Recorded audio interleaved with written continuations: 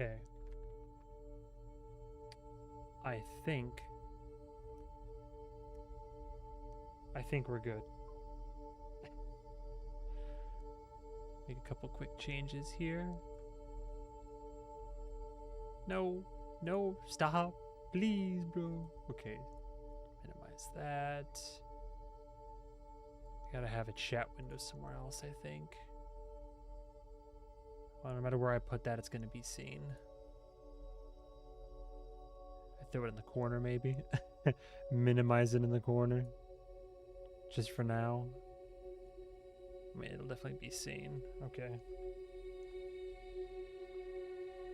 Checking on the live stream. How's that sound?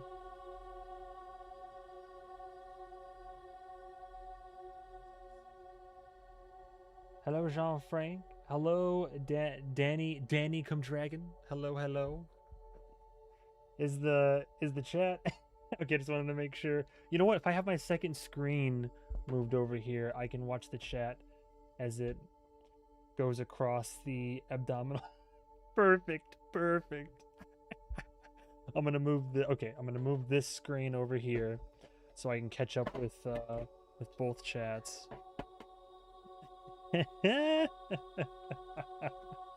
All right. Minimize that. Can you guys still hear the? Oh, perfect. Okay. All right, cool. Oh, you know what? The one thing I need to probably make that screen a wee bit bigger. Come on, just a little bit. Move it over a little tiny bit. Trying to.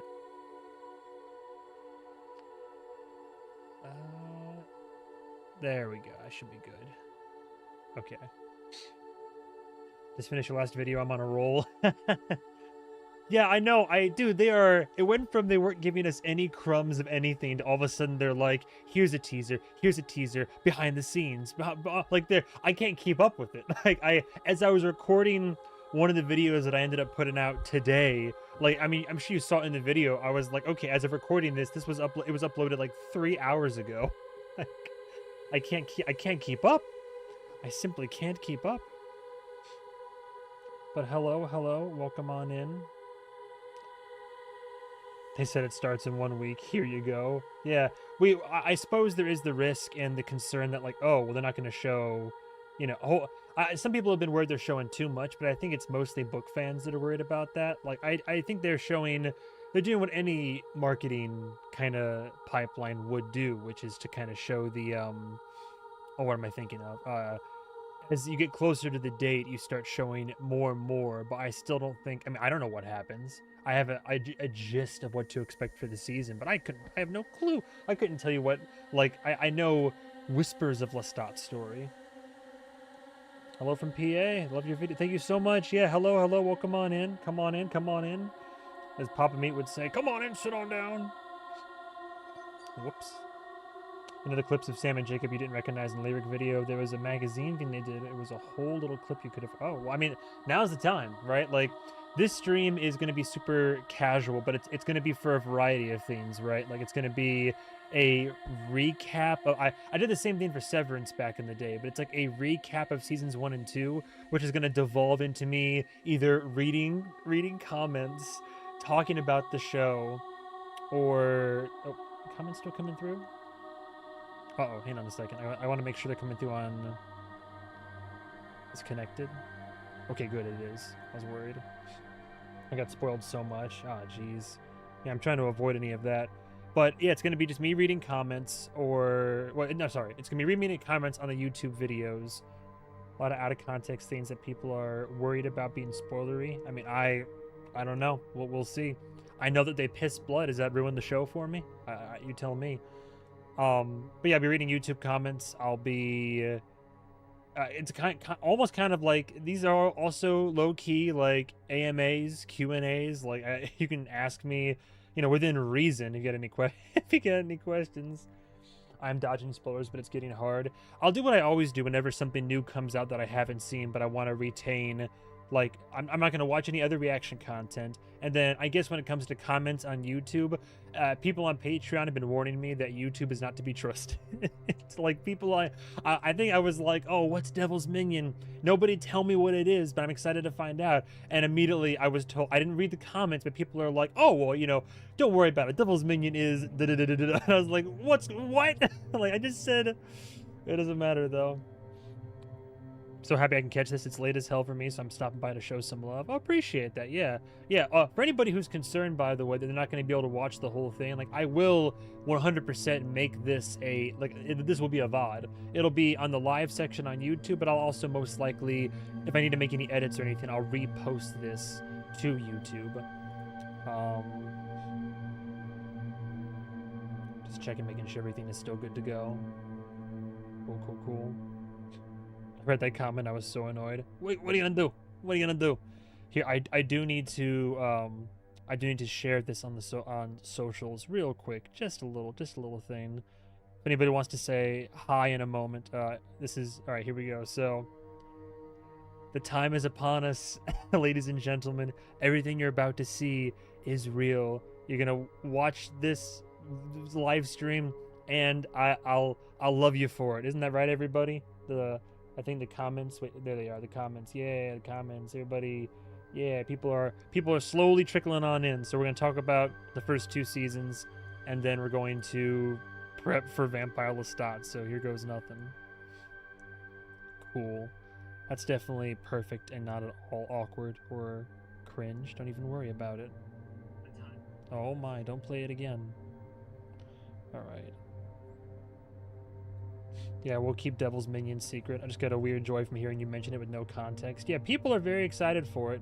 I have vague inclinations about what it's in reference to. How are you feeling about the complete vibe shift of season 3? I think it's fitting. I think it's appropriate. Now, granted, this is coming from a guy, I love Gothic, I love Art Deco.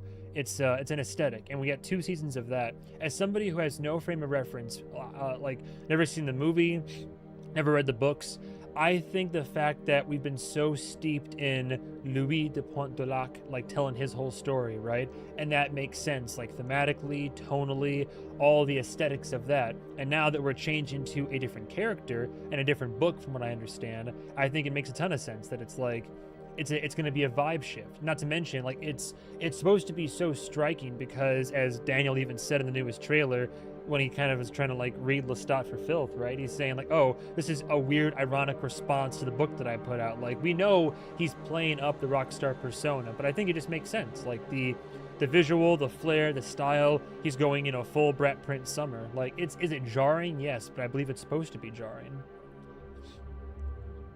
Did I miss the yeah, everybody told me I missed the last second of the extended look. I don't know if I'm gonna watch it or not because people have been oh, I should probably we have started. I don't know why I still have that up.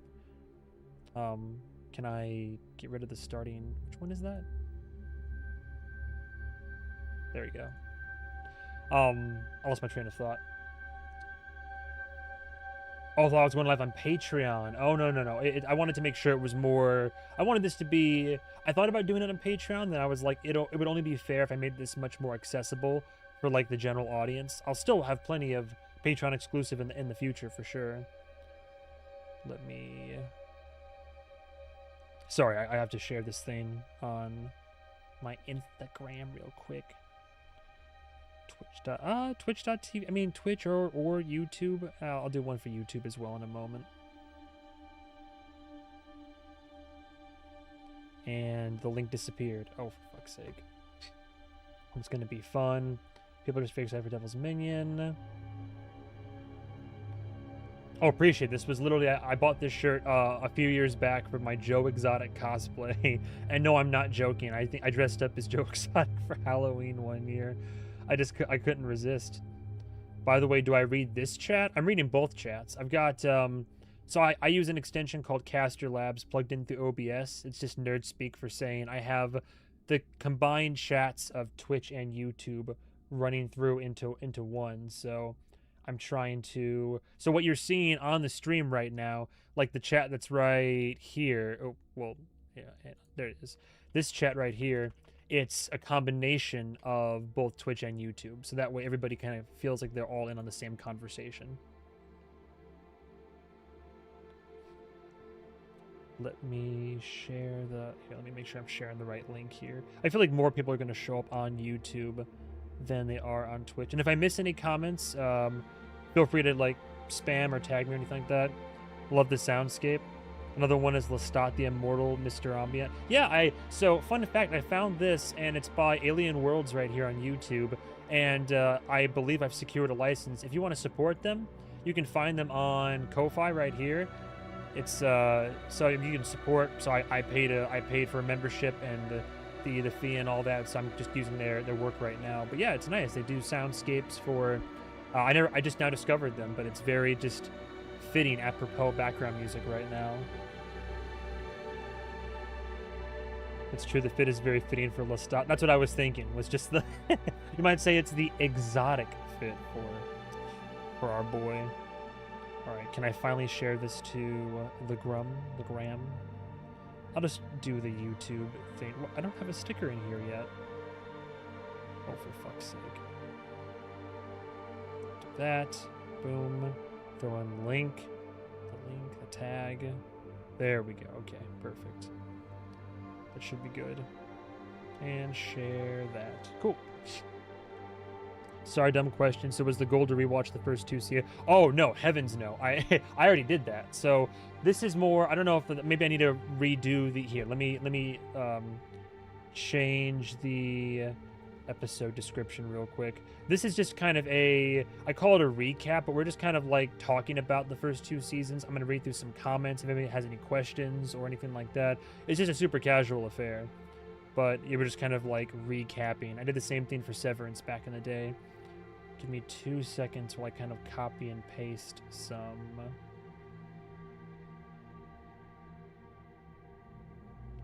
Copy, paste into the description. I think I already have the tags in the appropriate places. And boom, there we go. Also put too many A's in Lestat, so. I was good on time, and then I kept on adding more shit to the stream, and then I ended up being in a bit of a hurry, and I rushed myself. And then I was like, oh, it's already 7 o'clock. I'm like, oops. Thank you to everybody, by the way, the last 2 days who has been watching my 2 latest Vampire Lestat videos. Really appreciate the support. Lestat would probably kill Joe Exotic right away. Oh, for sure. His treatment of animals alone. Are you kidding me? Like immediate, like that. So no, if he killed a tenor for being a little bit off key, like eat Joe and free the tigers. Yeah, exactly. Lestat would be in there. Lestat would become one of those. What do you call them? Like a cat mom or whatever, or like he'd go like chimp crazy, whatever that HBO doc was.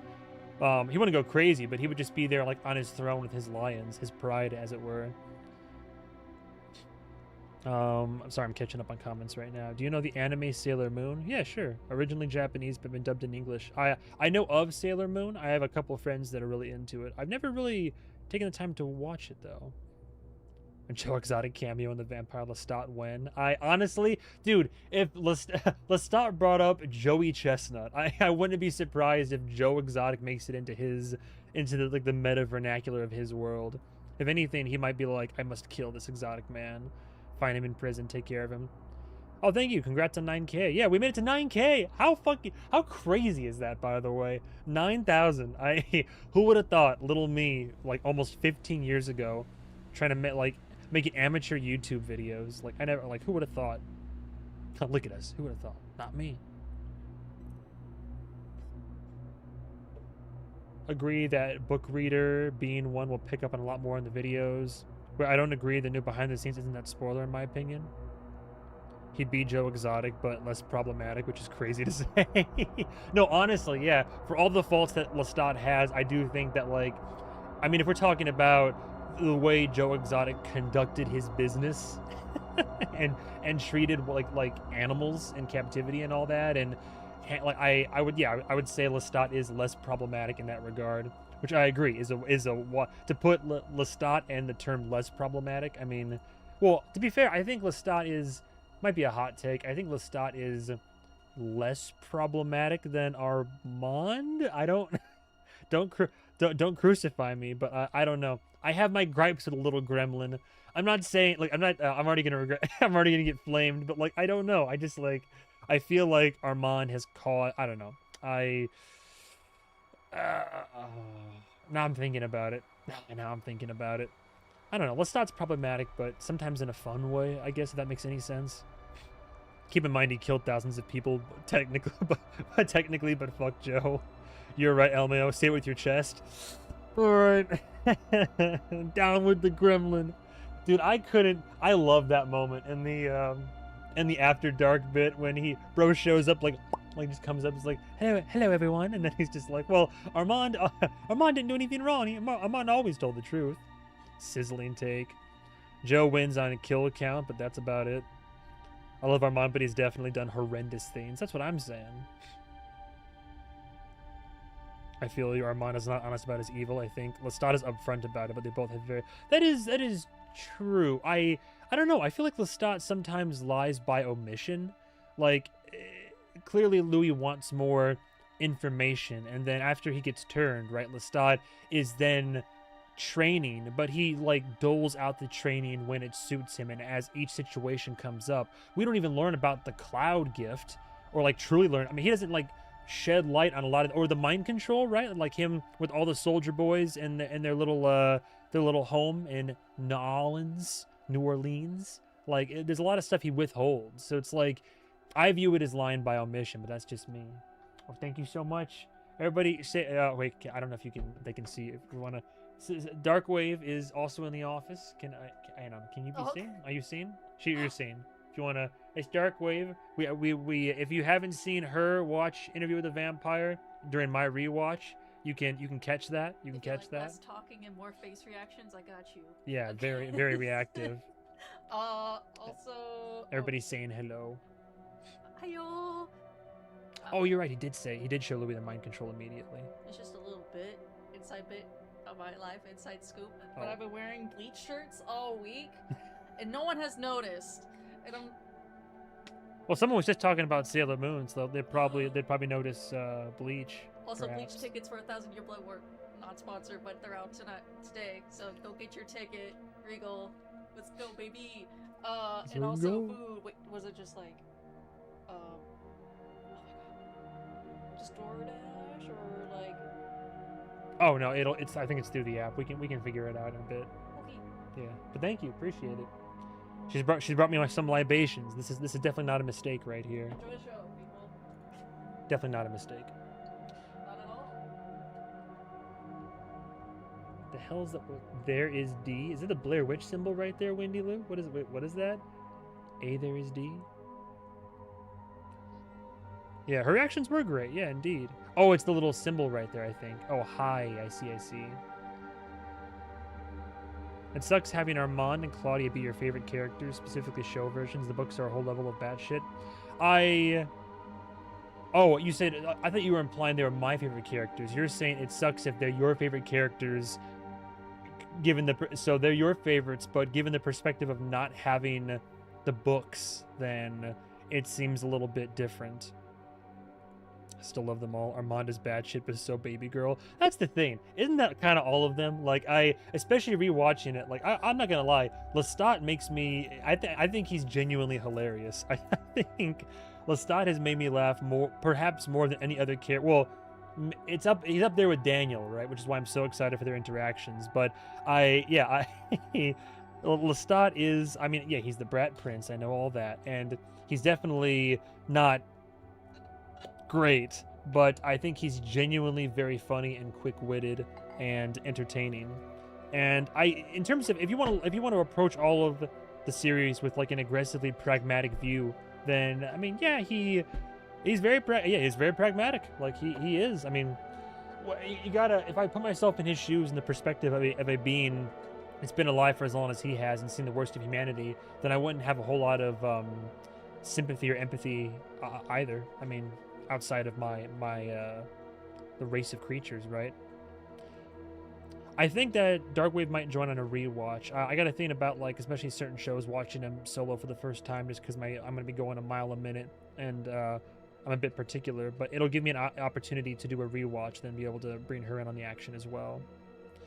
Damn, I hate them all, but feel so bad for them sometimes. Well, that's the mark of good writing, right? Where they're not great people, but it's like Succession. Succession is a perfect example. I love that series, and somebody online they borrowed the quote, but it was, Succession is a cast of characters that by all accounts you should not have any sympathy or empathy for, and yet we do. Like, and yet you like can't help but feel for this family. That's literally based off the Murdochs, I believe. Louis in the book Hierarchy, so no comment. Armand pretending to be Rashid is so funny looking back. It really is. It really is, going back through with the whole fake Rashid, real Rashid. I like Daniel leaning into that once the jig is up, and he's just like, yeah, that drink was all right, but I liked it better when he made them. Just the little jabs like that, which kind of feed into like Armand's thing about like subservience and all that. It'd be fun to see both you reacting to it at the same time. Yeah, no, and I get that, but I think a majority of I think I'm gonna lean towards the solo first watch for sure. Plus, our schedules can kind of differ sometimes. Good God, book Louis doesn't really exist to me. Lestat is so funny sometimes. Louis is so cool and relatable. I just feel bad for the gremlin, but mostly for Claudia. Yeah, that was the thing. I got flamed on my first watch through because I felt bad for Claudia very often. I often felt bad for Claudia, and people in the comments would be like, oh, you're going to rake Lestat over the coals, but you're not gonna, like, what about all the shit that Claudia's doing? She's committing mass genocide for the fun of it. She's inking her victims' last words in blood. She's taking joy out of it. It's like, yeah, she eventually kind of is like, she's becoming this monster to like doing monstrous things to, like, I don't know what you want to call it, survive, or to embrace the creature that she now is. But does that mean I can't feel bad for her? I don't know. It was just this weird dynamic. For me, Louis and Armand give me maternal feelings. I remember someone else said Louis makes you want to protect him, which I agree. And Armand's backstory, you got to admit, no one deserves all that. No, exactly, yeah. That's the kicker, right? Like, I'm going to learn a lot about Lestat as any other fans of just the show like myself are. Like, season 3, I'm sure I'm going to get more context and more sympathy, perhaps even more empathy. But like I always talk about, the tricky part is it will while it'll explain why he does what he does and why he is how he is, it still won't excuse it. Like, you either, repeat this cycle, you become you're a victim of trauma for sure, but do you repeat that trauma? Do you kind of exert that on people around you in your life, or do you try to evolve and become better from it? Can a vampire even do that? Man, I miss Succession. Oh, for sure. Armand doing servant role play. Yeah. Armand playing Minecraft on his iPad. Iconic. I'll stop my favorite vamp because he's so charismatic, but I definitely agree he's not a good person, does horrible things, but so do I. Yeah, ultimately, at the end of the day, that's what everybody will come in and talk about, is like, oh, well, they're all bad people. And it's like, just like varying degrees of bad, I suppose. I feel bad like I did for Roman in Succession for Armand. Exactly, yeah. Everybody in Succession has done shitty things, but you can't help but see the humanity in what they're doing or trying to accomplish and these struggles they're all going through. But at the same time, it's like, yeah, these out of touch struggles in a different stratosphere of economic background, and it's all like, it still doesn't excuse their behavior, but you understand why these kids are all fucked up once you gather more context for what their childhood and what their upbringing was like. I'm definitely, as Supple says, I'm definitely in the minority for not being a huge Claudia fan. I understand her, but couldn't root for her either. It's easier to have empathy for these characters as they are removed from the real world. I find it harder to like the characters in something more like real life, like Succession. I see what you mean. She's mostly scary in the books.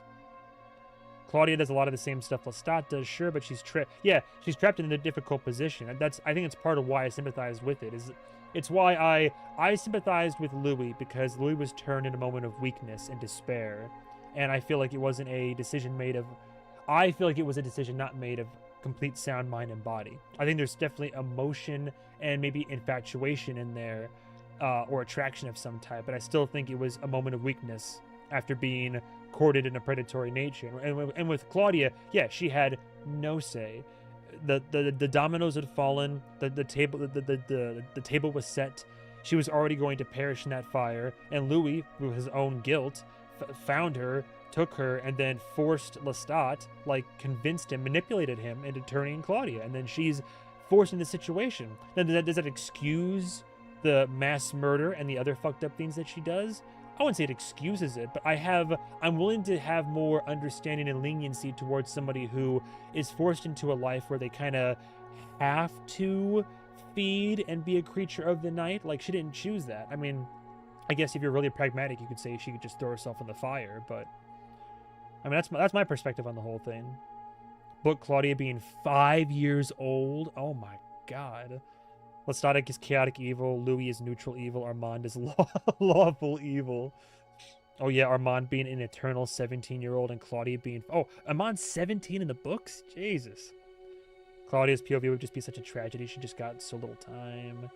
Yeah, and that's why it hits so hard. You get to a point where I find myself... That's why I love Daniel so much. I find myself in Daniel's shoes because as I'm watching the show, I don't know what's going to happen. But back in my head, I'm like, Claudia's not around.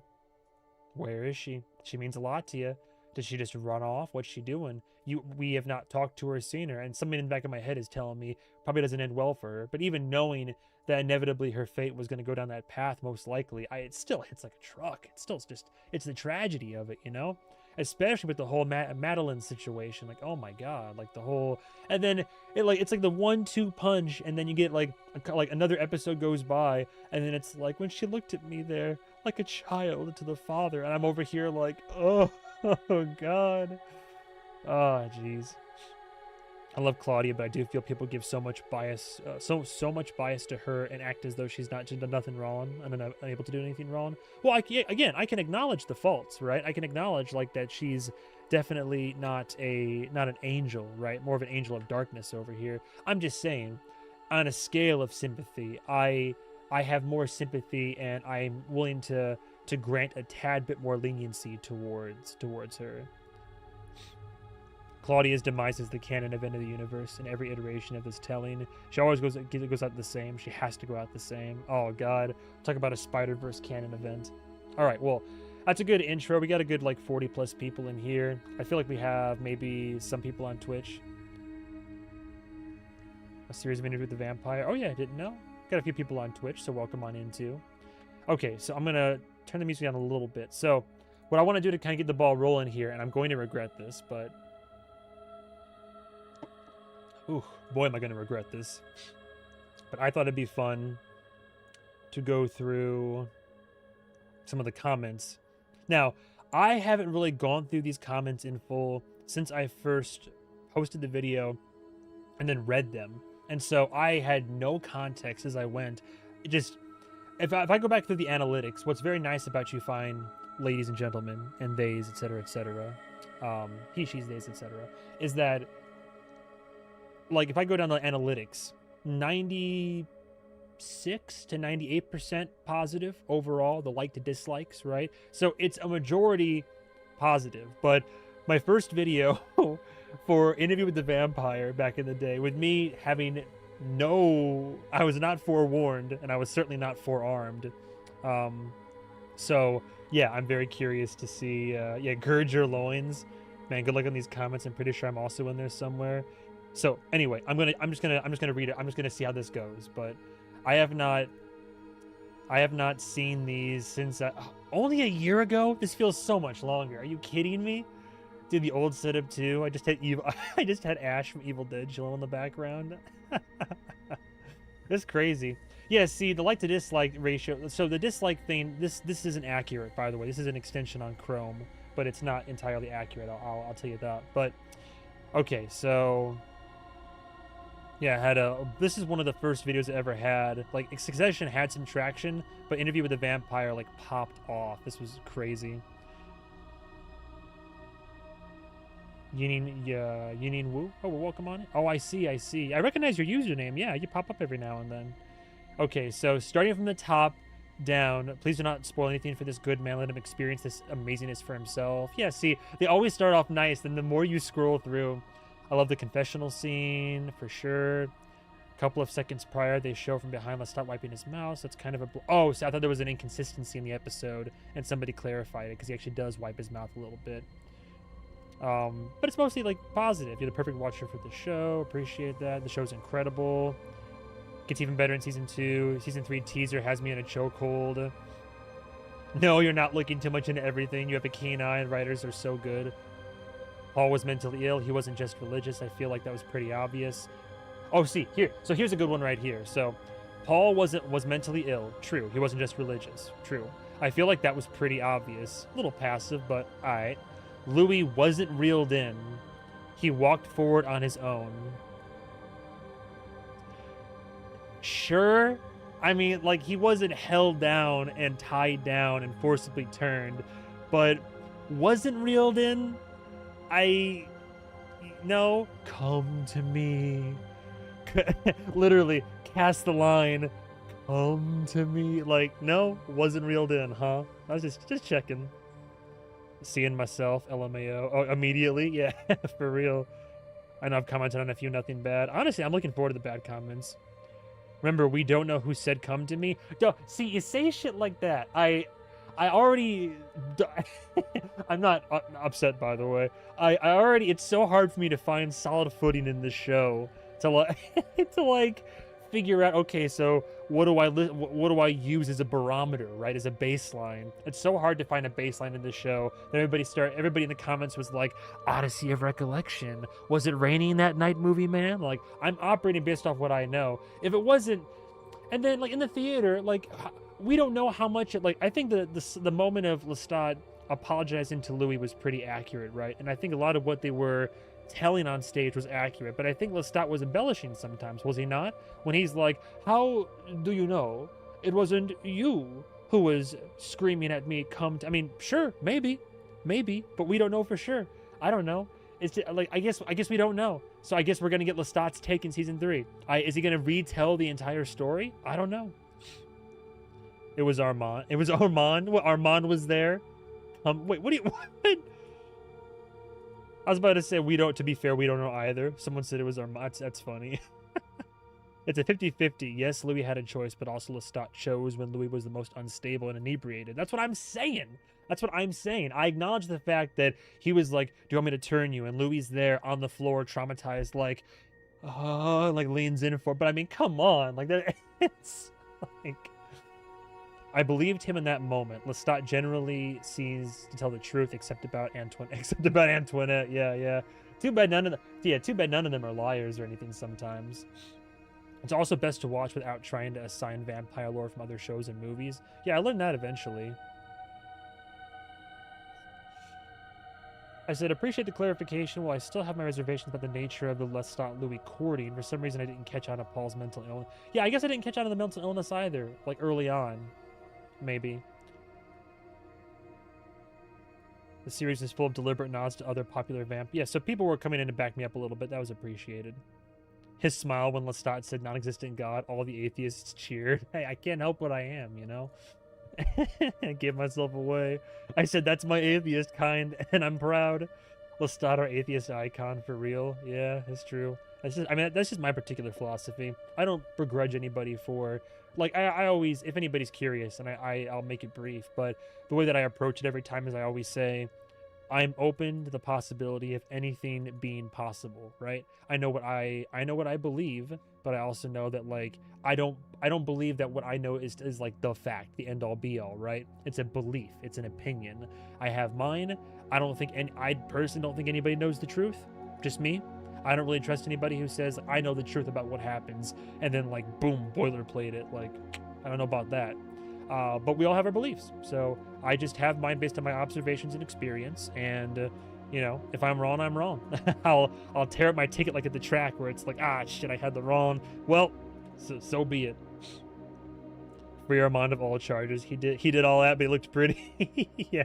Your Honor, my client Armand, he's just a little guy. Look at him.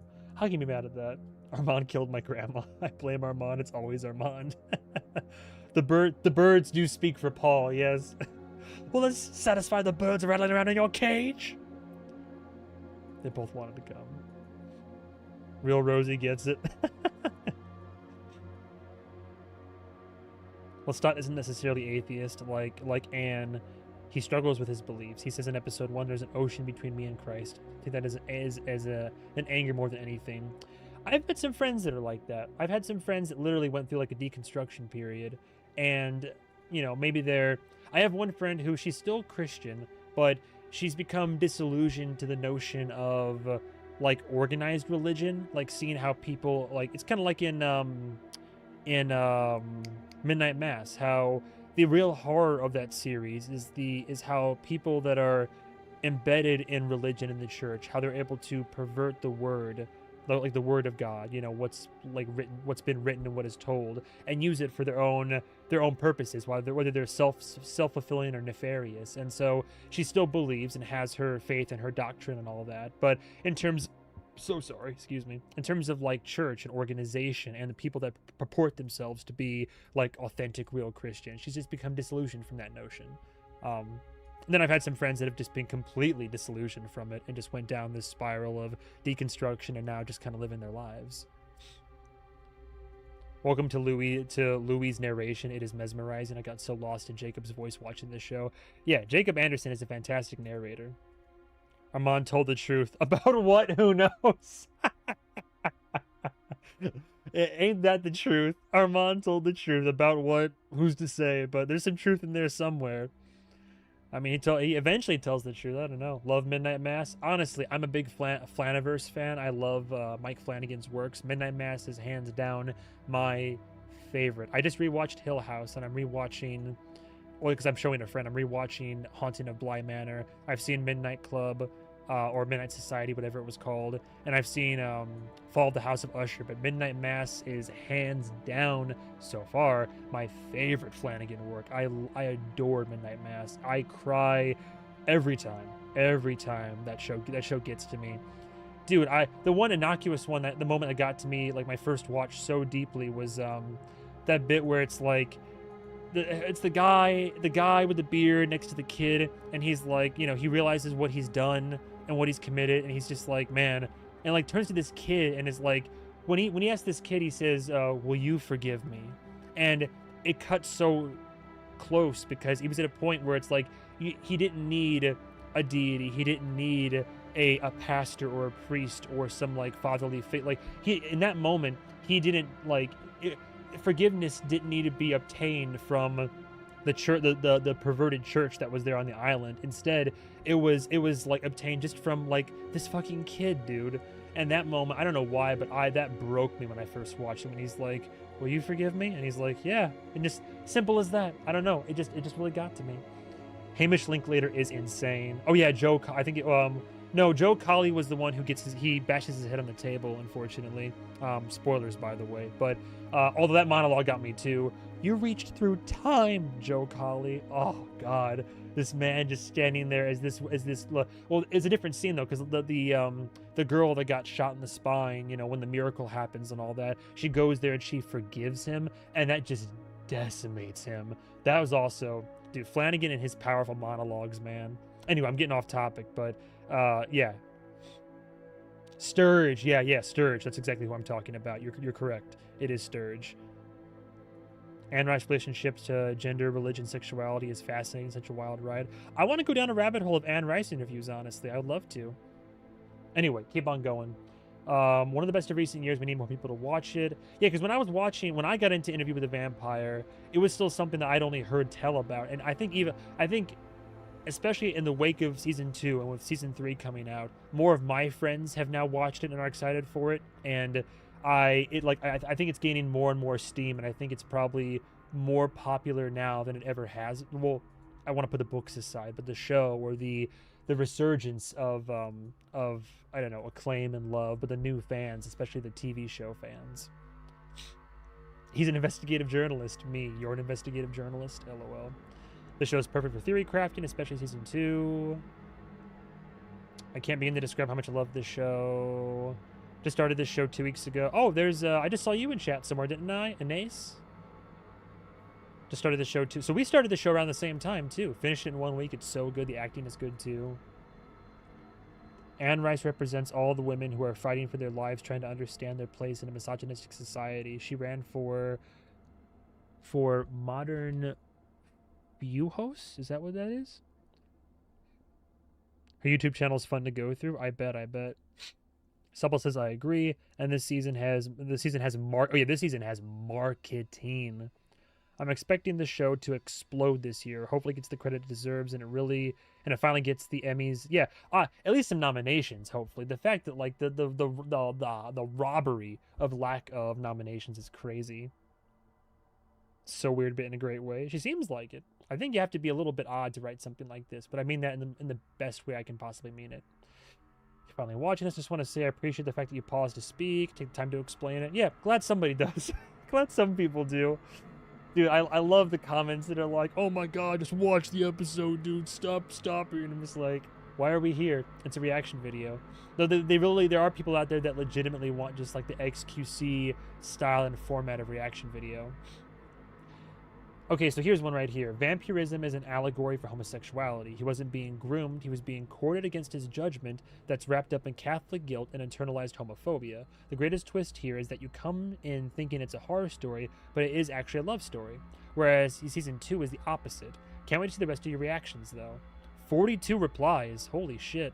Dare I? Dare I? See, here's a comment right here. I hate when they commented earlier. I hate when people think Lestat wasn't head over heels for Louis. I guess maybe in my first watch through I might have alluded to that. Like I had my doubts maybe. Maybe I didn't directly acknowledge the romance, right? Lestat is a layered character that unfolds more in season 3, which we have yet to see, but him being an insecure person who carried over his childhood trauma and the trauma of his turning into this desperate need to be loved to the point of abuse does not negate the fact he does love Louis. They're all monsters. We're exploring their interiority. Did he mean to say inferiority? Is that a word I don't know about yet? Speaking of marketing, I've seen a lot of people complain the first 2 didn't get the same marketing. I get it, but also this interview with the vampire are so different. They did not have the same opportunities then. Yeah, it seems like it. Yeah, to clarify, I mean weird in the best way. Oh, you don't know what fuho means? I don't think I do. This is the show of unreliable narrators after all. But yeah, vampirism is always used as an allegory for any number of things, often sexuality, whether hetero or homo. And the TV series definitely does very much lean into the homosexuality angle of it specifically. I think Louis was both courted and groomed, though. I think both things were simultaneously true rather than only just one or the other, because he wasn't being courted by a human, even though the inhuman predator that was courting him does also have definite kernels of humanity inside too. So both interpretations are equally valid, I think, and I think that sort of is the point. Like, at what point does the bad negate the good, or to what extent does the good redeem the bad? An eternal question. And somebody responded, agree to disagree. What? And as much as Louis never shield away from the preternatural abilities of his best friend of a year or so, when at the gambling table and while they were having sex, he was a smart man. He made the appropriate deductions and arrived at the right conclusions about who was causing the disease in town. That's why there was a show of killing the priests in front of him that was not glamorizing his monstrosity and showing Louis what Lestat truly was. I choose to give Louis his agency. Quote, I got into that coffin my own free will, he says as a 100-year-old vampire. To be fair, Louis said a lot of shit in the Dubai penthouse. I'll leave it at that. Whether that was, his whether there's like truth or opinion or rehearsal, who's to say? But no, I get what he's saying. I'm just being a little bit like anal, like particular. Not to get ahead in season 2, but given a century of retrospection and losing the most important people in his life, Louis said he would still be at the altar kissing Lestat, given the choice to do it all again. Yeah, I mean, I get that. Like I never want to imply that he never made the choice against his will. I think what I meant to articulate when I first watched the episode was to say that it was definitely a moment of weakness. Like there's a foundation in there of genuine emotion and want and desire, but it was still quite a charged evening. That's why I was emphasizing the romance and the gothicness of it all without acknowledging the bind that ties them as love. You'll be reducing the narrative a lot. Interesting. I'm going back and forth between comments, which is crazy. Agency doesn't cancel out manipulation. Yeah. I'm just here to brag that I got to see the first episode today. What? How? What you talking about? What you talking about, huh? How? I'm so jealous the screening with Roland. Wait, screening with Roland? Was it like a press screening or something? Or, well, lucky you. Lucky. I'm not jealous at all. Actually, let me plug my laptop in real quick. I just like shut the stream off. I'm just like salty.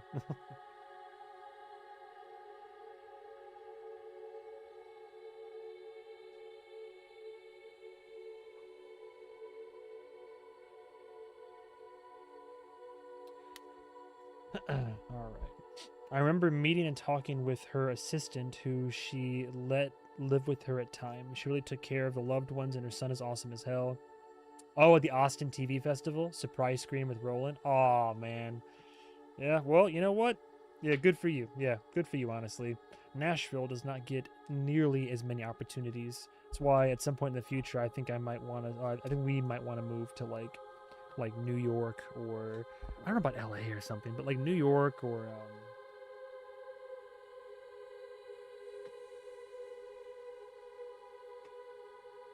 shit. Hang on. Just if this can actually take off for me, or take off, but be a sustainable career, then I sure would like to be in a situation where I would be able to have more access to a lot more premieres and special events. A little stuff too. I remember like what last year? What's the Long Walk came out last year, and there was this thing to promote the movie on social, like on the socials, but it was a screening of the movie where you had to walk on a treadmill for the duration of the entire movie, and if you like stopped walking, you were kicked out, and it was like coming down to the bottom. And I was like, oh, I'd love to do that, but it was only in like LA or something. So is what it is. So happy for you. Yeah, no, I'm really happy for you, man. That's amazing. Good for you. Did you watch the TV Insider clips today? She was an absolute treasure, and I was broken up when she passed because of the reason I stated above. Right. Just talking about how kind Anne Rice was. Yeah, because you got to be pen pals with her. You remember talking about that. The Lawn Walk mention. Lawn Walk was an excellent. I did not think Lionsgate has been struggling in years of late. But that being said, Long Walk, I was not excited by the trailer, but I was like, I'll go watch it. And my God, that ended up being fantastic. Loved Long Walk.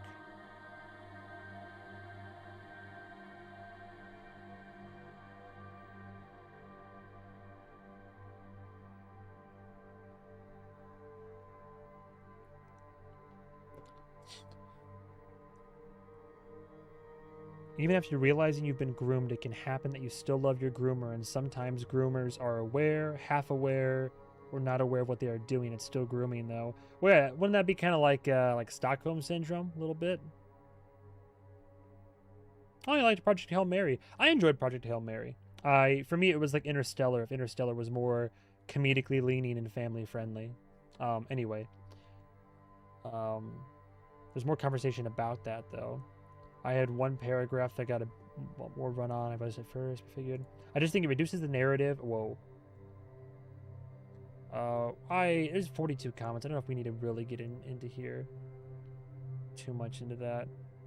Why do you feel the need to force your own opinions on other people? Just because Lestat actually likes Louis, it doesn't take out the fact he did groom him and he is abusive. My God, you psychopathic Lestat fans are so annoying.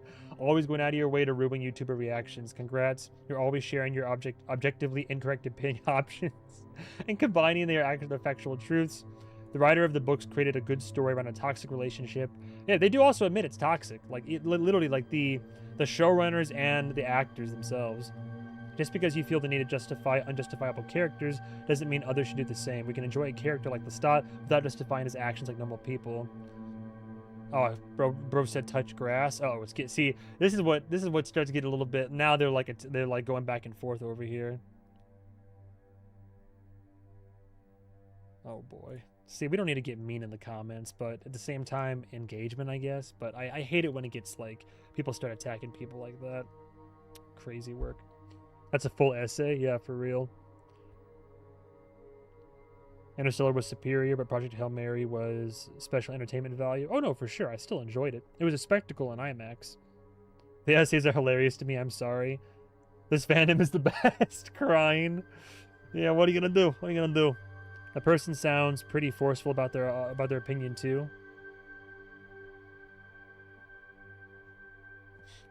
Don't get me started, Armand fans. Yeah, for real.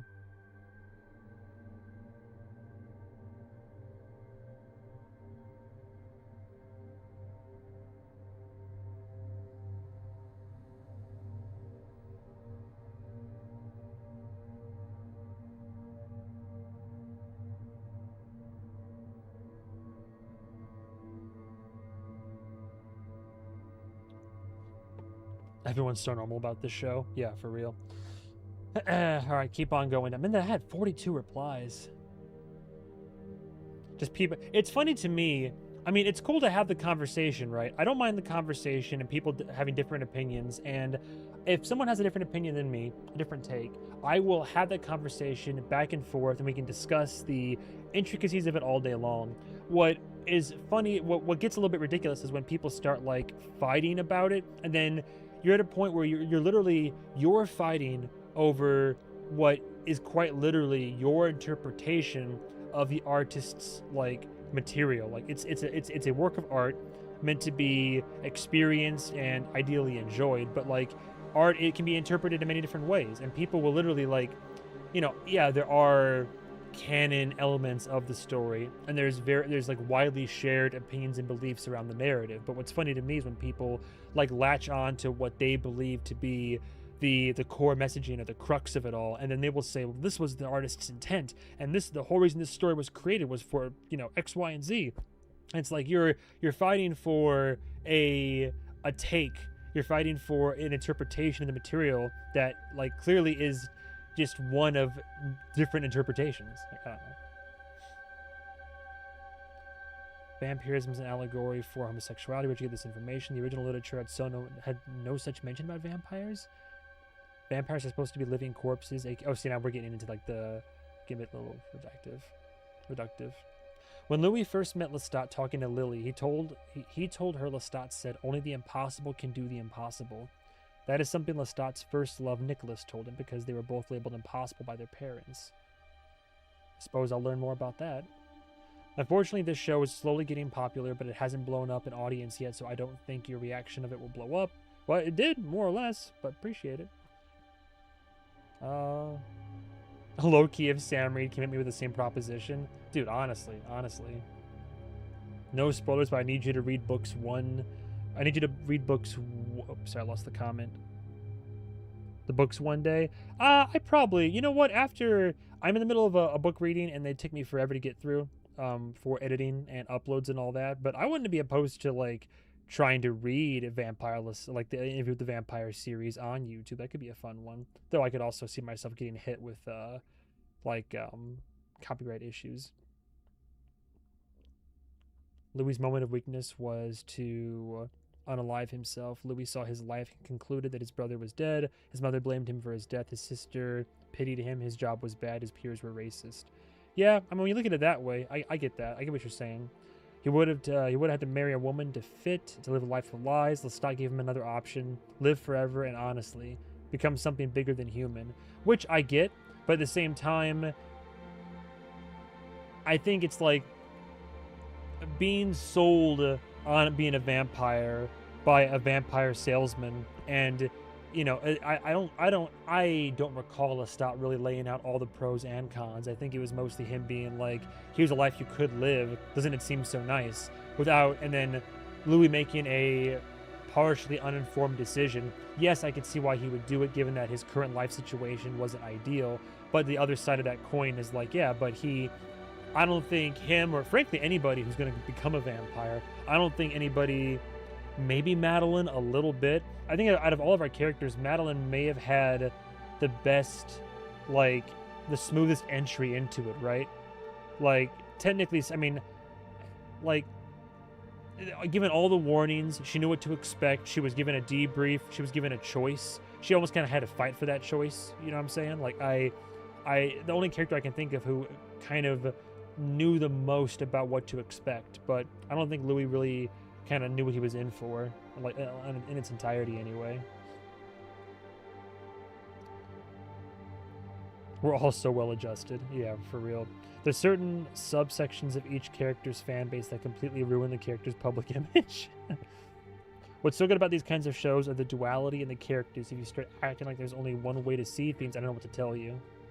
Yeah, no, I see what you. I mean, yeah. It's like playing devil's advocate, right? Like I have my opinions and such, and I have my takes on the characters, but simultaneously, I can hear out a character or their upbringing or their narrative, and I can have more understanding. I can have more sympathy. I can understand a point of view better. But you know, at the end of the day, everyone's still gonna have their opinions. But try to stay away from Twitter. Oh, I can imagine. What, you don't want to lurk around on there, see what's going on? Yo, it'd be so fun to hear his take on the books. I definitely, I would like to, I still gotta watch the movie, hell. I love hearing people's reactions to the shit that happens in the books. Shout out from Cape Town, South Africa. Holy shit. I would do an accent, but I don't want to, like, offend. Because that's what, like, when you say, like, South Africa is, like, African, like, the whole, I think, like, Sholto Copley, right? Where it's, like, Africa's not for sissies. That whole deal. Or am I thinking of the Raw in Africa? But I gotta catch the stream. It's 3 a.m. right now. Damn, dude. But loving all your interview with the vampire content. Looking forward to your season 3 reactions. People were just throwing around spoilers like crazy, even on episode 1. Oh, I can imagine. Once you put Daniel Malloy, once you put it out, oh my God, perfect example, Mouse. Once you put it out there, they decide what it is. There's no one way to read or watch this story. That is how perfectly put, by the way. Exactly. Once you put the story out there, you have no idea how the public's going to react to it, how the people are going to, like, that's, and once they decide, yeah. Keep in mind, Lestat had heard his thoughts for months. You don't see that, but he knew what this man wanted in life. He was genuine in his way and loved him deeply and was scared he would fear. Yeah. I mean, I get that. I see what everybody is saying, or everybody, but what people are saying. The problem is he's so deeply in love he can't be normal about it. Yeah, for real. Loved your commentary. Hope you keep watching. On a side note, I did not strain myself trying to find good people in the show. That's what we're talking about. There's obviously levels of cruelty, prejudice, and evil, but in general, everyone is not okay. To clarify, Lestat is sincere. I think it's important to note that. See, I'm coming around to it. I like Daniel Malloy. I saw the interview and I had my gut impressions because I'm interviewing one person telling one story, and so I'm taking his word as gospel. And then as time goes on, I get more context and I find out, well, Louis not so perfect. There's unreliable narrators. There's two sides to the story, and now season 3 is going to come along, and then I'll probably learn more. But in the meantime, I'm just operating based off what I know or don't know. But yeah. I think what's funnier to me, I think it's one thing to have this conversation with somebody like me after having watched the first 2 seasons and then saying, okay, movie man, so how do you feel now learning what you've learned? But I think where it went a little bit over the edge was when people, the big thing is when people will come at me, and they did with, people did it with Heated Rivalry too, where they'd come at me and they're like, how dare you not understand what this character's going through with you, sir, having just started this show and having absolutely no context for any of it. The big thing is context, right?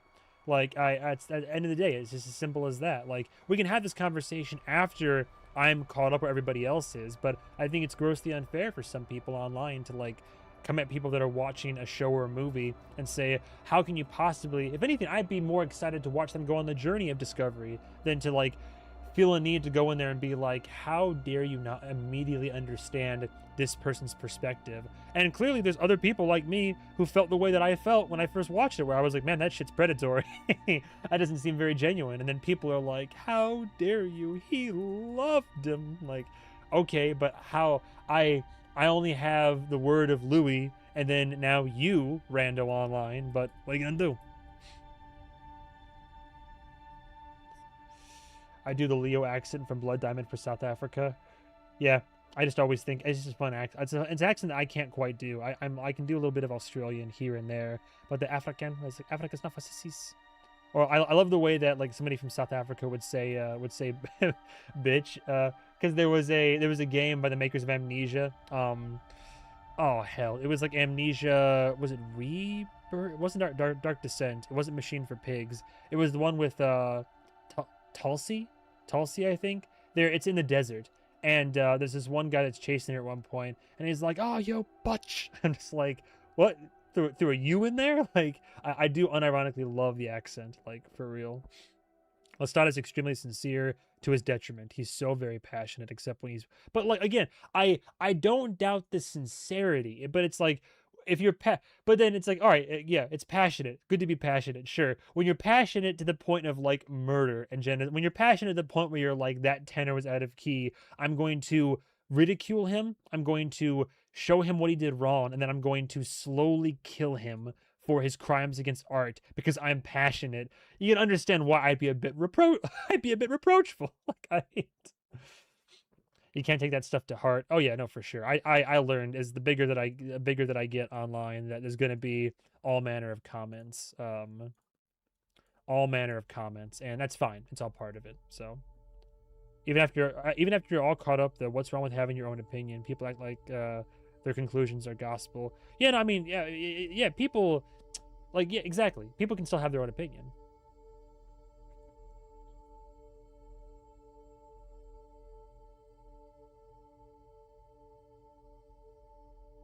Sorry, I got a theme with work right now.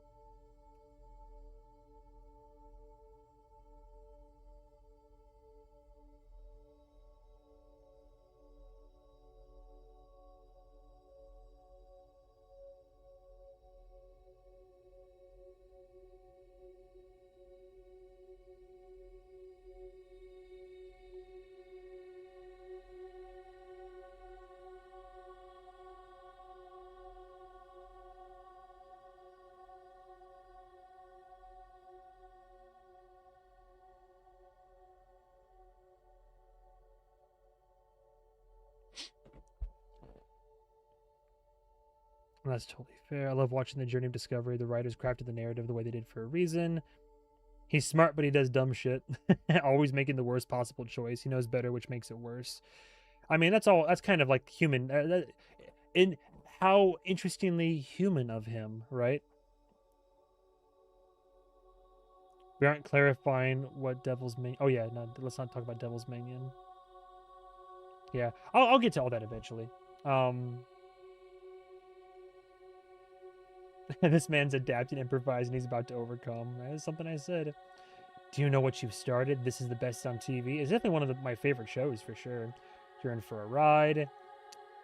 Keep in mind this series is based on a long book series, and they will reveal lore and all that as it goes. Next season, for instance, is a season focusing on a vampire that is older than this vampire, and they will have more knowledge about the history of vampires, so you can wait for that if you want to know concrete knowledge. The book was published in 76. That gives you any idea about how early the first book was written. See, that's the kind of comment that I like, where it's a mild allusion to what's to come, where it's like, you have your opinions now. Keep in mind, it's a long book series. There's plenty of lore to come along.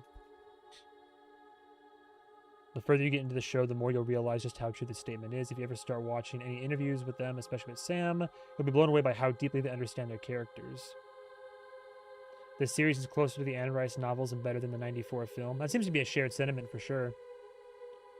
Have I seen the movie Queen of the Damned? I have not. I never got around to watching it. I always saw the poster for it. And then on a previous video, I asked if I should watch it, and there was a unanimous don't do it. So I'm kind of holding off because I think there might be spoilers if I were to watch it.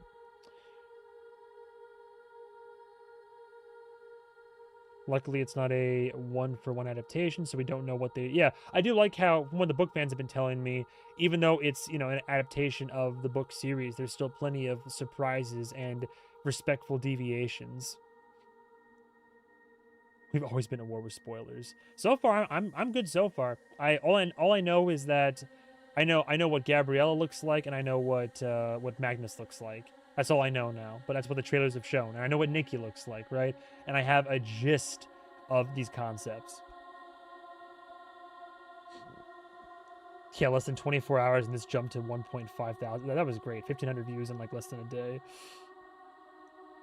Always great to find new reactions to the stellar show, and I actually appreciate the pauses to evaluate what was possibly going on, because in truth, it can be irritating when reactors talk over. Yeah, see, damned if I do, damned if I didn't. If I waited till the end to talk about everything, people would probably not watch that. But then if I talked over scenes. Like, find it's being a reactor and finding the balance between when to talk and when to shut up and let a scene play out. It's tricky.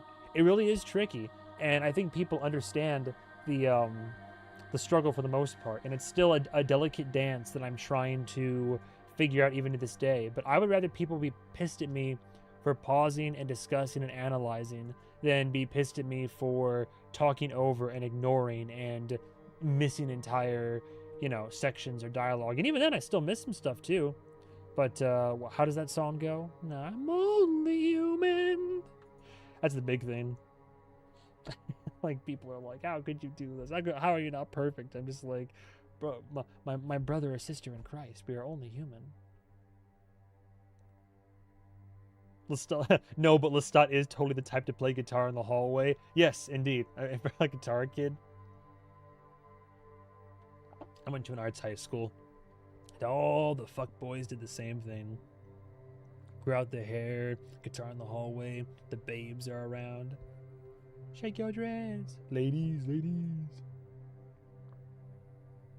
Man, it really is nice to revisit the show, though. I could rewatch the show anytime, and you get more on every rewatch, and you appreciate the show. It's so well made. One of those shows where there's not a shitload of episodes out. It's just like 7 in the first season, 8 in the second one, and yet even with that, it's still like it's just such a high quality show. Someone said the Queen of the Damned movie is awful. It's awful. Don't watch it. Definitely don't watch Queen of the Damned. I wish they didn't change Gabrielle's name for the show. Well, they did. It's Harmony Cabell, isn't it? Yeah, she's Harmony Cabell. Simple as that. To be honest, it's one that it's so bad it's good. I take pausing and talking over the show any day. I appreciate it. I'm crazy. I love the pausing every 2 seconds. I try not to be too obnoxious with it. And what's crazy is when I watch movies with friends or I watch movies in public, I hate. It's my hypocrisy and the irony of the kind of person that I am. I get livid whenever I'm watching a movie in a movie theater and people interrupt in any way, shape, or form. I will get on my soapbox any day and preach to the high heavens and the gospel of the uninterrupted experience. And if I'm showing people shows or movies at home, I also don't like when people are on their phones or talking or distracted. But for the sake of what reaction content is supposed to be, like, you kind of have to. But I feel like with reaction content, it's kind of okay because I'm alone, I'm still absorbed, I'm enjoying, and I'm analyzing and appreciating the art. But in literally any other situation outside of reaction content, I also hate interruptions. But I'm not coming to watch a movie for the first time on somebody's YouTube channel as they react to it. That's just plain and simple.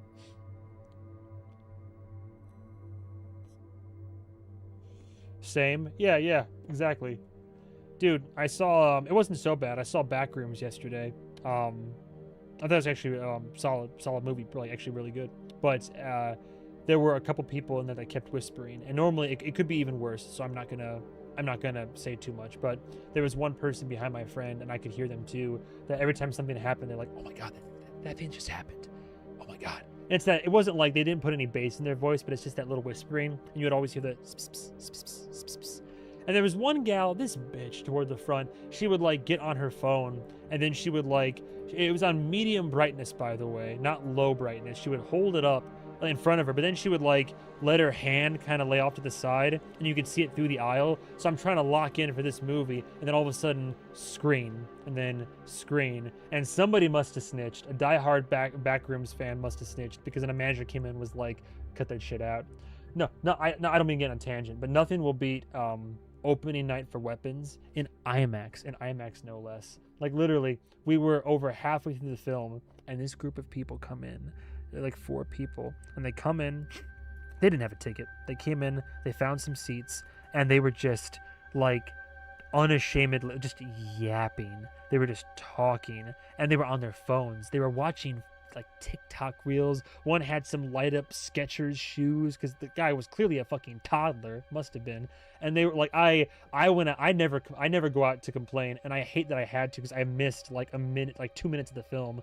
But I went out and said something, and then my friend went out and said something, and only because of that, because it got to a boiling point where I was so mad that out loud in the theater I was like, I was like, can you knock it off? And this person, one of the people talking, like turned around, like didn't know it was me, but turned around and they were like, I know you're not talking to me right now. And I was like, are you, the gall, the nerve to like, you're the one that's offended right now? You're the one that like, and luckily this happened right as security walked in. They were escorted out. Beautiful moment. We all cheered by the end of it. But my God, it was like that stuff, dude, that stuff. I start to wonder about humanity in moments like that. But anyway, I'm sorry, I got off on a tangent.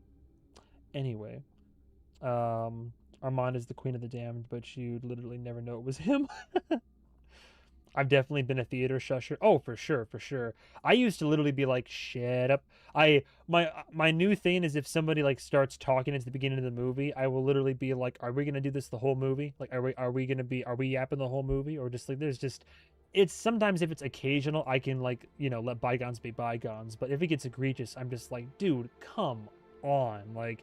I want to bring a laser pointer in, and if I see people with phones, I want to do the laser pointer. But then my friend was like, not a good idea given the climate of what's happened in theaters, like theater traumas past. As a nurse, I have zero faith in humanity. Oh, as a dude, dude and or dudette. As a nurse, thank you for your service, first of all. The shit you guys have to put up with. I have a friend who's a nurse, and the horror stories that I hear.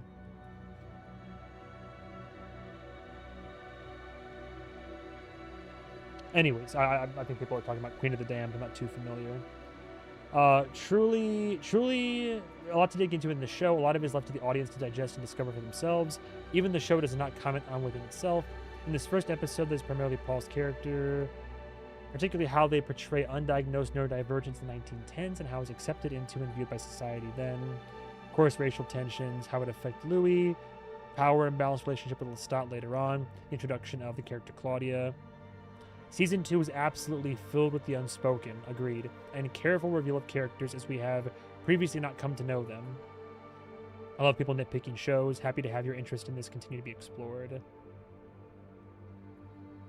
So glad you're starting this journey on the Devil's Road. The writers of the show said subtext is for cowards. Oh, I forgot even Frank Freezy showed up. Yeah, shout out to Frank Freezy. Put me in touch with some editors that have been really killing it on my channel and really been helping me out. New subscriber, let the tale seduce you, sir, you're in for a ride.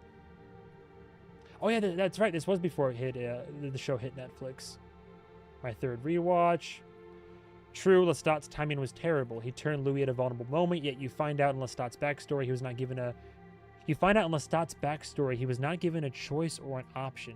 He was taken and left alone, so maybe Lestat felt he was offering him the dark gift, unlike what happened to him. That's a fair kind of, from Lestat's perspective, based on what his turning was like. I can see that. Yeah, for sure. Please continue. You really get it. Incredible stuff. Good show. If you love aesthetics, the show is for you. Keep watching. So excited. Wonderful job by the actors. You're so unserious. LOL. Yeah. I mean, sometimes. YouTube did a good job. Yeah, a lot of really positive stuff. I'm waiting to see the negative stuff. I can't wait. I'm really... Don't spoil this for him. The pen click is sending me. Yeah, when I was like, well, click, go into it. Nurses deal with the most. For real. Frank's a good dude. Love Frank. Oh yeah, Frank Freezy. Yeah, for sure. Yeah, definitely. Big shout out to Frank Freezy. Oh, really? Dude, Frank's a better man than I, then, honestly. Not choosing to not react because of the obnoxious stands. You know what? At this point, I'm too ingrained in the soup and in the stew. Like I know what's gonna happen. And you know what? Even the good, the bad, the ugly, I love you all for it. Like it is what it is.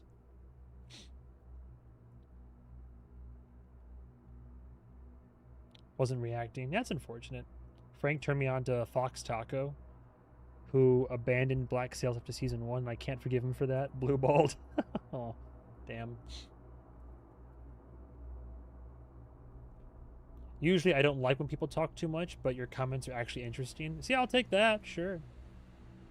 It's so funny that you get into being envious of people with faith in this video. Oh yeah, because I talked about that a little bit. Before I found this show, I found myself lost in trying out different religious thoughts, even though I don't believe in any of it. I think the amount of feelings this show brings about in me in terms of religion, love, longing, loss, and immortality, I'm good with the show, the books I'm reading now, getting very lost with my pals I made on TikTok. Maybe The God was the TV show we watched along the way. Honestly.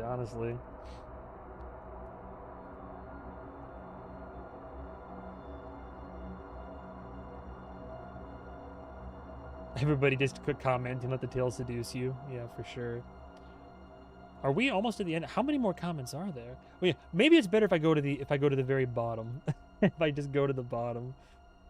I'm gonna regret it, but like how many? Because there's supposed to be. I probably can't read them all. There's only a little over 400. I mean, what's the worst that could happen? Let's go to the very bottom. Sure. I liked most of. Damn, I liked most of them. Jesus. Oh, House of Sledge. I remember seeing that username on Patreon. Not the Auga. Yeah.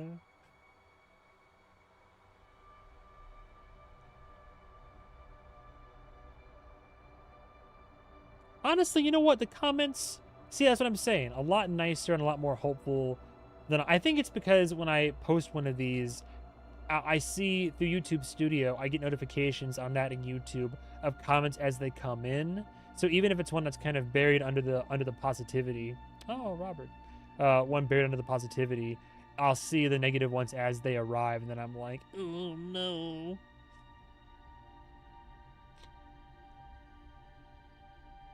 But as we can see, most of this is pretty positive. Even a little tippy tip, appreciate that.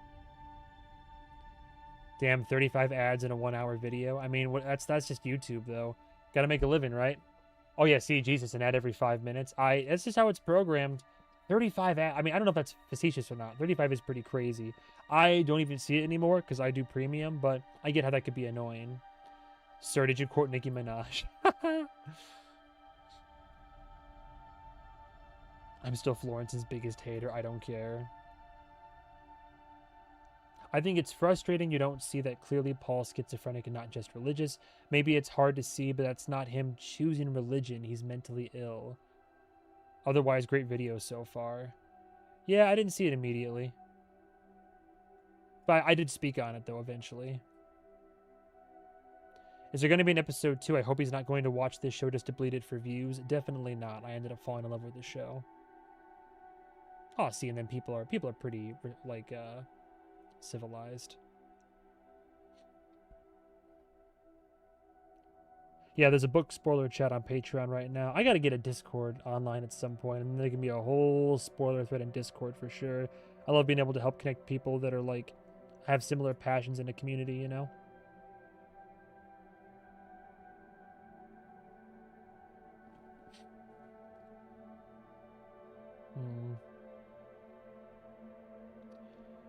Lestat's actions in the church were impulsive and emotional, so I wouldn't compare that moment to manipulation, grooming, or abuse. He was in a rush to make Louis see his side and become his companion because he impulsively killed Father Matthias because of his own beef with religion. Father Matthias has been Louis' priest since he was young, and here Louis confesses his sins, which include having sex with Lestat. He hates that religion has made Louis feel ashamed of who he is. He thinks Louis is 1,000% perfect, pimping, drinking, gambling, homosexuality, and all, so that pissed him off. He doesn't think Louis needs to change a thing. I don't think he calculated it. His timing was horrible, but there was really no other time to do it. Louis is literally unalivable and begging for death. Well, anyway, I don't want to get too bogged down in the comments of this one episode here. Oh, we're at the end now. So it wasn't as negative as I thought it was. There was some, like, severe comments here and there, but we can move on. Episode 2. We're going to be here forever. I got to be quicker. Like, I think the first one has the most comments for sure. And then from there, definitely changes a little bit. Because the first one had like almost 500, like a little over. Whoa. Oh, because I was surprised at the reception. It's pretty great. Wow. Oh no, just as many. Okay, well, great. Patreon is the least toxic for Interview with the Vampire. YouTube is way worse. Oh, 100%. 100%. But even then, YouTube's not terrible, but definitely is the most, let's say, opinionated, I suppose.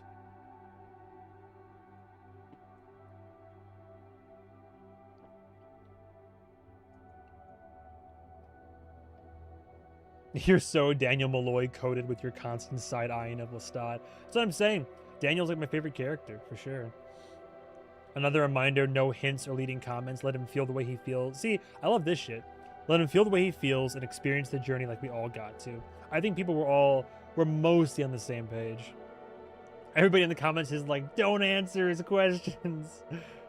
Lestat loves Louis, but he's definitely a predator. All vampires in the show are toxic and damaged people. Just some are worse than others. Yeah, people have been talking about it even in this chat right now.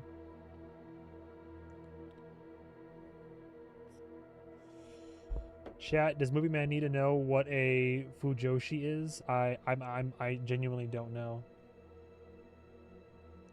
Yeah, see, your take on Lestat's characterization is, in my opinion, exactly how a person watching the show with no prior knowledge of the books should be receiving it. He has his sweet and funny moments, but the show up to this point does not shed him, put him in a positive light overall, and book readers getting upset over you being critical of him, and I'm a book reader who loves Lestat, and I think that allows for a little bit more sympathy for show Lestat.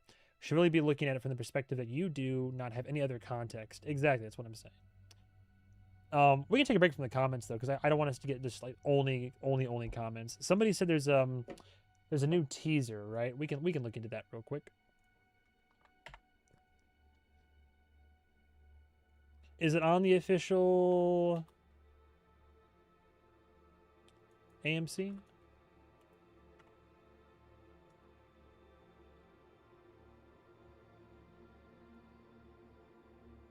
Or somebody can link it, I suppose, if my chat allows for links. Yeah, there it is. Okay. An inside look at the vampire Lestat. Well, fingers crossed, so far, none of the Interview with the Vampire videos or content have gotten like any copyright problems or anything.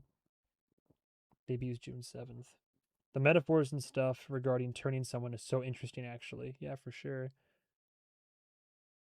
He won't chill his patrons, but I will. I appreciate that so much. Yeah, the Zeppel sausage is a real one. Not gonna lie. Claudia is the one single vampire who asks for consent to turn someone. Yeah, that's true. I believe. Yeah, that's true. As far as the show goes, yeah. I don't know about anything outside of the show. Yeah, what I always say about Patreon is this: like I don't um I don't lie about it. Like the way that I advertise my Patreon is saying, hey, if you like what you see here and you want to see more of this, but uncut, uncensored, and you want to support, like help support the channel, Patreon's great for that because the more people that go over there, you're getting the benefit of early content, full, uncut, like unedited in its entirety. So a true unadulterated experience. And in doing that, the more people that I have sign up over there, and I've had people like having even just the roughly 230, 40-ish people that I have has made I all the money I make on Patreon, I'm pouring into the channel in one way or another, whether it's equipment, whether it's my editors, especially thanks to people like you at home supporting on Patreon, I can give my editors more and more content and have them get content out to me. Like I can get more content out quicker and get through more series, etc., etc. So of course it's a big help to me, and I would love it if it grew and was massive, and I was like, if there was an influx of money, and then I could just like shovel content and get more out there and get better equipment, etc., etc. That being said, I never want to be that guy because I really don't want to be that guy who's like, hey, I really could, man, I could really use the help. I could really, you got to go over there. You really got to, you really got to, everybody's got to chip in their part. I'm making all this. I deserve this or something. Like never, I never would be. If you can't do it, by no means. That's why I make sure all this is on YouTube for sure. Like at the end of the day, I make it on a platform where you can, ads aside, you can access it easily, right? So there's no obligation. There's no, I mean, there's incentives, but I would never want there to be any pressure on anybody to feel like they should or have to. It is a cool bonus that if you can do it, great. And the more people that do it, of course it benefits me. Of course it does. But I try to make sure that benefit is also like the wealth is redistributed in terms of entertainment and content. But all that to say, yeah, thank you to all the patrons. And if anybody does want to join, then the more the merrier, of course. And there's great chats that happen over there. I usually prioritize Patreon comments first. I get content out there because I can get it so easily out there. I can watch a show, quick edit, upload, as opposed to watch a show, send it to the editors, they edit, they bring it back to me. I go through it, add on beginning, end, schedule it, upload it, etc., etc. So it's like more efficient, but anyway. I need editors myself. Maybe I need a Patreon. If you have the, I'm lucky that I have an audience that is like down to clown, basically. Do we think Lestat doesn't get Louis consent, or do we think it's moot because Louis is too traumatized and steeped in grief to clearly consent? I, it's a tricky question. I mean, like, I think that end of the day, I think that if Louis had been like, no, thank you, I don't think Lestat would have forced it upon him.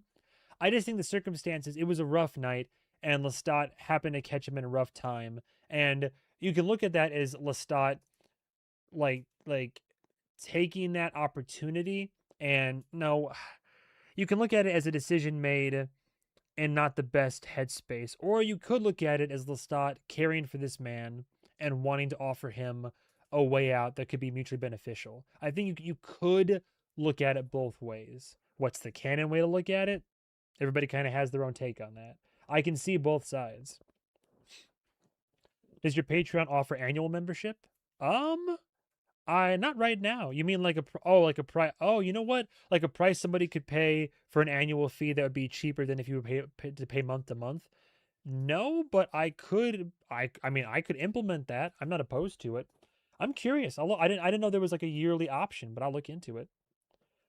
I would definitely be down for an annual membership. Oh shit. I mean, yeah, I'll look into the option.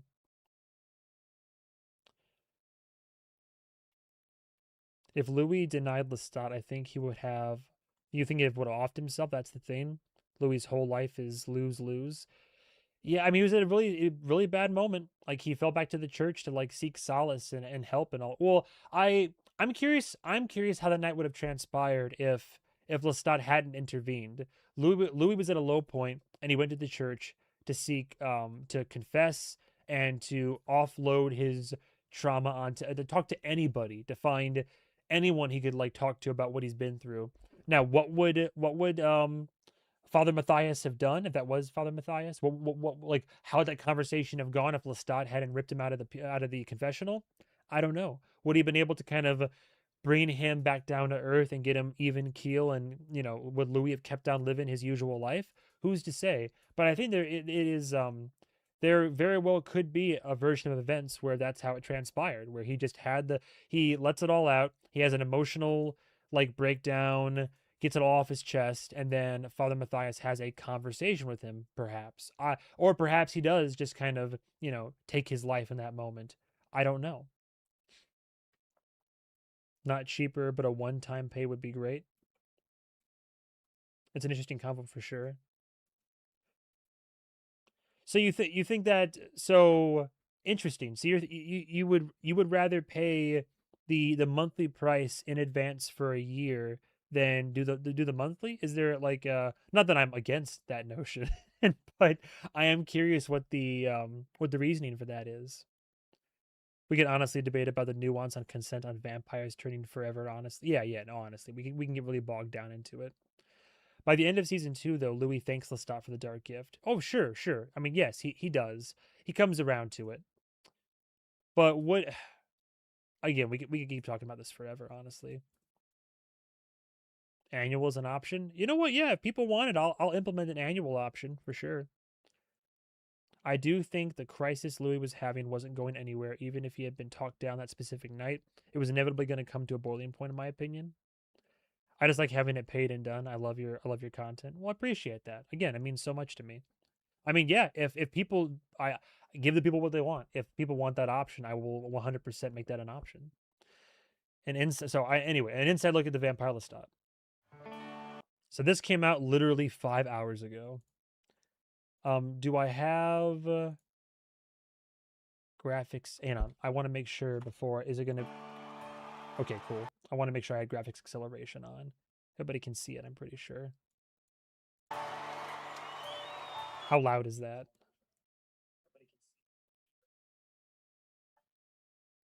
That should be loud enough.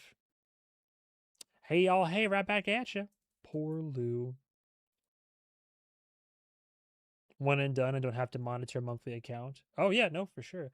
Yeah, I'll add it on. I'll add it in there for sure. I am the vampire Lestat. Oh, that's Lestat. Okay, I was wondering. A god. Lestat's always been very involved with music. If he's going to tell his own story, he's going to do it in a performative way.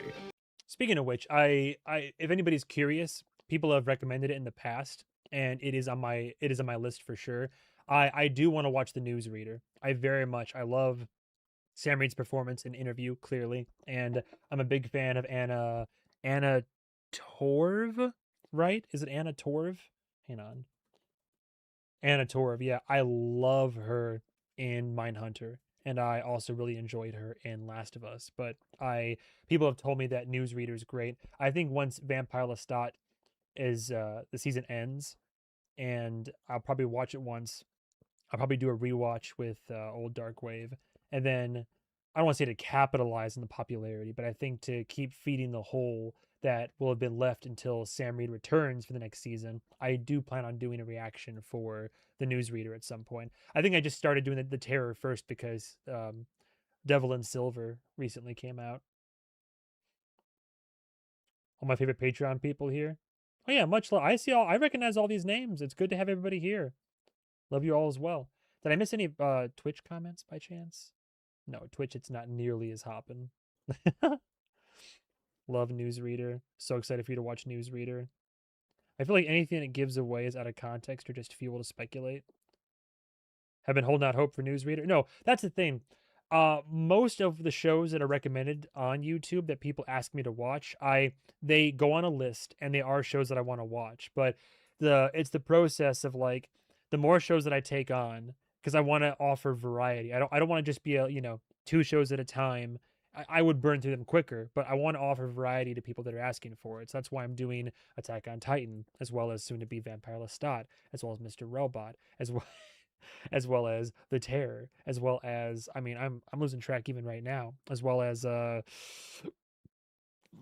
forgetting literally, but that's just the thing is that like watching when you get to the point where you're watching over 3 shows at once and you're making content for all of them, it's just a matter of balancing them all out and then trying to do that on top of offering Patreon exclusive content. So there are shows on there that you can only watch on Patreon. Like when I watched when Darkwave and I watched Devil May Cry, or like the movie watches, for example, our first reaction to K-pop Demon Hunters, or me watching Blue Moon or something like that. So it's a balancing act of trying to get all that content onto YouTube and balance all those shows in conjunction with movie reviews and gameplay, book read-throughs, vlogs, as well as Patreon, and making sure that I'm not leaving any Patreon members out and giving exclusive access for them for other content that they also would be interested in seeing. Perfect show to watch during the next hiatus. That's what I was thinking of. That's my plan. So Newsreader is 100% on my list, and I will watch it most likely after the season. And The Sopranos, yes, of course, The Sopranos, which is 6 seasons, by the way. So that's gonna be a fucking all these journeys. Like it's good. There's content, and I love all these shows that I'm watching, but there are so many shows. Gifting people members is a nice thing on YouTube. Oh, like gifting membership. Like I'm trying to figure out how best I could do memberships on YouTube, but I've been contemplating it. I don't know what I can get away with. Like I'd offer the same things that Patreon has, but copyright's still an issue. Am I going to watch Spider Noir? Yes, I very much am going to watch it. Am I going to do it on Patreon? I don't know. Your Mr. Robot reactions are impeccable. I love Mr. Dude. I am so happy people recommend me shows that are as good as they are. Mr. Robot is fucking fantastic. I'm upset that I'm upset that I waited over a decade to watch it, but I'm happy that I'm able to do so in the context of a reaction series on YouTube with the audience that I have. It's technically 7 seasons. You'll love Sopranos. Every character sucks. Oh yeah, get ready for another suck sesh then. Sounds like. Dude, what the fuck? G minor stress out. Hey, dude, that was sick. What? That's a little severe, wasn't it, buddy? Mocking him, G minor. It's the fucking tenor all over again. At least you didn't bleed him dry. This whole season serves as a shrink to Lestat, and it's about Lestat working out who he is. Lestat tries to figure out how to feel about the fact that his ex has written a best-selling book about him in which he's vilified, and That's how he signs the books for fans. Not even his name, just opens it to a random chapter. Lie. Or maybe he knows the page by heart. He probably does. Just like opens it up, lies. There you go. I'll bring you the vodka bottle later if you want. And yes, it is a vodka bottle. he starts off by having a tantrum and forming a rock band. Having a We are the tantrum. vampire Lestat. I like how his version of a tantrum is literally like, I'm gonna start a rock band. What are you going to do if you live forever? You want things that are going to make you feel the most that you can possibly feel.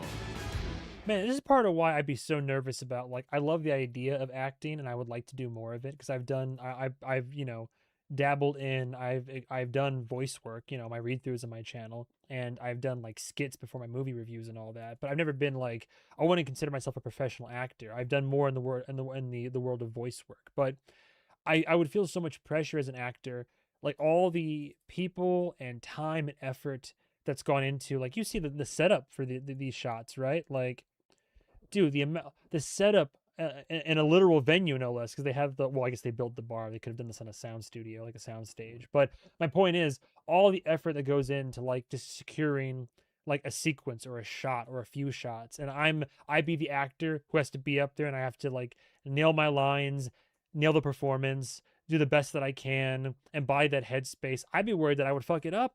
I'd be worried that I wouldn't be good enough, 100%.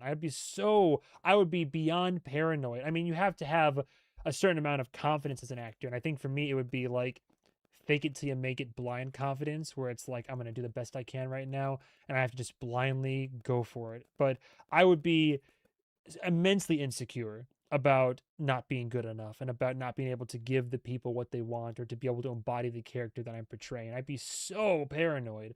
All that pressure. Like, I mean, I don't know. I don't want to like, I'm not trying to put actors on a pedestal above your normal human being and like romanticize the whole endeavor, but I do think that it's being an actor is a lot more complex than what people usually give it credit for, especially like live theater, for example. Like, I gravitate towards film and television myself, but live theater and performances especially, like, you got to be on the ball. Even like improv comedy.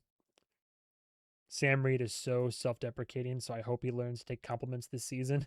Yeah, that's what I'm saying. I feel like that's how I would be. I really hope that it wouldn't go to my head. Like, I've thought about that with like YouTube as well. I'm worried that like I don't know if I'll ever be like big on YouTube or or a platform, or I don't know if I'll ever become a true influencer or a online personality of note that makes a career off of it. I would like that. Be awesome. That'd be super cool. It would feed some parts of my, if I'm being real, it feed some parts of my soul and my heart, that I'm probably trying to fill, like some certain holes in there. I'd be lying if I said it wouldn't feed my ego to an extent. I'm just worried that if I did get what I want in that regard, I mean, would it change me? Would people be like, man, I followed you at the beginning and now you're a different person? Like, would I start doing content differently? Would I become a slave to the algorithm? Would I start like caring less about putting out quality content? I like to think that I wouldn't, but dude, what do they say? Like, money, like power corrupts, money and power does. Like, someone like Sam Reed, at least in terms of like how he faces the public, yeah, it seems to be this guy is self-deprecating and a little bit hard on himself and all that. But there's some actors out there that are the opposite, like The Rock, like like Dwayne Johnson or some other. I hear some actors like Edward Norton are difficult to work with, but I wouldn't want to become. I also wouldn't want the other side of that, where I become so sure of myself, my ego is so inflated, and I'm so like yeah, like, ah, yes, I am the shit. I am this ethereal being, and people come and support and flock to me and want. I don't want that either. But it's like threading the needle in that balance of becoming, I don't know. I feel like some content creators, like, for some reason, Markiplier jumps into my head first. I think that he's aware of the influence that he has and the power that he has, but and sometimes he flexes that muscle to get things done. But I think he does so in overall positive way. But I do wonder. I mean, I don't know. There's some content creators out there where it's the opposite, especially in the manosphere. But I don't want to get too deep into all that. But I hope he learns to take his flowers. Live theater performance is unreal. He's always been so sweet towards the other cast members, always willing to share the spotlight. Yeah, that's nice. That's nice. It's good to hear. I think he's devoted to staying normal and not let all this stuff go to his head or change him. I think it's the important thing to do. The whole cast puts the work first. We couldn't ask for better casting. Manosphere. Yeah. Oh, good documentary to watch on Netflix, though. Louis Theroux Inside the Manosphere. It's nothing unexpected, but it was a solid documentary. It was an interesting look inside of it from a guy who just went in to kind of observe and notate. Plus, when you create content from home, it's hard to feel how big you actually are because you're so isolated. Yeah, it's still crazy to me. Even after hitting the fact that I have 9,000 subscribers on YouTube, which is not a massive number, but is pretty massive compared to where I was when I first started. And the fact that it is mind boggling to me in the best of ways that I have people on here, and especially, like, or I shouldn't say especially, people on here, or even Patreon or social media in general, people that, like, are here and there's an audience and people are like, oh, we're waiting for you to do X, Y, and Z. Like, that's like crazy. I still have a 9 to 5. I will say, though, I haven't shared this yet, but I went to MomoCon in Atlanta this last weekend, and there was a very surreal moment. And I'm gonna tell this as just factually as I can, and is just like, because it was surreal for me. But I was attending a con. I was filming for, the vlog that I'm eventually going to edit and put on my channel for it. And I was just we were at a Capcom photo shoot. Specifically, it was Devil May Cry. My partner was dressed as Lady, and then another one of our friends was in it. All this, but I'm filming, and this gal starts looking at me, and I'm like, huh? And I don't notice it until she starts walking up to me, and this gal walks up to me and is like looks me up and down for a moment, and I kind of like look at her. I'm like, what's up? I didn't say that, but she was like, are you on YouTube? And I was like, no fuck. I was like, no way. I was like, no fucking shot. This is happening right here, right now, like this. Because I had never had anybody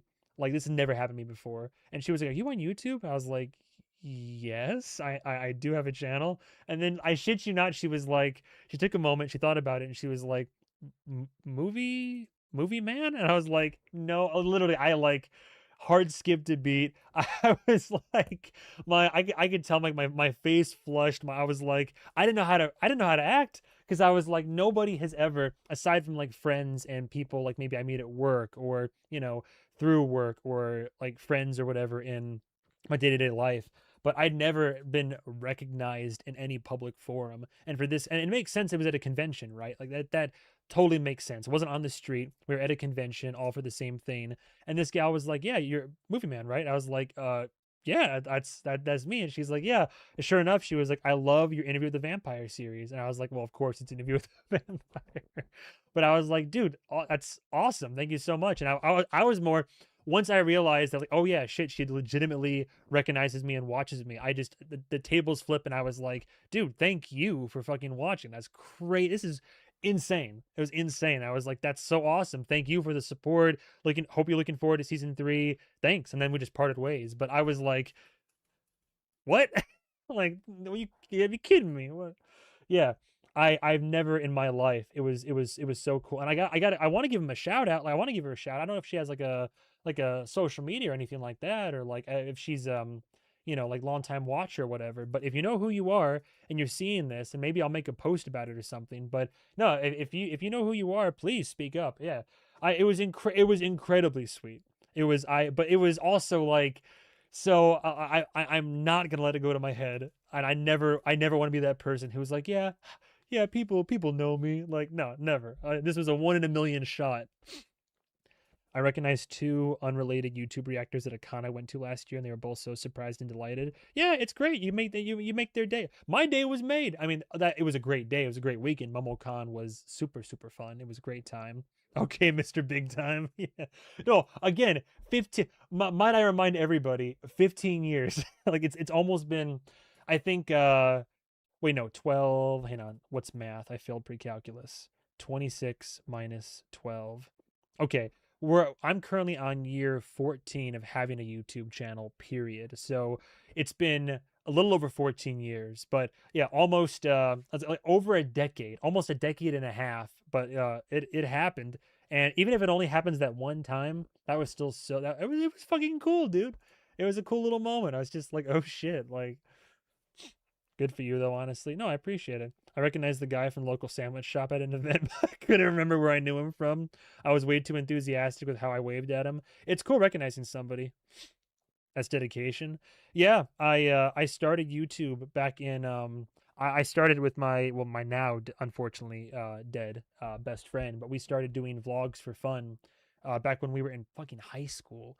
And that's how I got the nickname, was because the friend that I started it with would like call me the movie man because I always watched movies, and it just kind of stuck. And then we started doing vlogs, and then I grew up watching reaction like gaming content, right? Like PewDiePie, Markiplier, Jacksepticeye, all the usual suspects, right? So because I grew up watching that, I wanted to emulate it and I wanted to do it. And if you go back to, oh my God, if anybody wants to see some peak cringe, by the way, some like, because I have literally over 3,000 videos on YouTube. If you go back to like my first uploads, and then you find the first time I started trying to do like first of all, the vlogs are hilarious if you want to see me be an awkward an awkward rambling young man.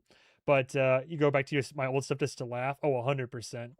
Um but yeah, the olden days were rough. It was years of trying to figure out how to use capture cards and how to edit and how to upload and record, and the desynced audio nightmares that I went through with trying to never use a Roxio Game Capture HD Pro. That was the worst fucking piece of hardware I've used in my entire life. Elgato is the way to go. It's the gold standard. But watching my content improve from being like on a headset mic and doing what I do, and then it wasn't until the last few years that I started doing like I used to do like movie commentary audio tracks on here, and I've been doing movie reviews for years and gaming content for literally over a decade. But it wasn't until I think the first reaction videos I made were for the first season of Last of Us, and even then it was kind of a learning curve. And then yeah, the first series that I did to actually like catch views was Succession, and then Interview with the Vampire. The rest is history. But yeah, you want to go back to like I have been making YouTube videos fairly consistently for over 14 years of literally almost half my life. And I love doing it. I love this shit. I love it. I love making content, cultivating an audience of people that we all can share and appreciate the same things. And then yeah, all of it probably feeds some like part of me that wants attention. Of course, I'd be lying if I said it wasn't. But I like I like to think that I started this with good intentions, and I try to keep doing the same stuff. I did go back to your old stuff. So cute. Cute is certainly a word for it. Cute is certainly a word. You don't have to answer, but how old are you? Oh, this is a fun one. This is a fun one. All right, you know what? I don't care, because if you watch the right videos, you'll know exactly how old I am. Here's the question: how old do you think I am? How old do you think I am? Pre mustache vibes. Yeah, pre mustache and beard vibe. Oh, me trying to have the patchy ass beard back in the old videos. Oh my God, I'm getting secondhand embarrassment thinking about it. All right. We got 33 going over here. We got 33 going over here. We got 30 going over here. 30 going over here. We got 25, 25, 25, 35 over here. We got 30. Baby face. Yeah, for sure. Early 30s. Okay, okay. Go look at his old stuff, Melissa. Oh, Lord. Can't imagine me without a mustache. That's the crazy part, right? This thing's only been around since like 2022. But I guess that is 4 years. 35, 20s, 30s, 27. Ooh, yeah, these guesses are about right. Yeah, yeah. All right. Any final submissions? I'm 25 and I think you're older than me, but that's all I got. I'm so bad with guessing age. I mean, to be fair, I've always people have told me that I have like what do they call it? Like an old soul, just in the way that I carry myself and the vernacular that I use. I may have failed pre-calculus, but god damn it, am I good with English? I was an English AP for sure. I know all them fancy $5 words. I think 34. Bro, for a split second, I was like, wait, how old am I? I was like trying to remember. I'm like, all these ages. I'm like, I'm actually, wait, like, I feel like you said it once. I've definitely said it for sure at some point. Okay, we got all of our bets in. Okay, and the winner is technically it is Paddington would be proud. Orange Marmalade is the winner of that particular poll. Yeah, I as of January, just turned 30. Just turned 30. So of course that meant my lower back was out. I've started forgetting things. I now get my knees creak and groan. I can't stay awake long hours anymore. I'm gonna shut down the channel pretty soon. 30, flirty, and thriving. Capricorn, Aquarius, and for what that's worth. Not that I subscribe to any of that personally, but that's the part. It's funny because I'll say Aquarius, and then I'm like, not that I believe any of that. And the first person the person that asks me, well, then just they'll be like, "How very Aquarius of you." I'm just like, okay, like what do you want me to say here? I was the year of the rat, but Aquarius, yes. To be fair, I feel like you said it in a reaction somewhere. Oh, for sure. Dude, I have some like I mean I've never doxed myself online, but I made I don't know if I deleted the video or not. I mean it exists, but I guess I'm drawing attention to it now. But I made like a college submission video once, and I'm pretty sure in that I got to go back and look at it because I think in that video I give my name, my age, what I'm trying to study, what I want to do with life and all that. So I mean, especially during live streams, I've definitely talked about. I don't mind talking about like life and kind of like what I am. Found my first gray on my 30th birthday. Oh no. See right there it is. I fucking told you. You give Aquarius for real. I fucking knew it. Like there's always one. There's always one who's like, makes sense. Like, all right. Like, well, damn it if I do, damn it if I don't. This reminds me of when Eric was on that season 1 podcast getting existential about age. Oh lord. I actually haven't gotten existential about my age yet. January birthdays are on top. Let's go Aquarius.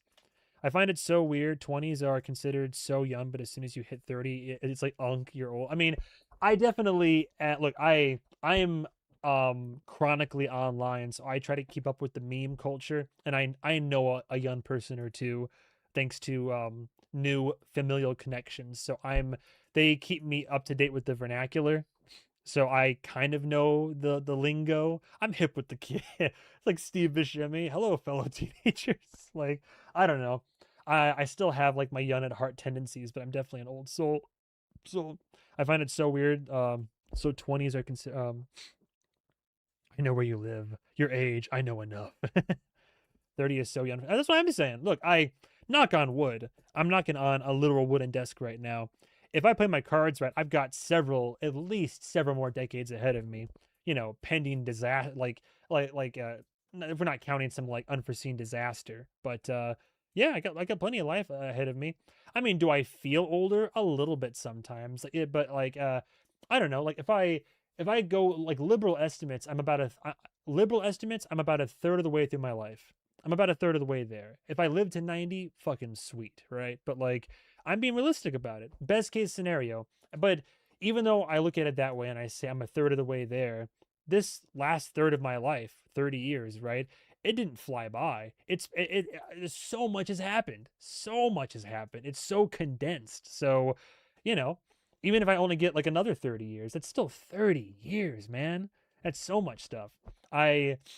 Looking at life through a more positive lens has helped me because I've talked about it before in Interview with a Vampire, but my more depressive years, I still have my bad days, but I've had some serious, like really depressive years and some heavy contention with suicidal ideation and it's been some rough stuff. It's been rough going, but looking at life less like everything is pointless and what am I doing here, to like, no, we get to exist in a time where Interview with the Vampire is getting a fucking series adaptation that's good. We get to exist, I get to exist in a time where David Lynch was alive at the same time that I was. Just like, you can go down the whole list of all the really cool shit that we get to like experience and be alive for and go through. It's like when I watched dude, I remember when I watched that Disney movie Soul for the first time when I was still depressed, and like there's that sequence toward the end where for 5 minutes I didn't want to just like like it reminded you of all the little things. W air signs. Jesus, hit your 60s, you babies. What? Always some girl with a nose ring to tell you about how your sign is giving you issues. Uh-oh. I've started getting really existential about age recently. Ironically, a notable theme of Interview with the Vampire. Whenever I start thinking about it too much, I realize I just need to put myself to bed. Yeah, it's easy to go down the rabbit hole. You just can't fall into those pitfalls, right? I'm 20 this fall. Too much to think about. Honestly, it's fine. It's life. Like we're gonna get old. We're gonna grow up. That's all there is to it. Just enjoy it. Just try to enjoy it. My biggest piece of advice: work-life balance. Don't let yourself like it's important to have a good work ethic, but don't let any work entity or corporation blow your back out for their profit. Like it's just make sure to have that balance. Provide for yourself and those that matter to you, but don't shirk your own personal responsibility of enjoying life and doing things. Wait till 40, bro. It's the new 30. Of my life, January 15th, Capricorn. Wish she and I had worked out. Oof. Early 30s is low key the sweet spot to be turned into a vampire. Yeah.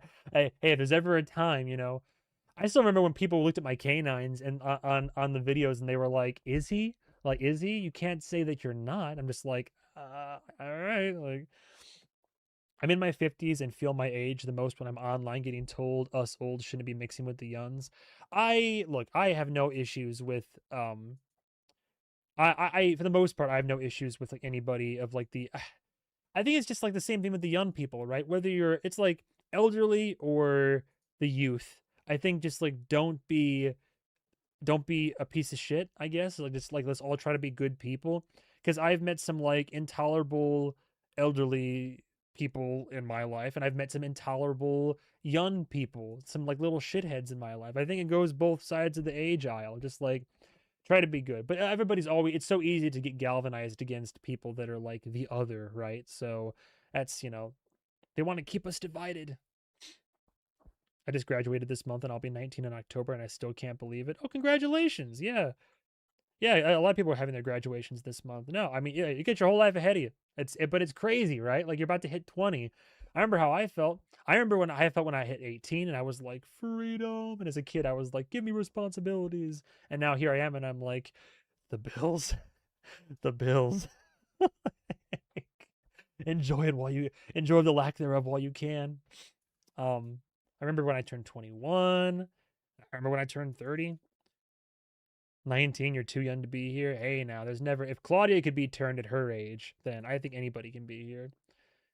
Being a teacher has always kept me mentally young. It's fun to watch teachers that have TikTok or Instagram accounts that, like, record their teaching style, but also in the classrooms, and it's them... The fact that teachers have had to alter their curriculum to, like, keep up with the brain rot is as the kids would say, I think we're some generations are cooked. But to be fair, I'm not going to pretend we didn't have our dumb shit. Because when I was growing up, it was like, oh, YOLO, or it was party rockers in the house tonight on all this shit. Like it was, I don't know. There's a bunch of stuff that could date me.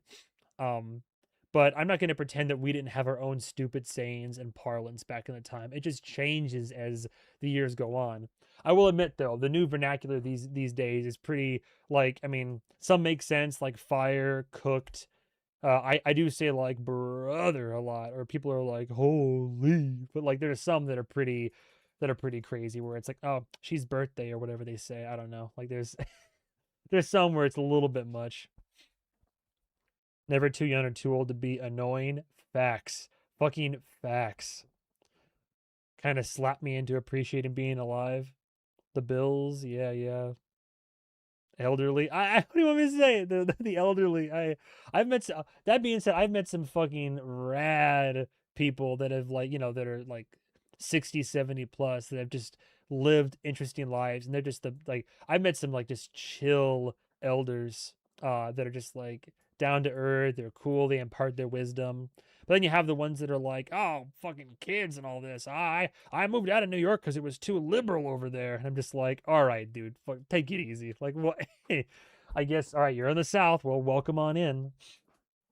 Oh my God, thank you so much. Thank you, Marjorie, for the 6.99 Canadian. That is Canadian, right? When you put out your 1-1 reaction video to the vampire, I found you so thoughtful and perceptive, and I spread the link all over the fandom. I think I remember you doing that, because then somebody shared a link with me, and like my video had been like put over in different like social media places. No, thank you so much. I appreciate that. No, it's the best thing people can do. Liking, subscribing, sharing, and like spreading the word. Because I remember I hadn't planned on watching Interview with the Vampire when people first started asking. It wasn't on my list immediately, and then I don't know what it was, but I was just getting into reaction content specifically, and then somebody like there were like 4 or 5 very passionate people. Well, I was taking polls, I was watching Succession, I was like, hey, what other show should I watch? And they were just, I don't know what it was, but the way these passionate souls like beseeched me to make it sound so dramatic, um medieval even, but there were just a few people that were like, you should watch this show, this is genuinely a well-crafted piece of media, this is art, and it's going to also bring people to your channel. And I don't know what it was, but I was just like, okay, sure. And on a whim, I put out the first episode, and sure enough, yeah, people weren't lying. And yeah, I'm so grateful that I went down that path. A friend of mine said the thing young people don't know about aging is that you stay young, but your body's just getting older. Most of my friends are older than me and still doing cool shit. Oh, exactly. Age is just a number. No, I feel the same. I feel very similar, right? Like people say, "Oh, has it hit you yet?" I still feel like a kid. I feel like a kid in an adult body who, like I believe everybody else, is just trying to figure it out. I have a lot of my shit kind of figured out, sort of, but like I still feel like a kid just trying to go through life being like, what does this do? How do I do this? What should I do? And like you learn that it's just like fake it till you make it, and you just trial by fire, and you try, you fail, you figure it out, and you move forward. But 100% I echo that sentiment. I hate that incel and white supremacist language has become normal among Gen Alpha too. Oh yeah, it's disgusting. They don't even know where the words come from, which is the scary part. That's the problem, is that I was supposed to age out of um certain elements of like the worst parts of like humanity and life, and instead a lot of kids are just indoctrinated young instead, and they're raised a certain way and they learn certain things, and then it's like you have a generation that's so callous. I don't want to say that's the whole generation, but it's like, you know, every generation, like it's based on how the kids are being raised, I suppose. I don't want to get into a whole tangent here, but it's just like a lot of people are a product of their environment and what they're exposed to and what they're like how they're taught, educated, and raised and all that. And it's just, I just find it to be a shame that people are just like casually spreading hateful rhetoric to kids, and the kids will latch onto it because they're seeing this, and they're like, that's how they learn, they're being taught. It's like, it's unfortunate, but that's just my opinion. I've noticed you and some reactors having to deal with people berating you about unreliable narrator, and it was so silly. The show gets everyone there eventually. You all responded perfectly fine. Yeah, overall, I like I always say, it's mostly positive. Your analysis is extremely interesting and entertaining. I appreciate that. Except your body will hurt more. I was watching your Succession reactions, and when you announced you were doing an interview with a vampire next to it was kind of surreal because I was obsessed, but nobody was reacting to it. It all worked out, I suppose. Did you get to react to the new video? Oh, yeah, that's a very good point. That's a very good point. We'll get back into it. Things that are going to make you feel the most that you can possibly feel. Sam and the band have amazing chemistry, and it really shines on stage. We don't have to work very hard to be mesmerized and magnetized by Sam's performance. We've not seen Lestat in his most raw form. I think he thrives. Well, we haven't even seen Lestat in his like form yet.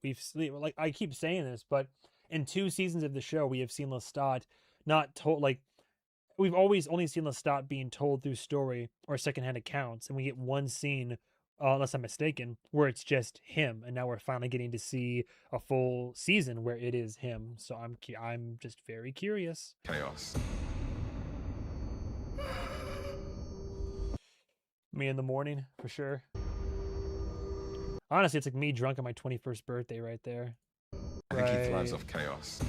Right there. That was me on my 21st birthday. I did a Rick and Morty pub crawl that devolved into just a regular bar crawl. That devolved into me being more hungover than I ever have been in my entire life the next morning on my 21st birthday. And I had been drinking before that, but but not as I didn't go as hard in the pain as I did that night.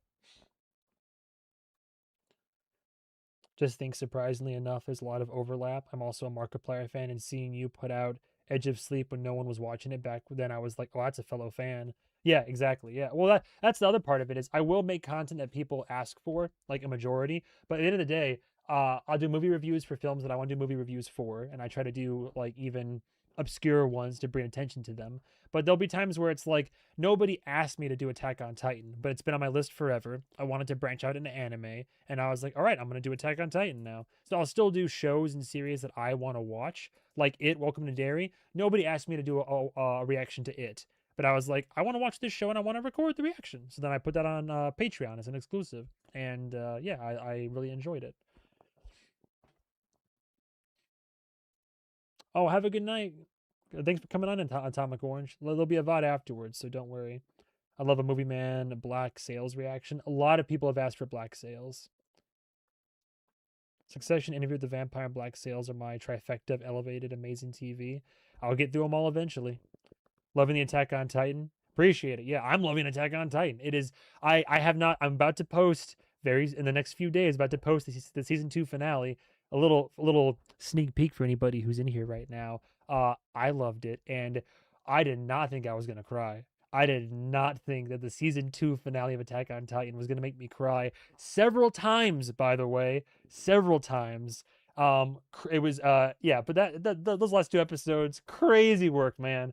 Great stuff. But look forward to that for sure. Yeah, I was emotionally affected. I was brought to tears. It was really good.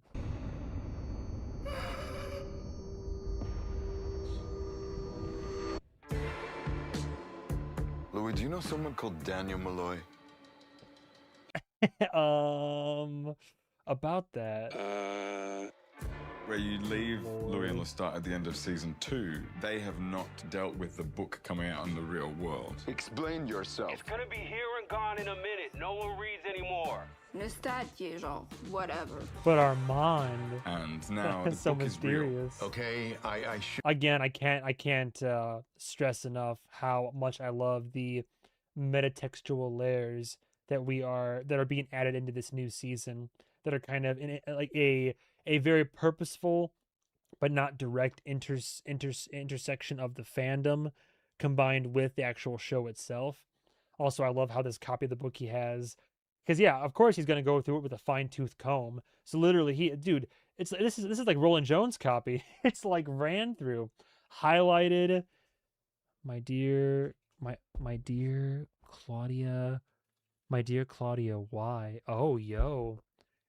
And this is Lestat's copy, so he's reading through this, and he's reading through and finding out these diary entries, and literally he was emotionally affected enough where he's like even just like asking, non-existent Claudia, being like, my dear, why? Like, why? Like, I don't know if he's rewriting the quote like an article would online, or if he's saying like, Claudia, why would you do this? Why would you say such things? So curious.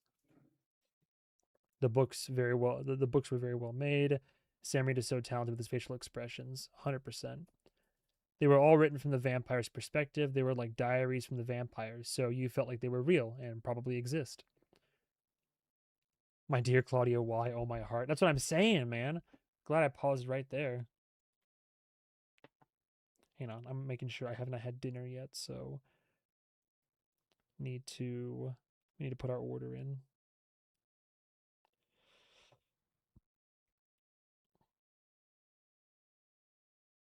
And Panda Express is offering free delivery right now through the app.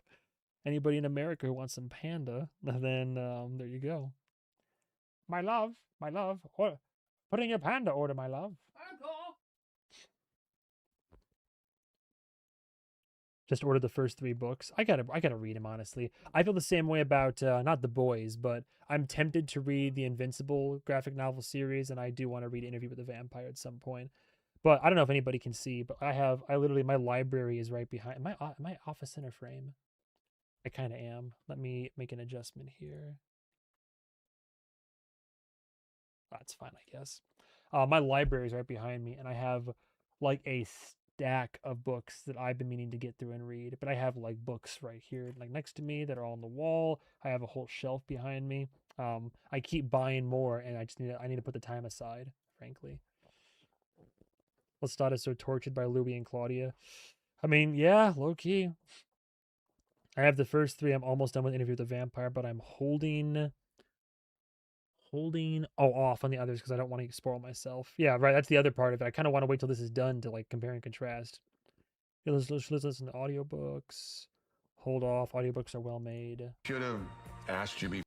Oh, I meant to read the rest of that. Oh, thank you. Let me put in my food order. Sorry, just this looks like two shakes of a lamb's tail.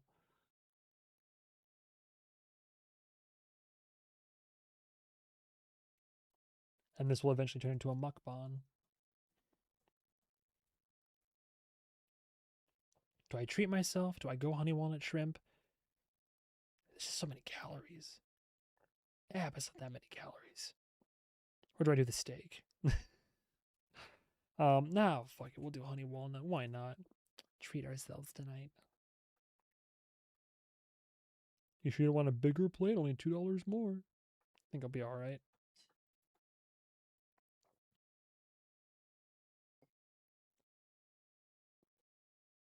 Leave at door. Perfect. Tip your driver. No tip. Oh, can you imagine? This is like no tip. For sure. Cool. And put that in.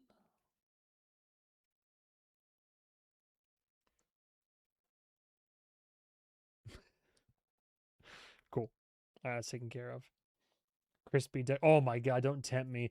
If I you think if I could order crispy duck from Panda Express, I love, dude, I love like roasted duck. Oh my god, I love duck. I love food. Treat yourself. Yeah, multiple people in chat. Treat yourself. All these vampires are so emotional.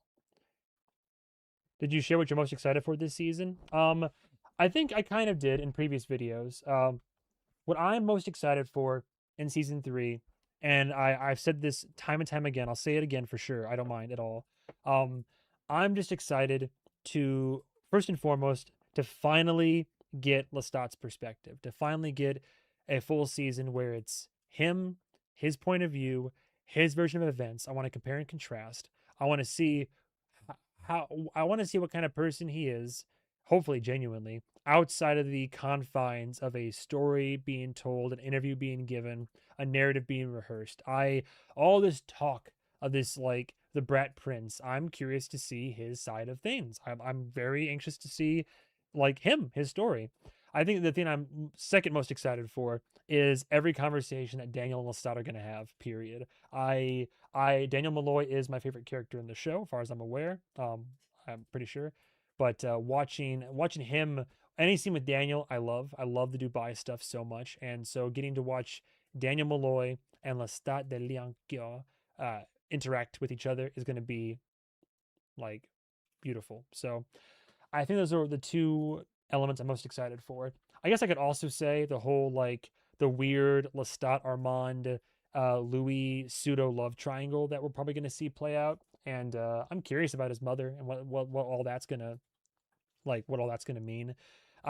Although more lore, more context, more meaning, for sure, all those things. But for sure, top 2 things I'm most excited for is getting to get Lestat's perspective and see him for who he is, and get more from him and his version of events, and every conversation between him and Daniel. 100%. Oh, Batman's crying. If you know, you know. I don't know about that. Waiting on pizza. Pizza would be the move right now too. I hope it's a lot of poetic prose, like how Louis narrates in season one, even if it will be even more grandiose and sarcastic. I think it will be. I think the main thing that's changing is the format. I think like the interview with Daniel and Louis was tape recorders eventually being put into a book. And then I think Lestat's going to be for the modern age, and it's going to be the same thing that happened with Daniel and Louis, but now on video essentially. So it's still going to be interviews. I'm sure there's still going to be narration, most likely, because Lestat loves hearing himself talk, as do we all. So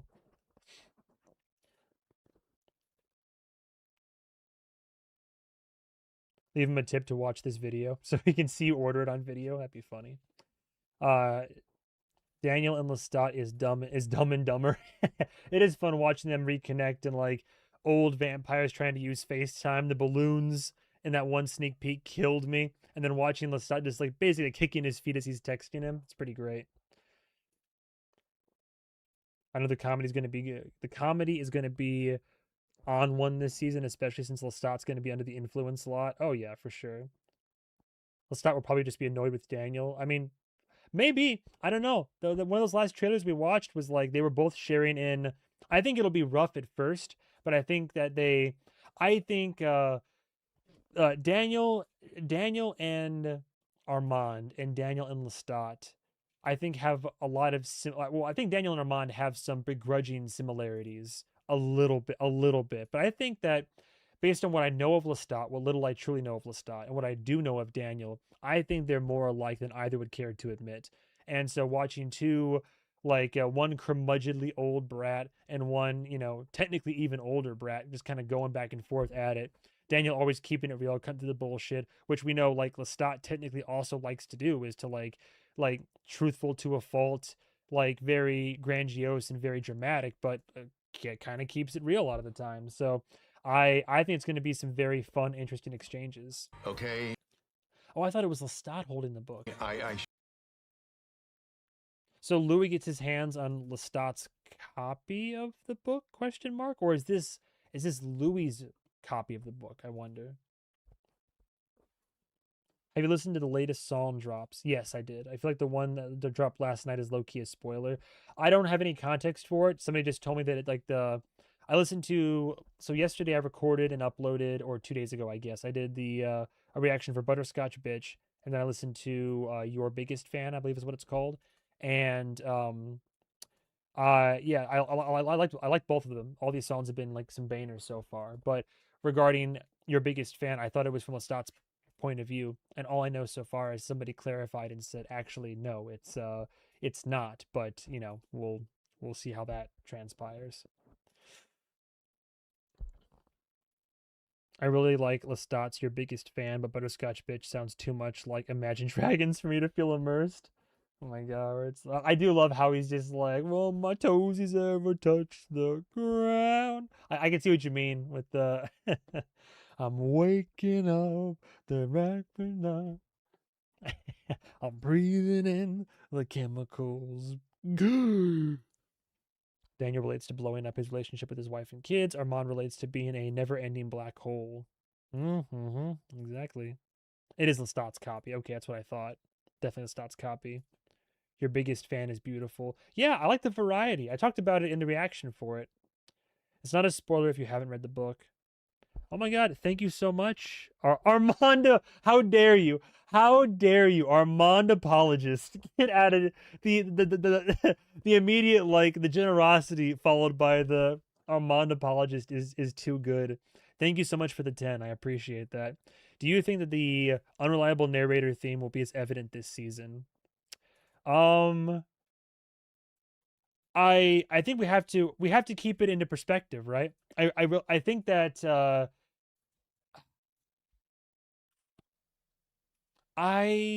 it's so hard to answer that question because, like I was saying before, I was talking about my opinions on the first couple of seasons, especially season 1. And people were like, as soon as I started listing my views on it, it's going to be a very long-winded response, by the way. As soon as I started listing my views and opinions on it, people said, "Oh, well, don't forget, Louis is an unreliable narrator." Well, but don't forget that's like it was the come to me bit where I was like, "Well, someone's like, oh, Louis came of his own free will. He wasn't seduced." And I was like, "Do we forget about come to me?" And then immediately people in the comments were saying, "Oh, but how do we know it was for sure Lestat who said come to me? It could have been somebody else, 50-50 shot." And then immediately I'm like, well, how can I truly approach the series and analyze it adequately and give like diagnoses and like amateur opinions and parse my way through if like I said it before, what's the baseline? What's the foundation? Like this show, once people start throwing up that phrase unreliable narrator, this show can drive me certifiably insane. It really can, because then I start questioning everything that I've heard, and I have to like reel myself back in. People have to like calm me down and say, okay, most of what you've seen probably happened the way that's being told. But then there's key pivotal scenes in the recollection of Louis telling the interview and giving the story, even something as innocuous and simple as was it raining that night? And if something like that is inaccurate, then how much of what Louis has told Daniel, aka us, how much of it's inaccurate? So like with this, my gut reaction was I think there's going to be a little bit less unreliable narrator, only because I feel like that Louis and Armand have portrayed Lestat in a certain light. And I think that Lestat seems to be maybe more sincere than I initially believed when I first started the series. So it's like, I don't know. He wants to set the record straight, but we know at the same time when he was brought to the Théâtre de Vampire, like he had some moments of honesty and genuine empathy and emotion and regret, etc., etc. But I feel like he also, for the sake of the stage and the show, he played up elements of it because the Parisian coven, wanted him to play up certain elements of the plot. So it's like, how much of that was, I think, was it all rooted in fiction? We know Nikki exists, so he's talking about Nikki. That makes sense. We talk his journey as he, where he traveled, what he did when he went for his dirt nap, and all this. Like, I think there's elements mostly that are the truth, but when when Lestat's on stage and he's like, "How do you know it was not you who was calling out to me?" It's like, and then Louis fighting him tooth and nail on that matter, but then later he talks about the fight in the house, the domestic squabble, and on that matter, Louis says, "Perhaps we should go with Lestat's version of events and what transpired," which then tells us that, well, at the very least, in certain situations, Louis is acknowledging that Lestat is his version is more accurate. And then when we find out that Armand has literally been like rehearsing a narrative that he has been helping to perpetuate for over 70 years, right? With Louis, then you wonder how much of what Louis told us is like, he didn't even know elements of his own story. He literally broke down at the table, season 2, episode 1, with Daniel Malloy at the table at the dinner, and being like, thanks to you, I am able to, for the first time in who knows how long, I'm able to properly recall the events in my life that have transpired. Thank you. I can finally fucking actually remember the good, the bad, the ugly. I don't care. I can remember again. And then again, that further destabilizes the narrative that we've already heard. All that to say is that for this season right here, it's like I feel like because he's wounded in such a way and he wants to set the record straight, and only one story's been told, and it's a story that is already poked full of holes thanks to Rumspringa boy Malloy, our boy over here, Danny boy, fucking Anthony Bourdain. Like, holes have already been poked, it's been destabilized, new truths have come to light, San Francisco has been fully realized, etc., etc. Like, what purpose would Lestat have to lie, I suppose? I mean, he is going to make a whole show of it. He's throwing a tantrum. He's doing a rock concert. He's trying to, like, play up the way that he's being perceived in the book so far, but he also wants to do an actual documentary giving his version of events and his life story and set the record straight. So the question is, I guess, really, how much of it is going to be truly set straight? How much of it is going to be embellishments? Nobody has been rehearsing a narrative with him for over 70 years. How much of his life does he truly, genuinely recall? I don't know. But do I think the unreliable narrator theme will be as evident this season? I don't think it will be. I mean, we only know it's evident from the first 2 seasons because of the beauty of hindsight and retrospect, right? I think that I think that we might still have some unreliable narrator in there for sure. I'm curious to see how many of Louis' stories are going to be retold via Lestat, and I want to see what that intersection is. I want to see. I'm really curious to see where their version of events are going to clash. I want to see how deep we're going to get into that, and then I want to see how many times Lestat says it didn't happen like that. It's okay. Well, how did it happen? And then how believable is his version of events? Can he corroborate any of this? I guess that's what I'm looking for. So I think we might still have some of that classic unreliable narrator, but I don't think it will be as prevalent. I Something tells me that we're going to get a juicy Lestat origin story, current state of mind, character arc, how he became what he became.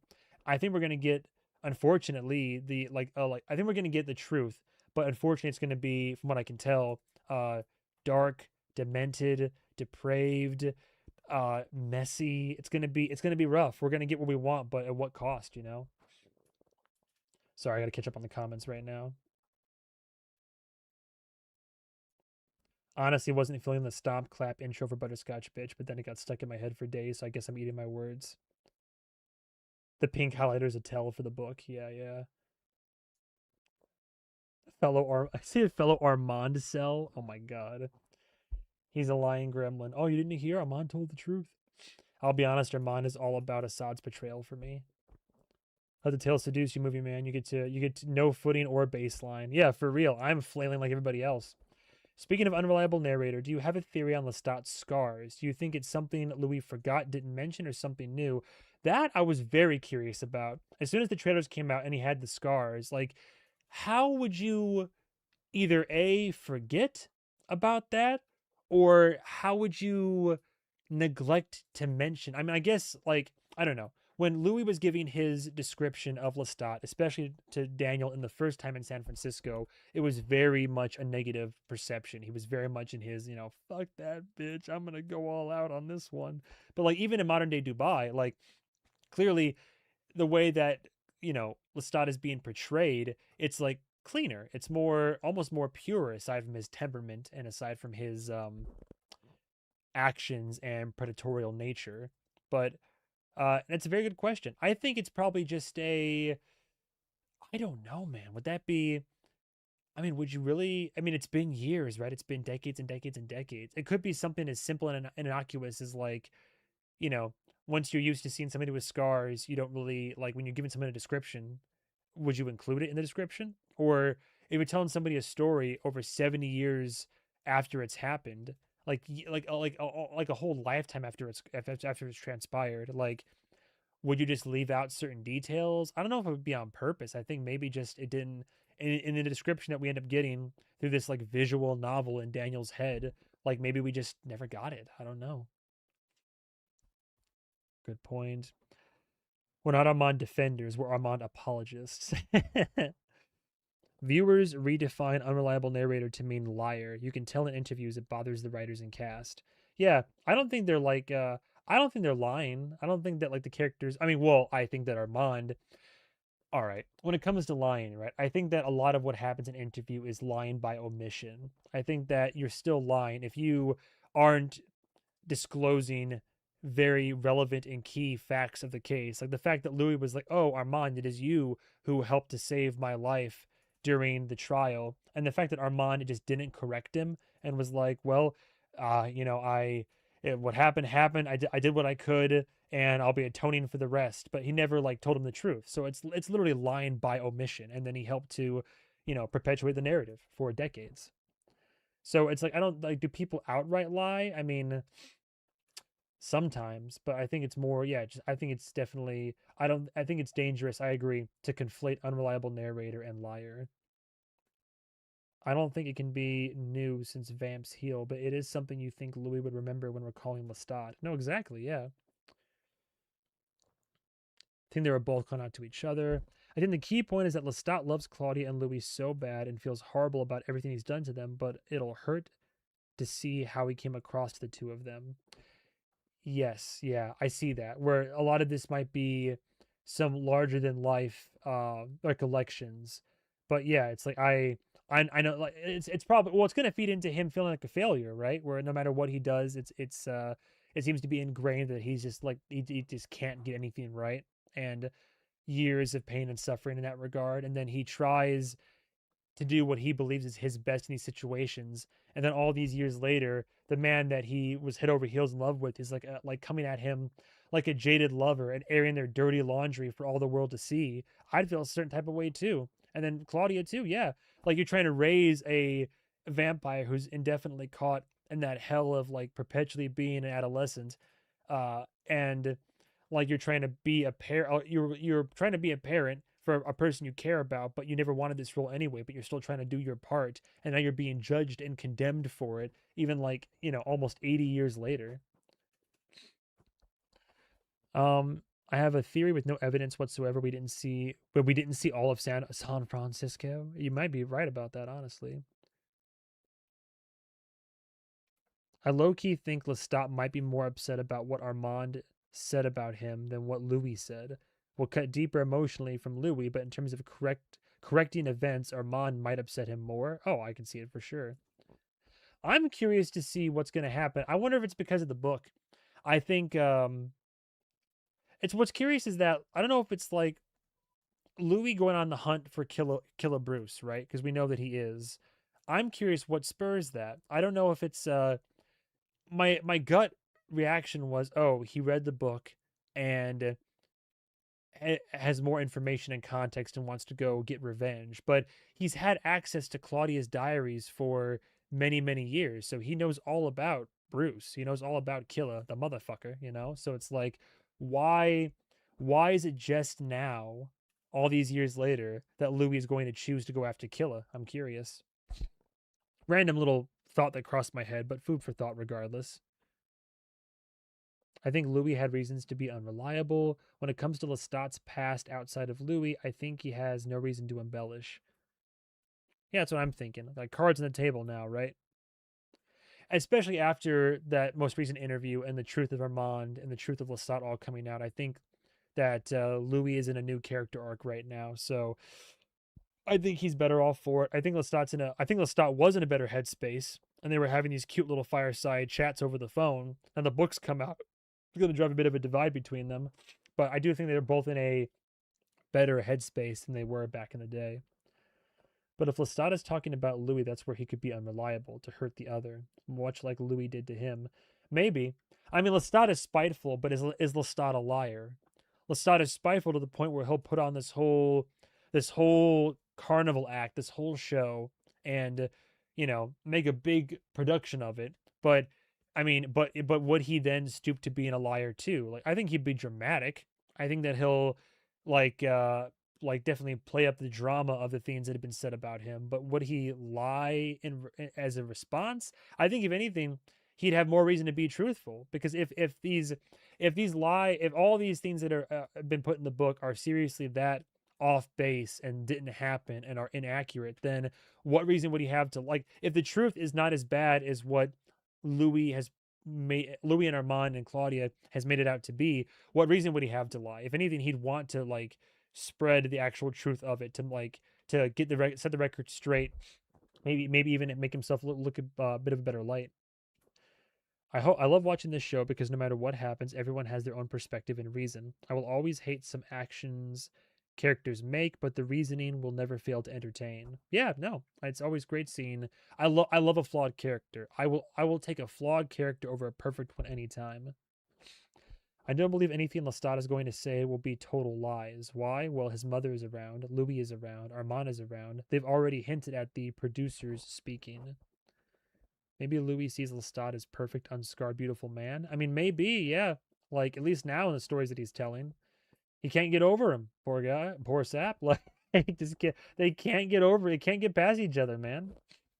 Perhaps it is a doomed romance. It's destined to be. With everyone and what they think about what's going on. So, yeah, I don't think this unreliable narrator thing will be a big deal. Well, also, we can't tell the entire story with no baseline, and we all know who tells the bulk of the story throughout, all I'm saying. The loudest isn't necessarily the most honest. Also true.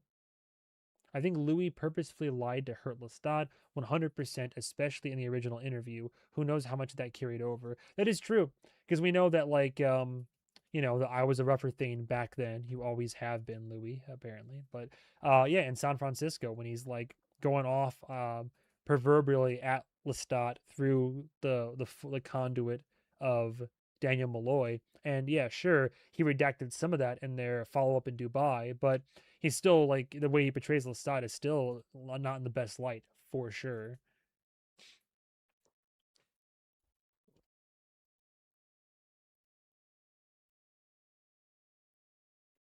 I wanted the same thing. If Louis wanted to go get Bruce, he should have done it years ago, or at least when Claudia was alive. Yeah, I'm curious why he's doing it now.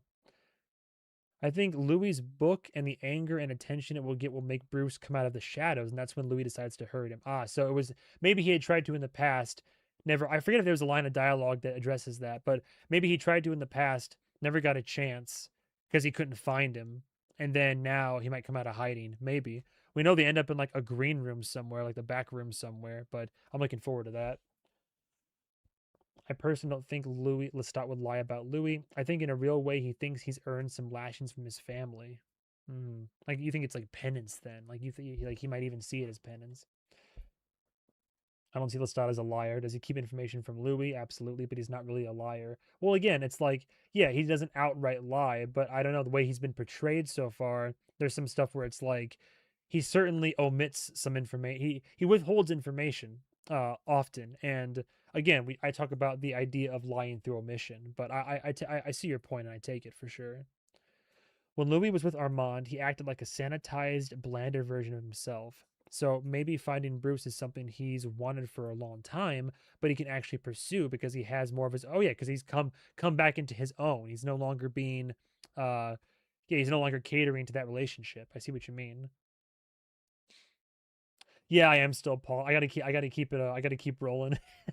Well, to be fair, guy donated some money, and I wanted to address his question immediately, and then people had other questions, and we're talking about the show. But it's a very good point. Should have asked you before I published.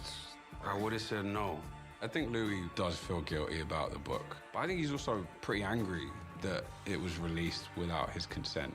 No, no. And it is a good point. I would have said no. Daniel did seem to have a little bit of regret there. Daniel did seem genuinely rueful there for a moment. But I think he's also pretty angry. Should have asked you before I published. I would have said no. But here we are. Honestly, did Daniel need to? I think did Daniel need to put the book out? No, because he was already set for life. Louis agreed to transfer $10 million to his account. He was all set. Then he got turned, and then I think for Daniel it was a matter of principle, maybe even pride. If I were Daniel in his shoes, I probably would have done the same thing. I have worked to get this story since the 70s. This is like the one that got away, and I finally have a full complete story. This is a book that I've wanted to. It's like an unfinished passion project, my magnum opus. Maybe I've wanted to write this book for so long. Like I would be hard pressed to hold back. Like if I had copies of all of this, he could smell it. He could smell that it would make a great story, a great book. And then he was right. By golly, he was right. People are eating that shit up. And if anything, maybe it's for the best, right? Like for everybody to air out this dirty laundry because Louis been talking shit for all these years. Again, I want to respect Louis' consent in this matter, and he didn't want the book put out. But maybe it's for the best that the dirty laundry is aired, and now we can we've reconnected, but now we can actually I don't know, heal or hash out all of our bullshit from years past. And now we're going to get Lestat backstory from it. So, I think Louis does feel guilty about the book, but I think he's also pretty angry that it was released without his consent. No, no.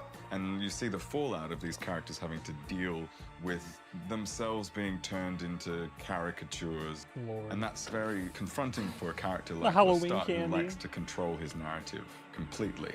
So this whole tour is just... See, right there. So Sam Reed's choice of verbiage right there. Lestat is a character who likes to control his narrative completely. I don't want to get too into conspiracy theory or dig too deep into extra meaning behind that, but him saying that makes me immediately think of Armand. You want to talk about a character who wants to control the narrative at all times, who's always conniving and trying to control it. I think of Armand, a guy that literally is like been trying to keep Louis on a certain track during the entire interview process. So it's like that does kind of make me like scratch my head a little bit.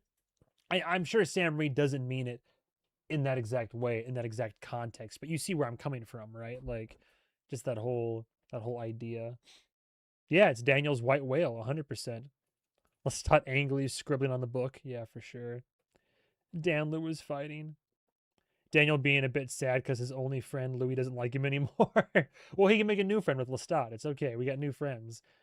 Maybe even him and Armand, maybe. I don't know. The internet keeps hinting at shit. I don't know what any of it means.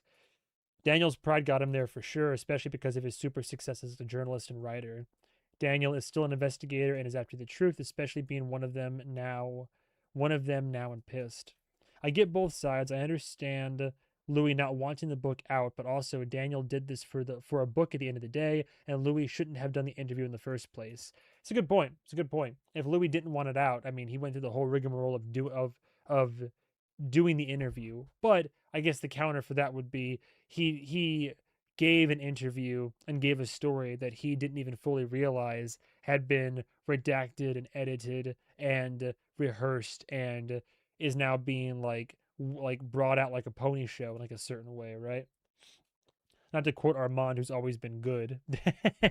Daniel's want to keep working, writing, investigating is his drug. He's still an addict, workaholic at heart. Workaholic for sure. I hate how I really like talk about despicable things Armand has done. What broke me down in tears the first time that I watched him, what really I thought was despicable was how Armand was like more or less trying to coax Daniel in the 70s in San Francisco to like welcome death with open arms and like talk him into like, oh, like encourage those deep thoughts and those the call of the void within his own heart and head, and just like convince him that death was the option right there. That is one of the more fucked up things I think Armand has done. Sorry, you saying that made me think about it, but I do the workaholic bit, yeah, where that's kind of who Daniel is at his heart. It's what makes him fascinating. Hot take, I think Daniel will be more inconsequential as a vampire than he was as a human. I don't know about that. I really hope we get some interesting shit with him as a vampire. But you think he'll be more inconsequential? That certainly is a hot take, but who knows, maybe. Louis gave that interview in the context of his belief that Lestat was responsible for Claudia's death and that Armand saved his life. That is also true, yes. Lestat wants to control his narrative about him, not the narrative. I see. I think Lestat definitely has a different reason for feeling the need to stay in control of his narrative. But Louis needs the interview to break out of the mental cage he was in. It's true, it worked. Armand and Daniel being friends because no one likes them anymore. Armand's exes hate him, and Armand's exes also hate Daniel, funnily enough. Yeah, that'll be a fun dynamic. Just... Is it the gremlin or the good nurse tonight? Who's to say? Louis once insulted Lestat by saying he reads only a bit of books to pass himself as cultured. The narrative now being expressed musically is easier to dismiss criticism with understanding his vision. Daniel does have a burden of responsibility to Louis. Louis spoke wisdom to him in the 70s and kept him alive. Daniel returns the favor unknowingly later by protecting Louis from Armand. The betrayal will be complicated. I mean, clearly they still have a relationship insofar as they are meeting up for dinner. They are still talking. Louis hasn't cut them off fully. Like, I mean, they're still talking. They're still hanging out. Like, they're still hanging out. There's still a relationship there. It's just going to be a complex one. Some ironic reaction to my book. The songs are my story. Your documentary, the liner notes. Liner notes. I'm taking Damn, downplays the documentary. The song is my story. this thing to Cannes. I'm taking this to Cannes. See, again, that intrepid young, the bright young reporter with a point of view over here, right? I'm taking this to Cannes. Let's start immediately downplaying it, like your little documentary is the little notes in the margin, basically. The liner notes. The Liner notes. I'm taking this thing to Cannes. Picture Auvergne, France, 1772. Okay, so right there, he is doing narration. That literally sounds like Yeah, he's laying the scene out for Daniel. He's telling the story. So to that person who asked earlier, yeah, I think we're gonna get plenty of Lestat narration for sure. Daniel cut through a lot of bullshit, and these guys have to deal with being called out. That's also why I love Daniel, but it's true. That's all the more reason why I'm so excited to see Daniel and Lestat in a room together, because Daniel cut through the bullshit with Louis. Is there going to be bullshit that Daniel will find himself having to cut through with Lestat? Who knows? Or will he be like, oh, okay, that seems accurate, that tracks. It's like, because he went back and is like, oh, I noticed some inconsistencies with your story, Louis. Like, shall we address these? But for all we know, he might he might like listen to this and be like, all right, well, your story of events checks out. I mean, it conflicts with Louis, but it checks out. Like, We learn a lot about Lestat. We go way into the past and learn about his background. Were you a stutterer as a child? His mother's back. His mother is totally complex for him, and while he thinks that she might be a band-aid to solve a lot of his problems, she ends up being one of the worst people who he could bring back. My maker called for his mama, and I came. Gabriella and Lestat have... Did he just gulp? Yes, there was some apprehension there, to say the least. Gabriella and Lestat have known each other 300 years. They had a very complicated relationship. I do love how clearly there. So, all right, let me rephrase the sentence. So there is incest.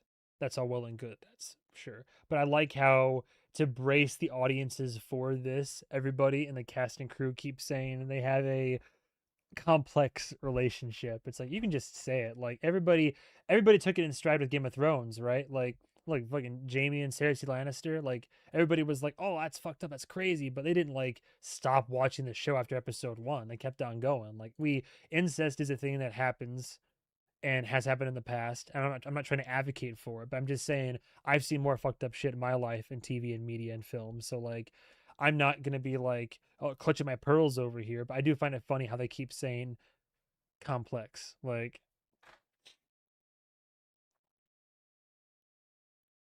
yes, Lestat has bullshit too. I'm getting deja vu with some of these comments.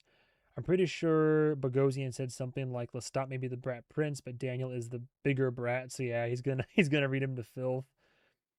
The worst frame. I'm sorry, man. This frame. I didn't even think about it. This frame. Goodness gracious. My heavens to Betsy. Gad Zooks. As someone who read the books, I cannot wait for those who have not to see childhood and adolescent Lestat. I trust they will elevate it to an even better. I'm excited, dude. I'm curious. Lestat's not even my favorite character, and I'm very excited to see the journey. It is definitely complex. Gabby and Lestat is so fascinating. All will be revealed.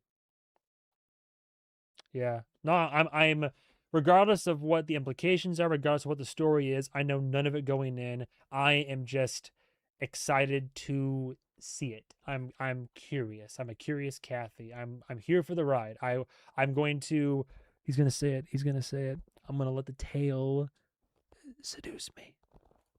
You start to see why Lestat is the way he is, why he Although they're showing a lot of footage, and I'm not gonna lie, they're showing a lot. What he does. And we were having such a good night. And now we're not. Forget I said it. Congrats on the happy day. Should I keep watching, by the way? Because I feel like they're showing, like, real talk. Should I keep watching? Because I really do feel like they're showing a lot in this. I'm not spoiled on anything, but I feel like they're... Well, I guess these scenes have all been nothing outside of the trailers, and I guess this is marketing, so it's not going to be showing too much. Follow the bouncing ball. Yeah, for real. Gabrielle, babe, get off our gay husband, father, son. Can you give us your top 3 favorite characters, like compelling wise? Compelling, top 3 favorite characters.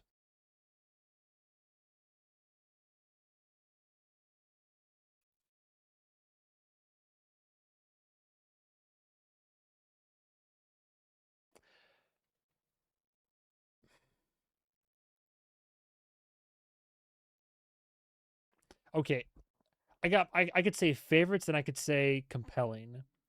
Favorites,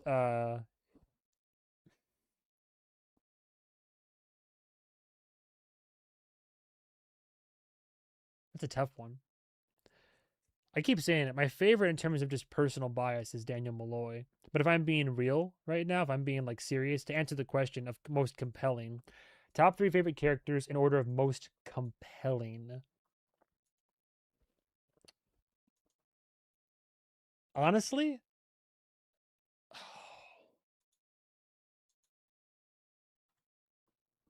that's a tough one. Lestat, Armand, and a two-way tie between Louis and Claudia, I think. As much as I rag on Lestat and Armand, I find them to be the most complex, layered, interesting, compelling characters. Like as much as I'm like anti Armand and I don't like the little fucking gremlin, I am utterly fascinated by like his psychology, the choices that he makes, the whole.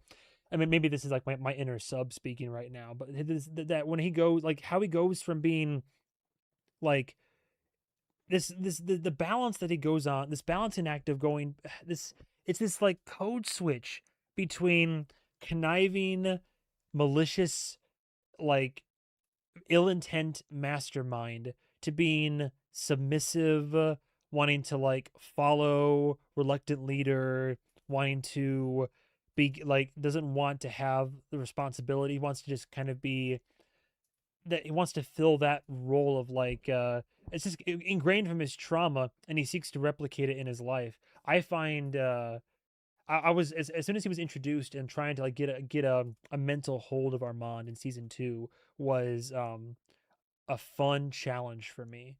And Lestat's the obvious one, right? Because he's the one that like, Lestat, like everybody hates Lestat, but like then should they? And that's why he's like getting a whole season devoted to him now, literally, and people are just always talking about him. He's such an intriguing, enticing character that beckons that like literally he demands my attention for what for better or for worse. I can't stop. I can't like not be interested in the character. And then like Louis interesting, of course, for his layers and like watching him. I don't know if unravel's the best word, but 2 seasons of watching him get slowly broken down to eventually get to a more honest core. And then obviously Claudia, because there's the psychological intrigue of a vampire child's body being trapped that way for eternity. How you would grow up watching Delaney's portrayal of that. So that's honestly, I think that's my order. I think is like in terms of compelling, and we're putting like my personal favorites aside. I definitely think it's like Lestat, Armand, Louis, and Claudia at a very close tie. I can't think of. I mean, are there any other characters that like really, really intrigue me? I mean, I wanted to know more about the Talamasca until I watched the show. You know what? I take it all back. Guy Anatole. I think Guy Anatole actually is up there, number 1 up there. Talamasca's best secret agent. I want to know more about Guy. I think that we really need more Guy backstory. I think that we need. He's just so compelling. He's such a subtle character character journey, character arc. Guy, my guy. Yeah. Okay, I gotta catch up on the comments after that question. They're all so good, it's hard. My top 3 that aren't Lestat haven't been yet revealed. Ooh, interesting. I feel like Gabrielle's going to lavish Lestat at first, then go with a good old Logan Roy. I love you, but you are not serious people. Once she doesn't fuck with the rockstar shit anymore. I love you, but you're not serious people. And of course, Movie Man is Daniel Kin. Oh yeah, no, like literally, yeah. Daniel is my guy. Danny Boy Rumspringa Malloy is my. I'm pretty sure he's my favorite character. I love him. All the Dubai stuff, his character, his arcs, ongoing. Armand is fascinating. Yeah, for sure. Lestat is Captain Compelling. Ain't that the truth? He is fascinating. Is that what makes him fascinating? Daniel fan being fascinating by Armand? Well, yes.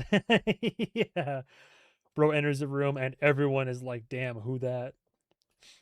Just woke up and immediately checked if you're still live. What is your biggest expectation or want to see in the most in the season? I kind of answered it earlier, so I'll answer it quickly now. what I'm most excited to see in this season is going to 100% be, I mean, what the whole season, the point of it is Lestat's perspective. I'm dying to see his perspective and hear his version of events. What's my expectation for it? My expectation, what I think is going to happen is this season is going to make me maybe switch up how I feel about Lestat. I think I've gotten a taste of backstory.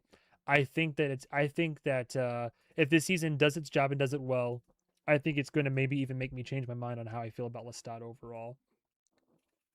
Maybe even other characters too, but I expect for there to be some curveballs and some lore and revelations. For someone who hasn't read the books, you have a pretty great hold of his character. He's so interesting, indeed. Armand enters the room. People are like, eh. I love the tiger on a leash metaphor with Armand. Lestat and Armand, absolutely the most compelling in my opinion, but I really found Nolan's Louis quite compelling too. Oh yeah, no, if I had to rank them, gun to my head, right? Agree, Ray. Gabrielle is not really a supportive mother. I cannot see her giving a single shit about this whole music endeavor. Oh boy. Well, she's the one who keeps in the trailer. She's like failure. Yeah, not Guy Anatole. Yeah, no. Like I said, I changed my mind. Guy Anatole, top cream of the crop over here. Man, let's spend a few hours talking about Talamasca, huh? Guy Anatole, our special little guy. I'm so glad I've watched it though. I'm so glad I watched the show as it came out. Like I don't regret watching it at all. Season 2, episode 5, when the real Armand is suddenly in the room. Certainly compelling then. Indeed. We do need more Guy content for real. If you're gonna keep bringing back fucking Raglan James, you got to bring Guy back in, man. Come on. He's a brother with his terrible outfits, dude. Guy Anatole was Talamasca's greatest asset. He was the best secret agent. What are you talking about? Oh, good night, Sabi. I'm glad you stopped by. I hope you have a good rest of your night for sure. Thanks for coming through. Let's be nice to our loved deceased ones. What can we name our character? How about Guy? Guy Anatole. Armand used to be my favorite as an angsty teen. Bro's Panda Express dying on the porch. I don't know if it got here or not yet. Did it get delivered? It's supposed to be here any minute. 20 minutes ago. It should arrive at 10 o'clock. Okay, did it though? Yeah, my stomach is rumbling. Raglan James is compelling. I find Raglan James to be interesting for sure. Oh, good night, Melissa. NTM on Raglan? And what, NTM? What's, remind me. This is me not knowing the parlance. NTM meaning... Oh, not to mention. Duh, my bad. Raglan mention. Yeah, I like Raglan. I think he's a funny, interesting guy who... Talk about a guy who actually knows how to be a secret agent, by the way. He's on my compelling list. Raglan James got the secret sauce. He really does, though. Guy and Jasper, I wouldn't complain. Dude, I still can't get over... The one sad here, let me show you guys something. Let me tell you something. The one thing I never got to show YouTube because after episode 2, all of it's only on Patreon, but I'll show you real quick. One of my proudest moments, thumbnail-wise, for Talamasca is after that scene toward the end of the series. Oh, what was it? I love this so much. Yeah, there it is. The Puzzle Palace. Why was it called that? Who knows? I've never been more proud of a thumbnail than... Oh, cut away. Ah, damn it. No. Okay, how long ago was this? November? Do I have to scroll back to show it real quick? Damn it, dude. Okay, hang on. Scroll back. The thumbnail I made for that particular episode of Talamasca. I gotta go all the way to November. I don't think I have it saved, like, readily available anywhere else right now. Come on, load. I'm so proud of this, but there's a scene between Guy Anatole and Jasper that I thought was hilarious, where it's like, you think you got the moves? I'm the one who's got the moves. Dude, it's art. Guy Anatole, full episode in Vampire Lestat. Don't tempt me. Don't tease me like that. Okay, March. Man, was it really November? fucking November. That's crazy, dude. I guess it did come out like around spoopy season, like Halloween time, didn't it? Dude, I forget. Like Talamasca is like a distant memory now, I guess, but for some reason it feels more recent, which I think is hilarious. Load. I'm so sorry it's taking so long, but we'll get there eventually. The dialogue in Talamasca was just awful, comically awful. Oh, it was hilarious. After the first episode, it became such a funny show. I was unironically quite entertained by Talamasca. I really want to watch Mayfair Witches now. Unironically, I really want to see what that's all about. People have, every time that I bring up Mayfair Witches, people only warn me, and no one's ever like, "Oh, good idea, man." They always just warn me. I'm like, "Well, all right, I'm in for it." A vampire breeding facility. All right, we're almost there. All right, we're almost there. December. My God. See, this is everything you can get on Patreon right now. We're almost there. Oh, okay. There was the finale of Pluribus, right? No, of Talamasca. This the 752. This big bad that ended up like being nothing now. Are they gonna bring him back for fucking Vampire Lestat? All right, where is it? We're almost there, by the way. One of my more prouder thumbnail moments. We're almost there. Type of shit they're doing to Louis on AO3. Well, good luck on Mayfair Witches. Yeah, for sure.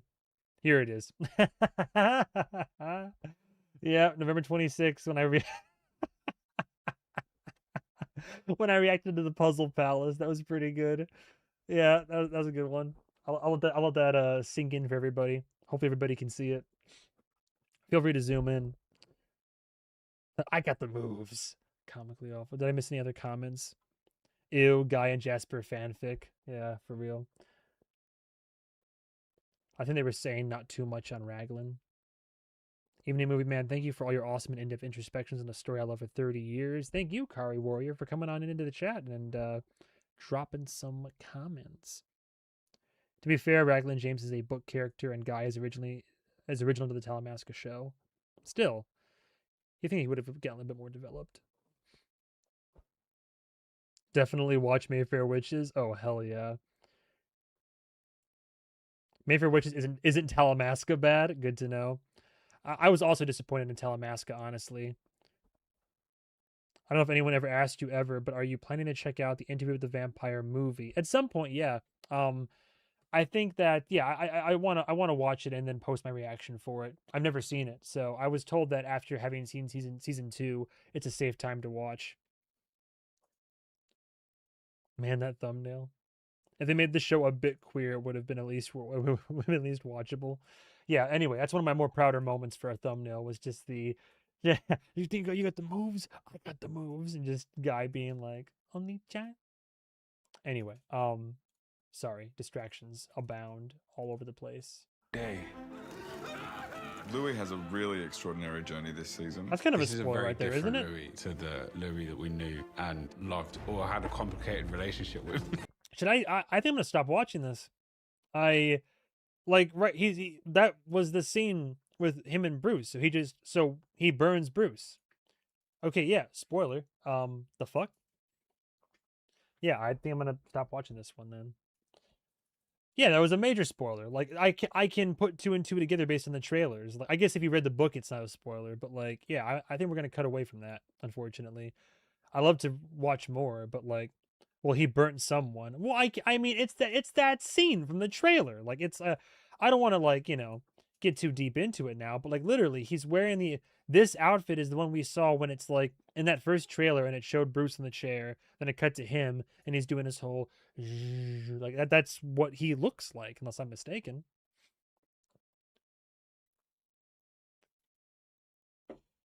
Yeah. I mean, if the rest of this, I mean, anybody who's already seen this, like, tell me if there isn't a spoiler in the rest of this, then so be it, But like, otherwise,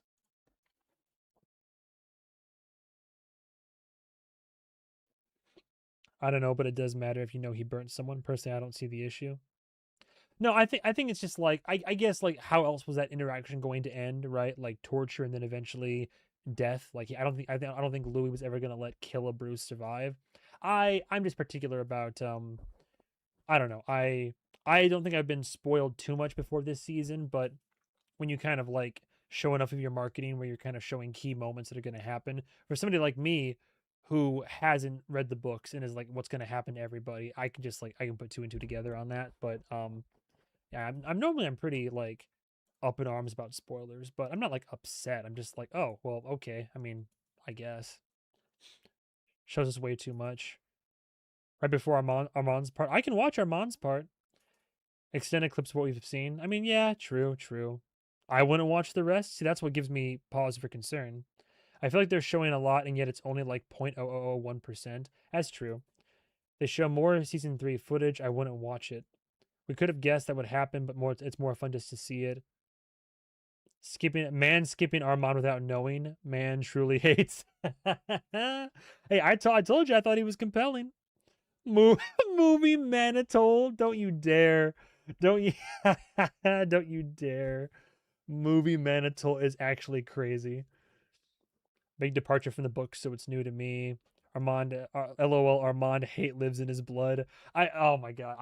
I see. Lestat might have the blood of Akasha, but I have the blood of just like anger and hatred for the little gremlin. I guess. Man, that's Manitoul. That's our guy. Nothing ever gets. What's the bit that I also thought was funny was but like I think I've already seen. Yeah, I want to see. I want to watch it, but I shouldn't. I really shouldn't. But I will say it is funny in the description for the Talamasca trailer. I love the Lord. What? There's our guy. What's the bit? Where's the description? Oh fuck no! Which one of these videos has like this like really like cheesy sounding description that I liked a lot? I think it was this one, maybe. Damn, no, it's not. No, I think it was the Amazon description. Hang on, I want to find this real quick. If you go to Amazon, like, because I do AMC Plus through my Amazon account, my Prime account. So if I do Talamasca season 2, LOL. If I go to just the show, is the show description. That's right. The show description, I'm not exaggerating when I read this. Guy Anatole is just a regular guy until he gets tapped by the spy agency of the immortal world to join its clandestine forces. We follow Guy as he navigates this new world and discovers unexpected connections to his fam. Like that's literally it's how it opens. Guy Anatole is just a regular guy, and I never got over it. That is hilarious to me. Talamasca season 2. Yeah, Talamasca season 2 when, huh? Honestly, I think the Bruce aspect might be one of the less spoilery things about Louis this season, so maybe they're just going kind of hard on that in the marketing. Maybe I'll watch the rest of it. Louis looks so cool in that shot though. Oh, for sure, for sure. Well, it's very like when the same kind of aesthetic and vibe when he burns down the Théâtre de Vampire. I think they're showing a lot, but didn't realize how much people can ostensibly connect the dots. That's just because I'm cursed with the ability of how to put this without having any ego. I'm cursed with the ability to I just to be observant in in those regards.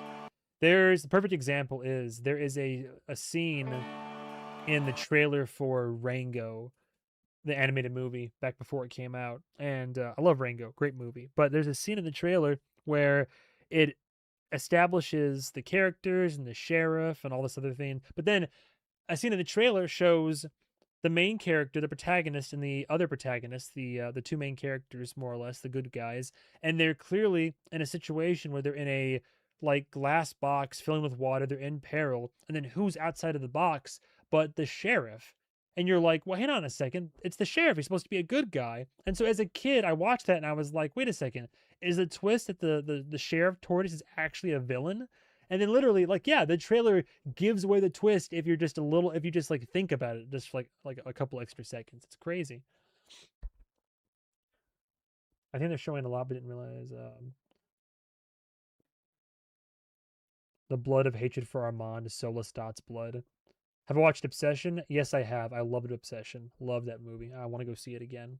It is one of my favorites of the year so far. Believe the hype. Sometimes movies are overhyped. Obsession deserves the hype. It's unironically an excellent, very well made film. I love Obsession. They've done a lot of audio clipping in the teaser, so I'm pretty sure they're trying to mislead us as much as possible. Oh, maybe. I'll watch the rest of it then. Fuck it. I'm really excited for more Armand. He's boring and interesting at the same time. It's a lot of audio clipping. You would get in great with Jacob Anderson. He's Armand's #1 hater. Dude hates a soft beige pillow. Armand isn't boring. The person he fronted while he was with Louis was... Oh, I see. It's true, a lot of moments are clearly clipped together to mess up the context. At least Armand's part. My wife. Yeah, sometimes guessing what's going to happen in a show or movie can ruin it. I just think, I love good marketing. Obsession is an introduction to the Lestat obsessed Armand we will see in the Vampire Lestat. Oh, Lord. You just don't know it yet, but you love me and I love you the same. The order's been delivered. The food is here. I will be right back. Two seconds. I'll leave you with there should be enough time. I'll let this play real quick.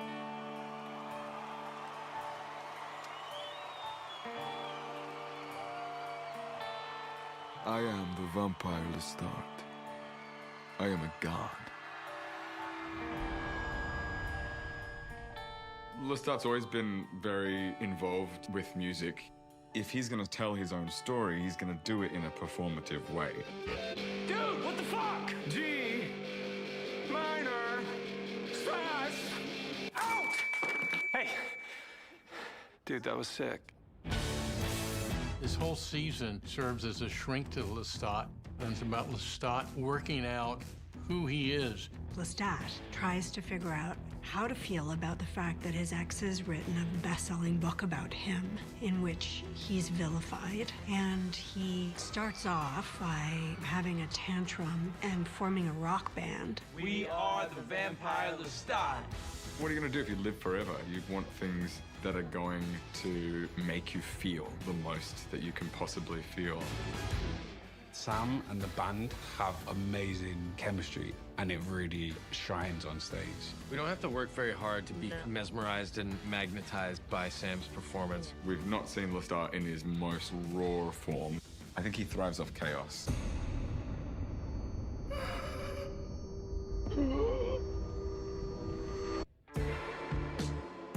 Louis, do you know someone called Daniel Malloy? No. Where you leave Louis and Lestat at the end of season 2, they have not dealt with the book coming out in the real world. Explain yourself. It's gonna be here and gone in a minute. No one reads anymore. Lestat, genre, whatever. And now the book is real. Okay, I should have asked you before I published. I would have said no. I think Louis does feel guilty about the book, but I think he's also pretty angry that it was released without his consent. No. And you see the fallout of these characters having to deal with themselves being turned into caricatures.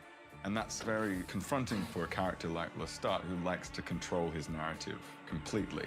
So this whole tour is just some ironic reaction to my book. The songs are my story. Your documentary, the liner notes. Liner notes? I'm taking this thing to Cannes. Did I watch my pause? Picture Auvergne, France, 1772. Wait, was it raining, movie man? We learn a lot about Raining? Lestat. We go way into the past and learn about his background. Were you a stutterer as a child? His mother's back. His mother is totally complex for him, and while he thinks that she might be a band-aid to solve a lot of his problems, she ends up being one of the worst people who he could bring back. My maker called for his mama, and I came. Gabriella and Lestat have known each other 300 years. They had a very complicated relationship.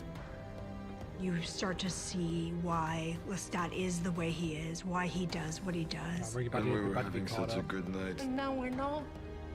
No, we're not. Forget I said it. She said what? Forget I said it. The subtitles don't even know. Forget I said it? What did she say? Forget I said it. Forget I said it, I think. Forget is said it? That's campaign so that movie man gets to interview the cast. Oh, that'd be, I don't know if I'm qualified for that. I'm not gonna lie. I don't think I've ever conducted an interview. I mean, I could ask. I would be so. I would try to do like the. If I were to become like an actual interviewer or a journalist, I'd want to interview the same way that someone like Mythical Kitchen carries it out, or even Sean Evans. I guess I don't know. I want to. I would be so fearful of falling into the mold of the stereotypical interview of like, what was it like working with so and so? Like, hey, you've been a vampire now. What as a vampire? What are your 3 favorite snacks? I would have to like do an extensive research into the characters, the the actors. I'd want to be well read in the books. I want to be qualified and approach it so I could ask unique questions and actually try to give them something more engaging or interesting than the run of the mill press junkets. You know. Congrats on the happy day. Louis has a really extraordinary journey this season. This is a very different Louis to the Louis that we knew and loved or had a complicated relationship with in the first 2 seasons. You got the wrong attitude. This is definitely Louis in unhinged mode. You are courting Clearly. great danger with Lestat, Daniel. I mean, good Armand for her. is deeply traumatized vampire. I love you, Lestat. Christ. This is a version of Armand who's a bit more desperate, maybe, a bit more bitter, a bit less in control. Be who you are, but be it So on the other ready side of the for it. moon. Or kill yourself. Oh Can my you god. go in there? His Hey, mother is yo. totally complex for him. What? I didn't mishear that. Was that audio clip? That's crazy work. Crazy work. You kidding me? And Deeply traumatized vampire. I love you, Lestat. Christ. This is a version of Armand who's a bit more desperate, maybe, a bit more bitter, a bit less in control. be who you are, but be it on the other side of the moon. Or kill yourself. Can you go in there and tell me if it's her? The Vampire Lestat is an amazing book, and I'm very privileged to be involved in the I love Lestat hate for Armand. making of it in a way. Oh shit. The Tooth Team, the Fang. Yeah, they are showing quite. All right, you know what? I'm cutting back right now. They are showing quite a lot. Are there any interviews? Are there any interviews that be a good time to watch? Oh, I love that video. The birds for some reason. I can't play it because it's like copyrighted music. But if you haven't seen that bird animation, it's amazing.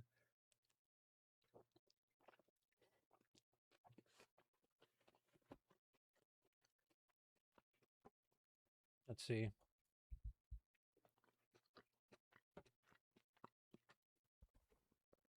They went on Autumn Brown channel. You guys have a similar channel size. The Gremlin is out. Uh-oh. Love Autumn Brown's content and agree. The Vampire whole season, dude. There's small interview clips they've been dropping on Insta. Yeah, I watched most of those. I think I've already reacted to most of those. Lestat's line to Armand, be who you are, but be on the other side of the moon. Being the opposite of his vows to Louis. Be all the beautiful things you are, and then without apology for eternity. Lestat always waxing poetic about Lestat and then being like, oh, but he sucks, I hate him. Oh, the season 2 blooper reel? I don't think I saw that.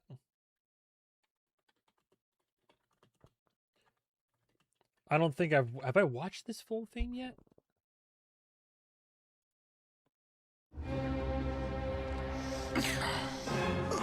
Bonjour, mon amour. Oh no. Okay. I'll try to be scary. Still rolling. That's it. Sorry.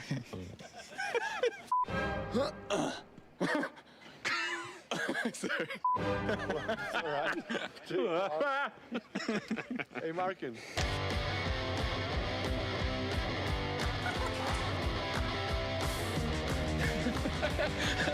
Oh, this is on me. Okay, here we go. Okay. What? Shit.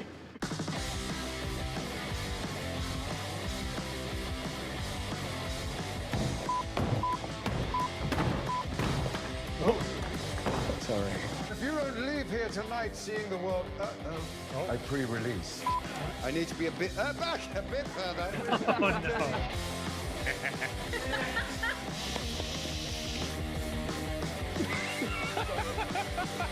Laugh it off. It's crazy because it's almost like uncharacteristic to see all of them laughing and in such joy, given the like how they normally carry themselves in most of the show overall.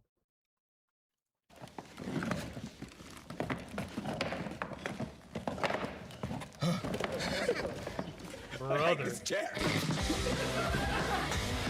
Sorry.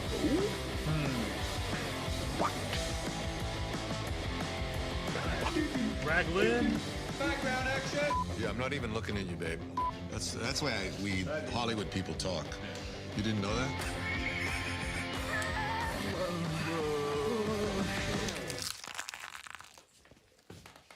3-4 days with folks before he's. I'm sorry, that was the funniest thing I've ever seen in my life. But same. By the way, my head canon is that I like to think that during the interviews, Daniel would just say some out of pocket shit. And I like the idea that Daniel just makes Armand crack up during the interviews, like super serious gremlin boy, and yet he still can't help himself. That's why we Hollywood people talk. You didn't know that?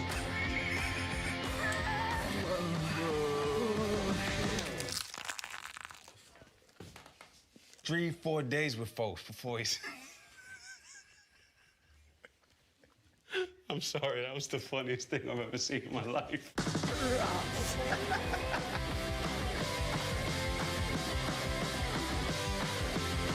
I'm done. I'm going. Love it. Pretty great. Pretty great.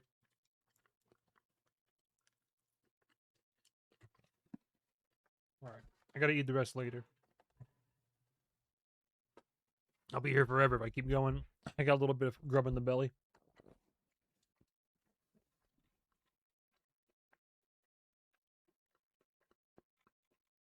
Was there one for season 1? Did I ever watch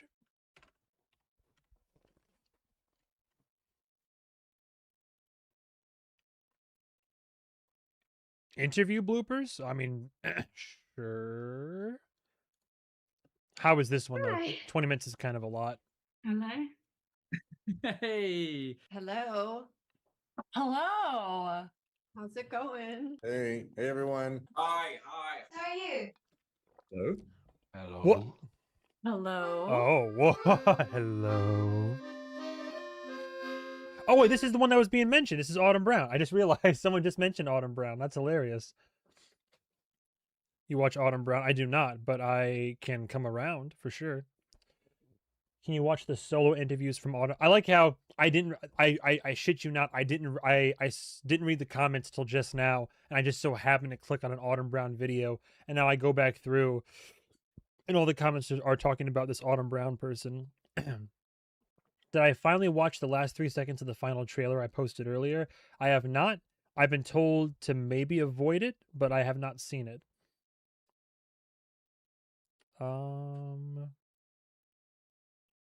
Love Autumn Brown. She's great. Recommend the Newsreader. Yeah, I'm definitely Newsreader's on my list for sure. I will at some point in the future be watching the Newsreader. I will say Autumn Brown's interviews are like over an hour long each, but the videos are amazing. I might get around to that then, honestly. Make some good like content to listen to while I'm working.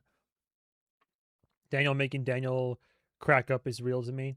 Funny enough, in the show, you can see when Armand's trying to suppress a smile when hearing Daniel's comments.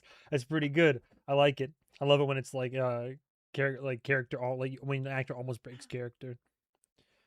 Favorites: Daniel, Lestat, Santiago.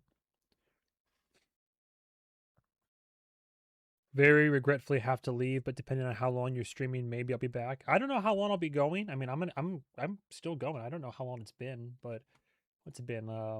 Only 3.5 hours. It feels like it's been longer. I mean, I'll be on for a little while. I can't be up too terribly late, but maybe till at least like midnight my time. There was a really good interview with Asab, but it was literally so random and obscure. Love her vids. Autumn did interviews after each episode of season 2. Back in 1, there was a podcast, and now for season 3, we'll get After Dark episodes. The Autumn Brown interviews can be kind of spoilery. I figure so I'll stick to the bloopers, goops, and outtakes real quick. Eventually, I'll get back to reading comments, maybe. Well, this is kind of fun. This is like multimedia format. I got to find a balance between all of this. No one would be able to see me. It's a podcast, right? It's a video. Is it? Okay. So you could see, like, so I should pick a different part of my house first of all than this, like, spare room. That's fine. No. One more sec. I'll put on like the smallest amount of makeup. I'm gonna make it happen. Oh One sec. no. Literally just now, the lawn people are here. How's my internet? Is my internet all right? Oh, uh-oh. Okay, I'm is it? so sorry. All of a sudden, you've disappeared. Oh, can you hear it or is it I don't hear it. Okay, well, Let me just try and swap it over to my phone.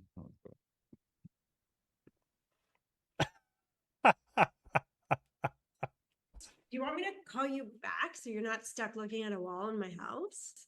honestly, this is like my first time using Zoom, so I don't even Damn. really like Know how to get back on. know Okay. how to get back on. So I'll just stare at your wall. I'll look at the stuff love. I mean, this does give me hope that I could do this kind of shit. Like, I do get because I'm in my local critics guild and all this. I do get emails that say, "Oh, here's some movies that are coming out. These people are available for interviews and for one-on-ones or contents, questionnaires, and all this." And if I made the time to do it, I mean, I could whip up an interview with somebody, maybe. But especially, like, I mean, another creator that's not like enormous, but more subscribers than me for sure. But like, if she can do it, I mean, I imagine I probably could as well. That'd be a fun thing to do. Do you want us to log out, log back in? Maybe, yeah. Okay, let me go back. Oh, at 6 a.m. where you are. Oh yeah, get some sleep, please, please, please. But thank you for coming by. Like I said, the VOD will be available afterwards, so by all means, Hannah, our angel writer. You need to watch it. No real giveaway. Oh, so the end of the trailer. I can watch it then. Yeah, sure. It's not the AMC inside the episode that gives away too much. It's the trailer you watched posted earlier. Yeah, I did hear about that. I know some people were nervous. People are kind of more nervous than I am about watching some of this stuff. I feel like I remember these bloopers have spoilers for the book. Oh, they do? Ooh, well, in that case. Man, how easily I'm scared off. Well, what else then? Sam answers fan questions. Is that a dangerous one? That's 2 years ago. What do you think about that one? Maybe. Hi, I'm Sam Reed. They have given me a computer with your questions, and I am going to answer them. Okay, so this one's from Kla. I'm sorry if I pronounced your name wrong. Kla? Would you accept the dark gift? No, Kla, I would not. Al, you had a friend. It's a nice name. If you had to interview one of the vampires on the show, which would it be? And how well or poorly do you think that interview would go? I'd like Claudia to have an interview, but I would not want to sit in a room with her. Sam. I'll be dead. Grace, what would you want the audience to understand the most dangerous. about Lestat? What did he enjoy most about working on season 2? These questions are complex, guys. I don't think I want the audience to understand anything about Lestat. I think it's good to have no idea what the hell's going on half the time. Thanks. Appreciate it. That's great. That's great. Yeah. So then I had no idea during my time, and then I got rigged over the coals for it. I just love talking to people who actually love the show. I mean, I do love the show. I'd be worried my questions wouldn't be good enough. I'd be worried I'd just be like, "Hi, I just want to say you did a great job. Okay, thanks, bye." It's like... Getting Roland Jones would be an awesome get, or imagine Sam Reed or... Well, I'm sure, especially with the season right now and all the marketing, they got to be in, like, massive demand, right? Katie O'Shaughnessy has some great interviews with the creatives, too. She's too amazing. Genuinely, don't be afraid. Sam does not spoil things. He may speak to book readers at times, but if you didn't read it, I mean, you're fine, in my opinion. I don't know if someone has asked me before, but what is my favorite Lestat song? My favorite Lestat song so far? Honestly, I don't know if I have a favorite so far, but I do have these like vocal stems that I'm getting from his songs. Like obviously the very first one that came out, which was like the whole ooh ooh ooh ooh, like that was fun. And I keep catching myself as I'm like walking through my daily life. I'm just like, I'll just be doing a task and I'm like, will my toesies ever touch the ground? Like, just like the fucking toesies bit. Favorite song so far though? Maybe that first one. Just the down, down, down, down, down. I think that first one maybe. Although I do love that acoustic one that was just put out though. Shows the variety there. Felt like I felt much more emotion and passion in that one. The other ones also have, you know, intensity to them, but there was just something about that new one that was like it felt very it felt a bit more raw for sure. I think you would do get after the season to do a good introspective interview. I mean, possibly. Like, I can try, no promises, but like, yeah. Welcome to the first first interview for the Movie Man channel. So, what was it like? just, I somehow bag Roland Jones, where it's like, welcome to the show, Roland. How is that copy of your book holding up these days? I'm just curious. I'll never forget the feeling of that first Rockstar demo clip. I keep saying "trapple" around my friends. The Bane Bane song was fun. It's sad it's too short. Let him stay mercurial. Lara SP. Lara, I'm a lot. I appreciate that name. Okay, what is his favorite line of Lestat dialogue from the books and the show? Only you under a rising moon can strike like the hand of God. Arya, if you could establish your own vampire law, what would it be? No laws for vampires, let them run free. Xander, no what laws. are some songs that remind you of Lestat? So many songs remind me of Lestat. Recently it's St. Vincent, and I would say something from the Mass Education album. I'll get back to you on that. Liz Slow. Fun names that you guys come up with. I enjoy it. So what are you most looking forward to seeing in season 2? Well, He's I've adorable. seen all of it. So I'm not looking forward to seeing anything, but I am looking forward to you seeing The Revenant. This might be a spoiler, but it's in episode 1, so that's fine. Who makes you laugh the most? Well, good That's thing we've already from seen Maya. this. 1, 2, 4. Who makes me laugh the most? Jacob. Freddy, steady, go. Milk or Milo in the glass first? Milo. Always Milo in the glass, and a tiny little bit of milk, and then you fill it up with... What's Milo? This is an Australian thing? Alright, mate. Give me two seconds. I gotta find out what Milo is. Oh, it's a beverage. Oh, I see. So it's like chocolate milk. I see it. Funny, it's still Nestle. So in Australia, it's Milo, but in the States, it's what would you call that? Like I almost said Ovaltine. No, it'd be it's Nesquik in the States. Yeah, that's what I had growing up was Nesquik. Yeah, this just makes me think of that. Dude, I drank the shit out of Nesquik when I was a child. My God, that was an exciting day in the household. The rest of the milk. You gotta make the Milo into like a paste, and then you fill the rest. And then if you want, you get a little sprinkle of Milo on top of it. Only one way to make Milo, in my opinion. I assume that's what he's referring to, unless it's something else. I just typed in Milo in Australia, and that was it. Because the question was milk or Milo in the glass first. So he says Milo first, then get a little bit of milk for a paste, then add the rest. An important Australian debate. Glass first. Milo. Always Milo in the glass, and a tiny little bit of milk. Yeah, and then Nesquik you was my fill it up childhood for with sure. The rest of the milk. You gotta make the Milo into like a paste. Sometimes and then you tang, fill but that's the more rest. like And then if you want, you zesty get a orange little sprinkle behavior. of But yeah, Milo on top of Nesquik. it. Oh my Only one God. way to make Milo, in my opinion. So Brenna Hernandez says, "What's your go-to karaoke song?" Pearl Jam. Tequila. Probably sit there and sing the entirety of 10. So The Has-Been Hotel XX soundtrack. Kira Littlewood, XX4. Favorite Actually, film? no. Go to karaoke in the right crowd would be Bo Burnham. I have like 95% of Bo Burnham's entire discography just like locked away up here, and it ain't going anywhere. I could literally do the entirety of Rant. Like that's if that's any indication of like and when am I gonna get a chance in my life where it's like, all right, nerdy karaoke, here we go. Who knows Bo Burnham? And I just like I just stand up like the Manchurian Candidate. I'm like, boy, I got something for you. All the seats at the Sunday masses filled with the masses, massive ass. Like, just get into the whole thing. Growing up, my favorite film. I love The Labyrinth. I really love that movie. Oh, And then Labyrinth. When I got older, I Labyrinth liked is The great. Shining. I really like that movie. Oh, No hey, context. right there with Lestat. you. Hello. No context. Lestat. How are you? If you could describe Lestat's character arc in one word this season, what would it be?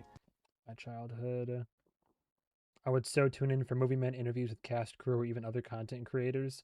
Here's the funny thing. I have I'm not gonna name any names. I don't want to drag anybody. I just find it ironic. It's multiple times now I have been approached by other content creators. There's one individual who likes horror movies, and I shit you not, for the better part of 3 years, we have gone back and forth with like, I want you on my podcast. I love to do the podcast. Let's set a date. Cool. And then the date will come up, and then they'll have to cancel. And then a date will come up, and then I'll have to cancel. But 9 out of 10 times we'll set a date, and hours before we're supposed to record, they'll cancel. But then they'll still hit me up, and they'll be like, "Hey, still want to do the podcast?" And I'm like, "Okay, sure." At this point, I'm just like, I want to see. I don't expect we're ever going to do it, but I want to see how many years we can drag this back and forth out. And then another individual, they also have a podcast, and I just met them at a bar, funny enough, but they're also in the content creation space. And they're like, "Yeah, we got you on the short list. Love to have you in sometime just to kind of talk about movies and all that."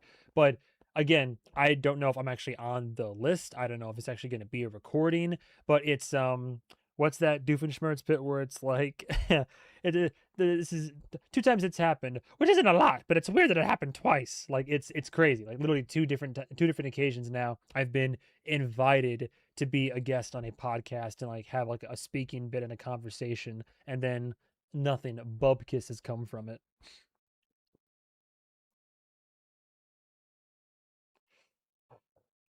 I like to do Savior by Rise Against. The tragic thing is, I like, as much as I know about music, about movies and TV, I'm an idiot when it comes to like music and music trivia, like popular music. Like I am not the guy to know about music. Oh, Strawberry Nesquik, for real, for real. Bo Burnham is such a jarring memory for me. Bo Burnham was one of my inspirations growing up, and still is. I've been lucky enough to see him. I think I only got to see him once live during his Make Happy tour, but I love Bo Burnham so much. He got me through some hard times for sure. And watching him evolve as an artist when I also evolved from who I was to who I am now. Those struggles sound so real. It's just people being flaky. I've learned about most people you meet in life, like most people that talk, like most people are full of shit.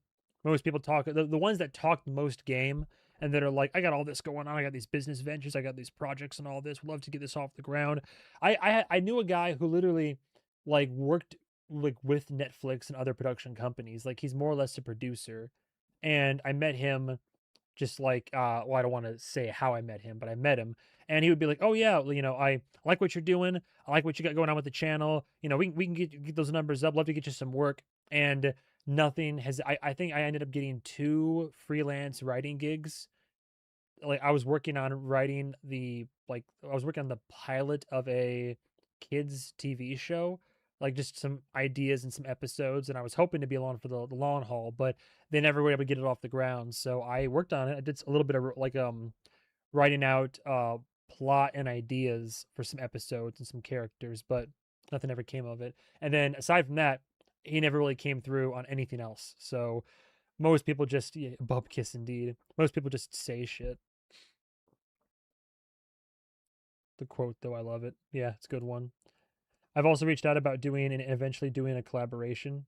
Oh, for sure, for sure. Some people I have come through. I don't want to paint like the wrong picture of like nothing's ever happened. Like I'm always down for it, and I would like to. I mean, yeah, collaboration's fun. You can cross promote channels. You can work together on projects. It can be a lot of fun. Wasn't there a video about the lies in the show that you wanted to wait? Wasn't there a video about the lies in the show you wanted to watch? I hope you know what I'm talking about. A video about the lies in the show I wanted to watch. Wasn't there a video about the lies in the show that I wanted to watch? The lies in the show. It's not jogging a memory at the moment. Maybe it'll come back to me. That is a tricky question. Let's know how you're going to edit this. Like, Awakening.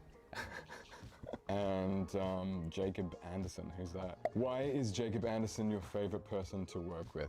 He is very talented, and he does some extraordinary work. Yes, sir. This season. I feel very lucky to work with him. Pretty sure my introduction to Jacob Anderson was what a lot of people's was Grey Worm in Game of Thrones.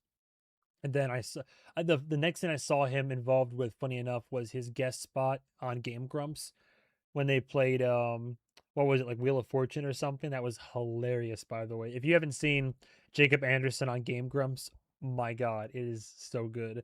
And then I saw him in, I think, this. I don't think I've seen much of his other filmography, but it's really good stuff. Yeah, he's a DJ too. All of Armand's Lies or something like that. I don't know. I actually like some of Raleigh Ritchie's music. Yeah. Seems to be a talented DJ. Wasn't it a super book spoiler heavy video though, and that's why he never watched it? Wasn't there a video about the lies in the show that you wanted to watch? Oh, wait. Was there, are you talking about oh, hang on. There was a, wasn't there a video? Sam, I don't want to cut your thing short. Wasn't there it was like a video essay, interview with the vampire, all the, I don't know if it's all the lies or all the inconsistencies. That's right. There was a video right here, every truth discrepancy in Interview with the Vampire. Armand's biggest lies so far, 4 months ago. Yeah, I think this was the one. Granted, it is 30 minutes. So I don't want to override this and have a whole, because knowing me, I'll watch a 30-minute video and turn it into 2 hours of content. Daniel Malloy humbling the vampire Armand for almost 8 minutes straight. Lestat lies, and here's why. Yeah, you can tell there's definitely some opinionated people on here. Oh, the movie. I can't wait to watch the movie and compare and contrast, dude. That's going to be great. Because of that's iconic. Jacob's background on gaming is so fun. Remembering when he played against the Rizzler. Yes, that goes into book stuff, so not that big of a thing. Oh, what this the top video does? The truth and lies here. Every truth discrepancy. Plus, if I recall, I started watching it and I don't think I was a huge fan. Was I a huge fan of the narration? I forget. We should get every detail right. Detail. In total agreement.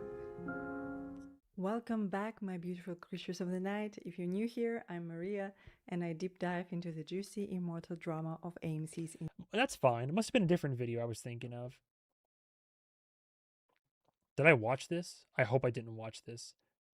I think I clicked on this and then I stopped. Oh, that's right. So you'll be happy to know. So before anybody freaks out, I clicked on this because I was like, "What's Devil's Minion?" And then a minute in, I was like, "I shouldn't be watching this," and I clicked away. So, but she also did a video on. Yeah, we're getting into some dangerous territory right now, though. You should watch the Daniel humbling Armand. It's so funny. I think I started it according to my YouTube history. Not quite. Don't get mad at Daniel. Armand deserves it. There's my boy. There we go. You went west. Claudia was entirely broken. She had left a part of herself in Romania. I knew I had to steer her far away from it. I chose the city that called to us on the radio. I'm also worried this is going to actually trigger copyright rule. I just realized if this is straight up clips, I mean, are we going to cut away? Do I need to pause or anything? To the mother of New Orleans. Members of my coven had sensed... We'll get to you. The war had turned off the lights. I'm only scrolling away just to not trigger anything. Miss Jackson. Miss Jackson. And I'd say we're multimillionaires. Not quite a billion. I preserve your happiness even when you don't or can't. I had a hunch. Daniel might prove fruitful in later times.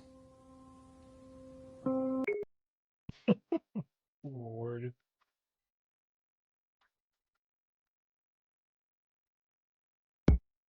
Get out of here, stop. The sleep of an infant. Tabula. There with the arm over the chair, the shirt unbuttoned down past the, get out of town with this nonsense. Rasa. De Gaulle's Paris had I'm me... sorry, one more time with that one. Tabula rasa. De Gaulle's Paris had me etherized. The whitest of lies, turning 77 this year. Do not leave Dubai until you've made him retract it.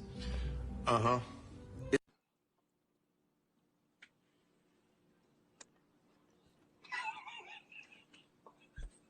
Once again, that's the voice of the vampire Armand, but continue.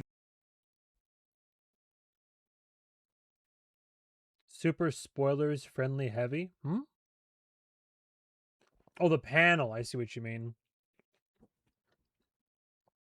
Assad is an impressive actor considering his limited experience. Armand with his perm and the amount of times Armand looks at Daniel like dinner. No, it's great. I love it. Disregarded as he remains. Oh my God, bro. Oh, Malloy? You're at the table. I'm in our dining room. You're not dining. I mean, let me ask the audience.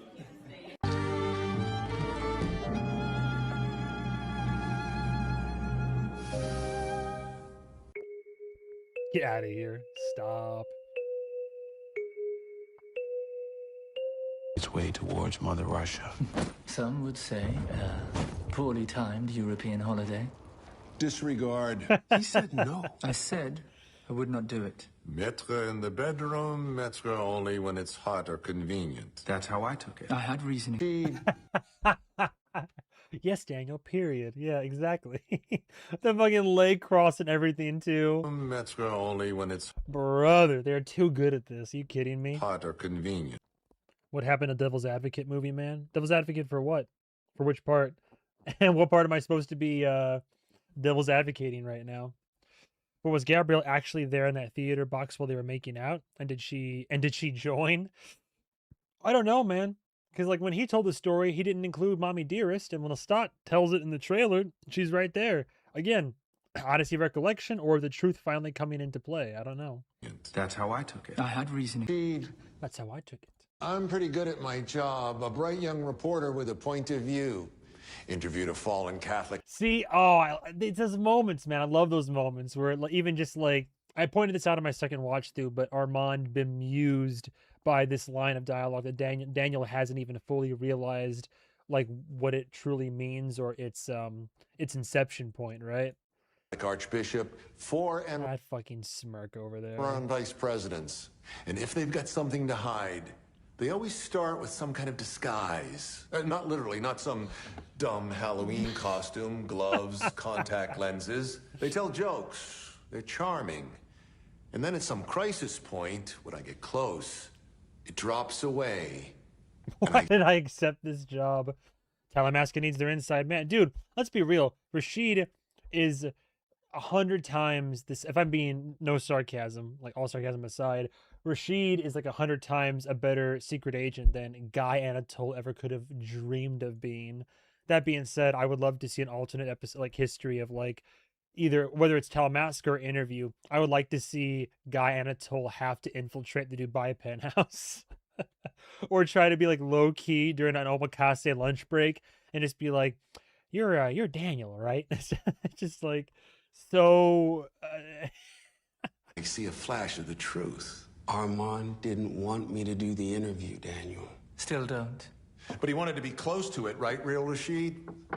I mean, hey, whatever it is they're trying to hide, I'm probably not going to crack it, which is, who cares? Happens all the time. But I want to ask you, as a member of the inferior species, why say, hey, vampires are real? Here's almost all the... Bro is so Anthony Bourdain coded, and I love it. Thank you, Rashid. Oh, Lord.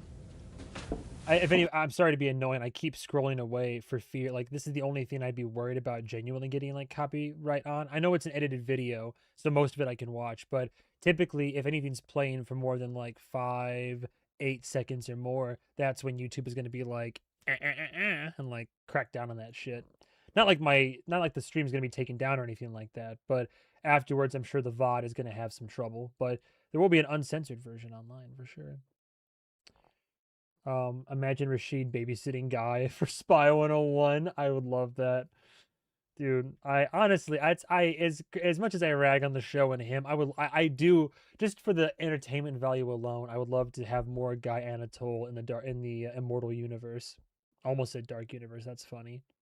I was hoping we'd get real Rashid on Talamasca. Oh, they wouldn't dare be so bold. I want more of, what was that? What was, Jason Schwartzman's character, the absolute queen, not Bruce. It was like oh, he was in one scene and I forget, but he was great. And it was like I like how they front loaded the show with him and Daniel Malloy, and then neither of them ever came up again to get everybody to come to try to lure people into the show. Bert, yeah, Bert. He was great. Loved Bert. Guy trying to infiltrate Dubai or something would be hilarious as fuck. I would love that. You kidding me? We need a video of someone doing Rashid's inner monologue. But that shit's hilarious. Amon and Louis smiling at Daniel's comments because that's their boy, a very annoying one, but their boy nonetheless. Honestly, yeah, there's a reason. That's why I'm coming after you, real Rashid. You I can fucking break. If you'll excuse me. Love it. Love it. So, your new boyfriend sold you out to your old boyfriend. Okay, all right. I sold him out. And then he put you on a show trial. Yes. In front of a live human audience. That's right. Let me guess. The Why is he agreeing so much? I can't. star witness's testimony was scrupulously impartial. It was wrong of Louis to enter your memories yesterday. You were invited here as a guest. Cell phones. You were rude, but he crossed the line. Artificial intelligence crunching improbable data. I offer How do you hide from the cloud? Sorry, what did he say? Artificial intelligence crunching improbable data. Would you let me talk? I something is so satisfying to me about Daniel interrupting Armand when he's like trying to get into big monologues and he starts pontificating about the state of society and the human race and how the narrative is and how Louis like everything. It's just so again, it's why I love Daniel. He's just like, yeah, I'd probably be doing the exact same thing. Talamasca was so disappointing. That character was great, completely made up as far as I know. Love to see all of the real Rashid love here. Yeah, great character. I don't even think I realized in the season 1 finale after Rashid took off, like, or even when he dropped off the paper, I don't think it clicked for me immediately that he was well, I forget. I'll have to go back and watch my initial watch of the show. I don't remember when I figured out that Rashid was Talamasca, but I remember it like low key blew my mind, which shows that he was good at his job because I never even thought like it was already the subterfuge of Armand and Rashid. I never even like put it together, although I'm sure that like the book fans did. Guy would be one of the young fellas Armand hunts for food. Yeah. He made it as far as the Burj Khalifa. I still think it's so funny that Daniel is so disappointed he didn't get to shag Lou. It was wrong for Louis to enter your mind. Armand, you're one. Oh yeah, pot calling the kettle black for sure. Do we think Armand would find Guy fascinating? No, definitely not. There's no shot. I mean, maybe morbidly so, but no. Armand would not find Guy fascinating. I offer. How do you hide from the cloud? Yes, you most certainly No, did. I didn't, dingbat. Listen, I said, Brooke, is your mother Get speaking your for finger you? Do you out want to of- Should have seen that coming. Did not see that one coming. Big red flag, huh? The biggest.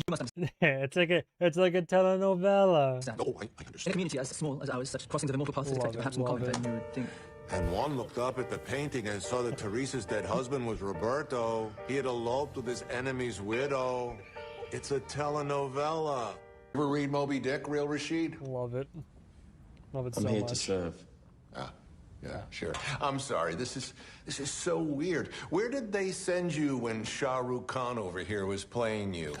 Not supposed it was improv, was it? Whatever you do, don't laugh.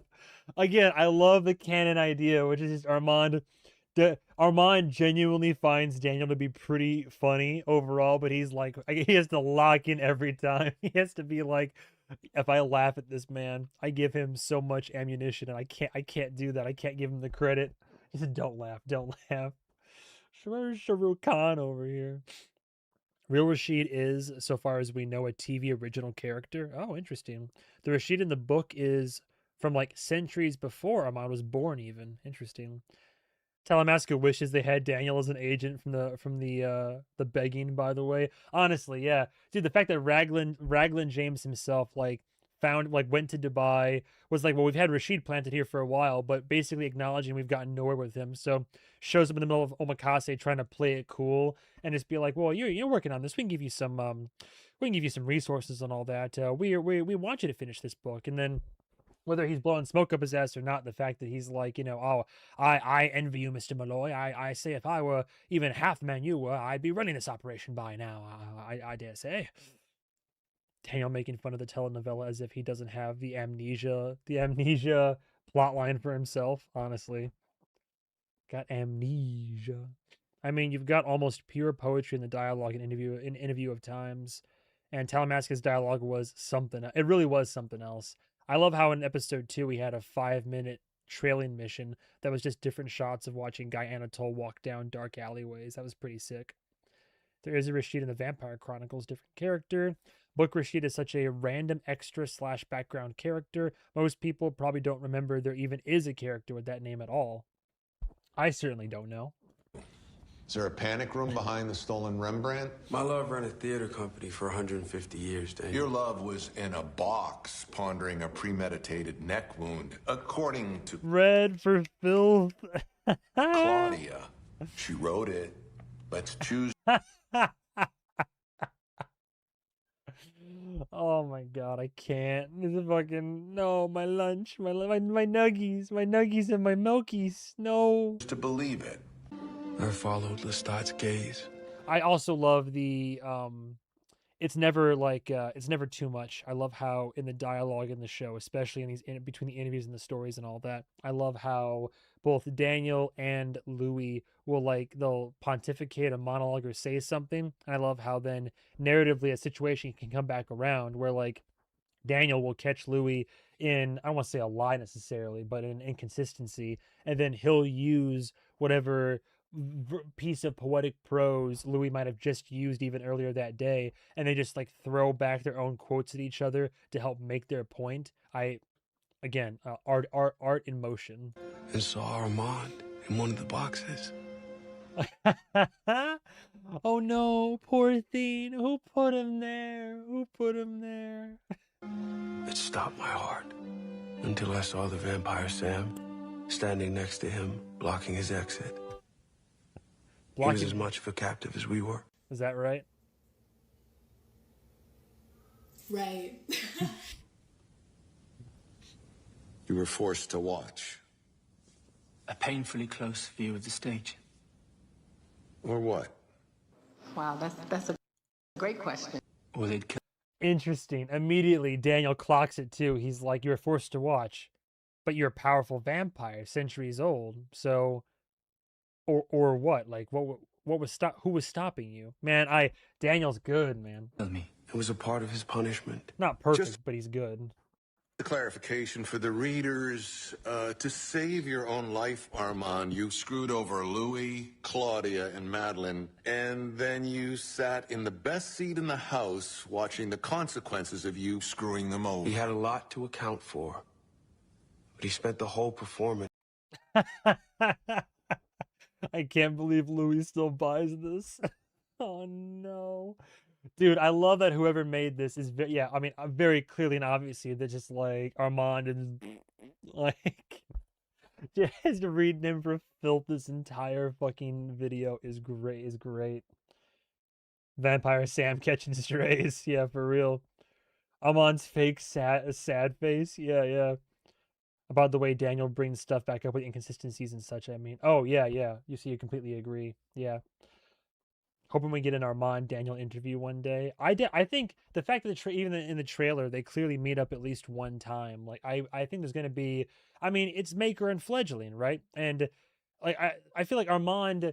I would love to hear Armand explain, or I want to know why he did it, and we can speculate that it was done out of spite, or it was as the actor says. I think he said it's the most disgusting thing he could think of that he would never want to do. So he did it to Daniel because it's the worst thing he could think of doing to him, is giving him this almost curse of sorts, perhaps. But I don't know. I would love to. I genuinely think there's a part of Armand that sees like himself in Daniel, and there's like maybe even a begrudge. Maybe I'm reading too much into this, but I get vibes of like begrudging respect. I don't know. I'm really curious to see how their scenes play out. I want more scenes with like now vampire Daniel. I want to see like Daniel and Armand interact more and have conversations. I would like, I mean, we've had Armand tell some stories that, you know, again, the accuracy is questionable at best, but I do still want more. I would again, he is, even though I don't love him, he is a compelling, interesting character, and I want to like crack open that hood, like, you know, the boys crowbar style, and like get in there, scoop out some brain matter, you know what I'm saying? My favorite Eric Bogosian moment as Daniel is probably the San Francisco episode. The feet in the rocks thing is this feet in the rocks thing is bullshit. When he reads from the book and realizes it was Louis, such a great scene. Yeah. Me too, movie man. More. Eager black hole. Armand totally projects relates to Daniel. Yeah, exactly. That's what I'm saying. It's calculating a way to save me.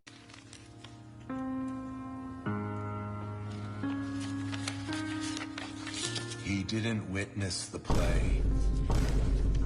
He directed the play. The fuck? I can't with the vine Claudia's booms. Immortal and beloved. They also spliced in Santiago saying, "What say you?" Didn't witness the play. He directed the play. What say you? Spliced in Santiago, what say you? Claudia's immortal and beloved. Not yet immortal. Note to self, everything related to Claudia from this point forward is without written corroboration. Just our memories of her. Little frowny face right there. However porous they come.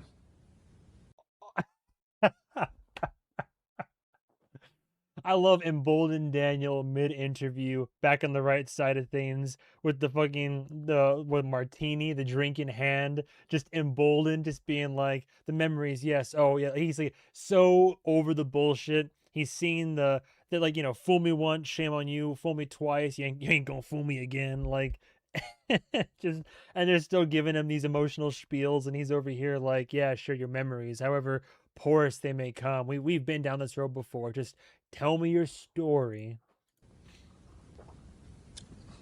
A little more vermouth next time, Rashid? I can make another. No, it's good. My favorite line. It's just his were better. Peak. It's peak. Can you imagine the amount of restraint?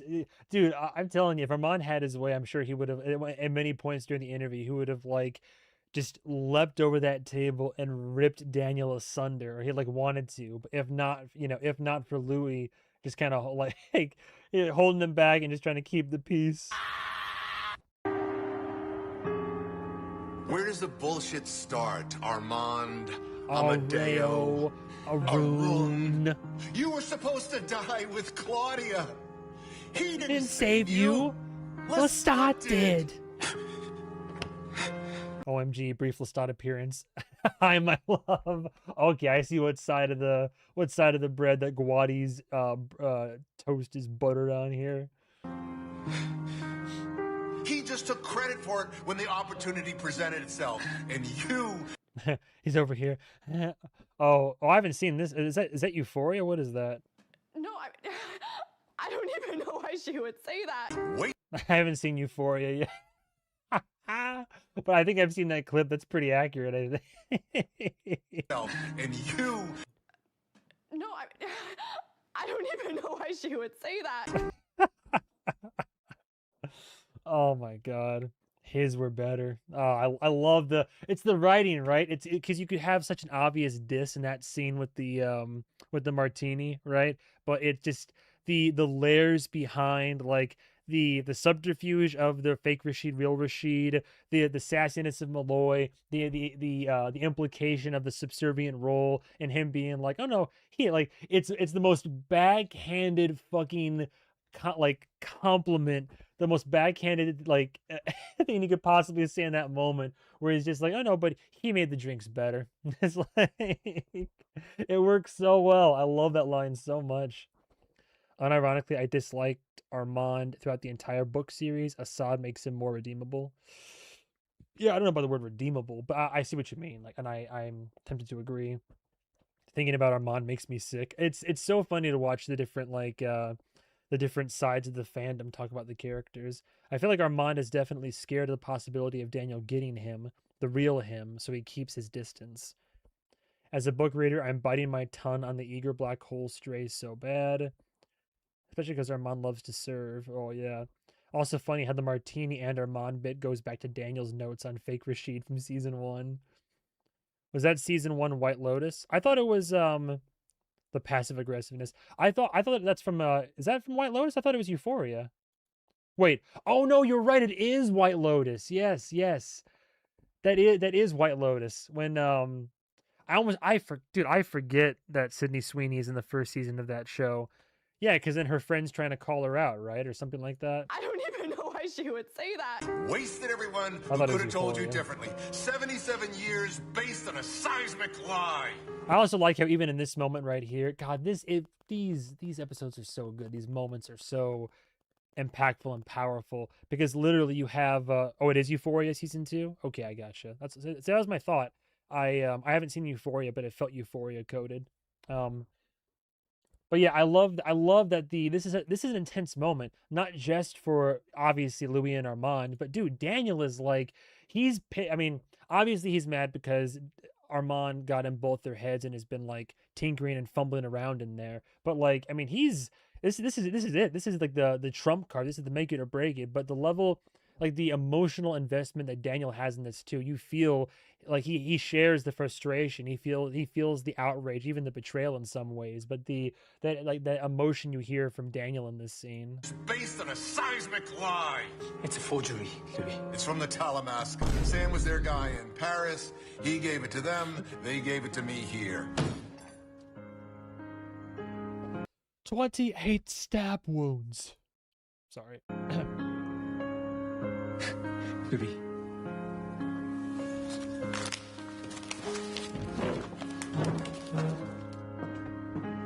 That's what we end on.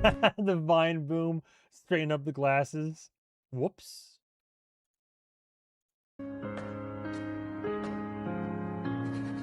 I'm so gonna turn you after this. Great stuff. Dude, love it, love it. This is a comeuppance. This is what we call a reap what you sow. It is E4 season 2. Why are you gaslighting Movie Man chat? I wasn't gaslighting. Movie Man gaslighting the chat about Euphoria Armand style. Yeah. I don't know. Was it Euphoria? Was it raining, chat? Was it raining that night? I cannot with people who say there is no nuance or subtlety or depth or layers in this TV series. That's what I'm saying, man.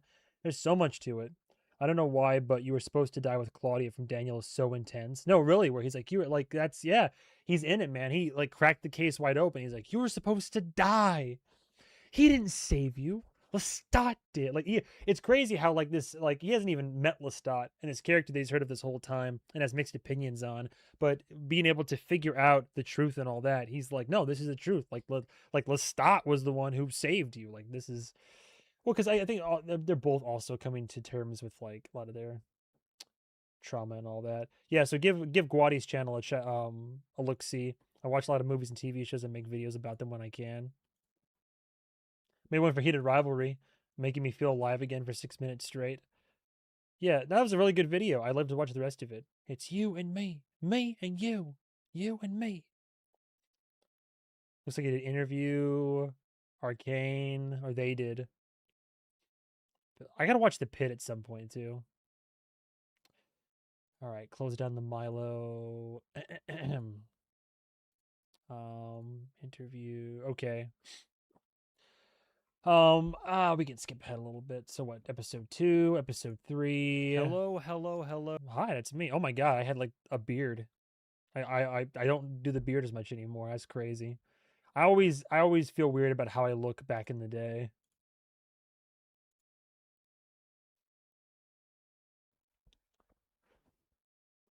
Daniel's excitement about breaking apart Armand's life. That's his drug. Yeah. I don't know why. I figured it out as soon as I saw the red link in the documents Rashid brought Daniel. I was yelling. My girlfriend was like, "What? What?" I was like, "I knew it. This son of a bitch." Beard Man 101. Yeah, for real. Let's start telling Louis, of course, you can see other people while shaking his head no. So this is episode 3 then. It is my very nature that of the devil. You've been super patient with all the input. I think you're experiencing the show precisely as you're supposed to. Oh, it's Claudia time. You thought it was chaotic before. I think Lestat likes to parade Antoinette around Louis because he wants him to kill her and maybe drain her. So having that plan backfire and Louis running into an old flame is so hilarious. I could hear your hearts dancing.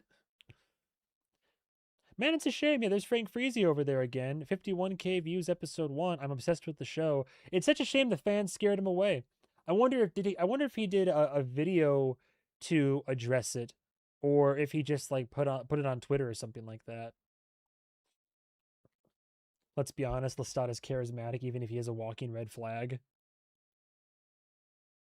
I don't think those things are mutually exclusive. In fact, being too charismatic can be a red flag. Kind of. Some people defended serial killers because they were charismatic. Oh yeah, fucking Ted Bundy and all that. Period. I can't help but love him. Louis is gay. Lestat's bisexual. I think you might be the first time watcher of this. See, funny that this person comes in and says this. I think you might be the first time watcher of the show who empathized with Lestat even a little bit, and you caught your own hypocrisy and acknowledged it. That's admirable. What can I say? You play devil's advocate. That the amount of times that I do that sometimes, where it's like I'll make a point, I'll make a counterpoint later, and then I'm like, oh shit, I just like contradicted myself, didn't I? But way she goes, right? Way she goes. Gotta go for now. Start my day. Yeah, well, I'm glad you started it with us and me in the chat. That's really nice. Thanks for coming by, Lady of Hearts. You have a good rest of your day. Maybe check out the VOD later if you want, but otherwise there'll be much more content for sure. Too charismatic is a red flag. Damn. Ellen Trouble. Armand being Ken from Barbie. He wanted Louis to be his long-term, long distance, low commitment, casual boyfriend. All Armand wanted was for Louis to join him in his Mojo Dojo Casa house, and it all would have worked out just fine, honestly. I didn't know Frank wasn't going to be reacting to season 3, and I'm a patron of his. Yeah, that'd be a bummer. Like, can you imagine if after all of this, by the way, can you imagine if after all my reactions to the trailers and the lead ups and talking about it, if all of a sudden, like 2 days before, I was like, you know what, guys, I'm not doing it. You know what? I'm gonna watch this on my own. Not gonna happen. Sorry, but can't do it. I think Lestat also realized in the exact moment when you did that Louis saw this as a relationship, hence the happy laugh, which Louis obviously interpreted negatively because who wouldn't? In the books, Lestat has a habit of laughing at unfortunate times, and when he feels vulnerable, this was what the show was going for, but who knows, honestly. He could also just be a dick. Thank you for the housekeeping at the beginning. Oh yeah, I mean, I'll always address comments, like, one way or another. My new thing nowadays is I will respond to comments, and even if they are, I want to say combative, even if they are disagreeing with me, I will have the conversation, even if they're a bit abrasive. But where I draw the line is when comments are just rude or mean. I'll either not address it, or I'll like keep it for a collage later, just a funny collage. Or I've just started honestly shadow banning, not because I don't want dissenting opinion to be present in the conversation in the chat, but it's the negativity, man. If you're going to come to the table and not bring anything like actually, I don't know, like uh informed or instructive, or like at least like what's what I'm looking for here, like constructive criticism, like I'll take constructive criticism all day, but if you're just going to come in and like be mean and start taking like picking fights and taking pot shots, I don't need that kind of energy, so I'll just like shadow ban at this point. I rarely have to, but there's sometimes. I love that they show events as Louis describes them, and then the show alternative ways they might have happened via Daniel casting doubt after the audience has sort of accepted Louis' original version. Oh yeah, believe me, I've been through that time and time again. I love how vampire Morality is presented as essentially a coping mechanism. You start from the conclusion, I'm a vampire, I'm going to eat people, and work backwards from there. How can I make this thing I've already decided to do good or moral? There's no real answer. The arguments are all flawed. Seems like Louis is trying for a harm minimization approach. I don't know if we have a good read on Lestat yet. He's obviously thought about it, but it's not clear if he's got a coherent philosophy. Maybe something like we are a different, superior predatory thing and it's natural for us to kill.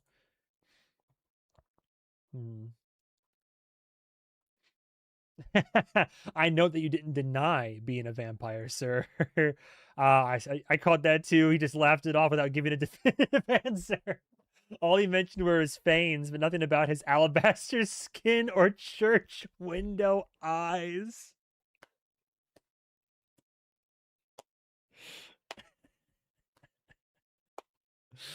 Oh, I fucking can't. Oh man, I love you all. I swear to God, I love this shit. This is amazing.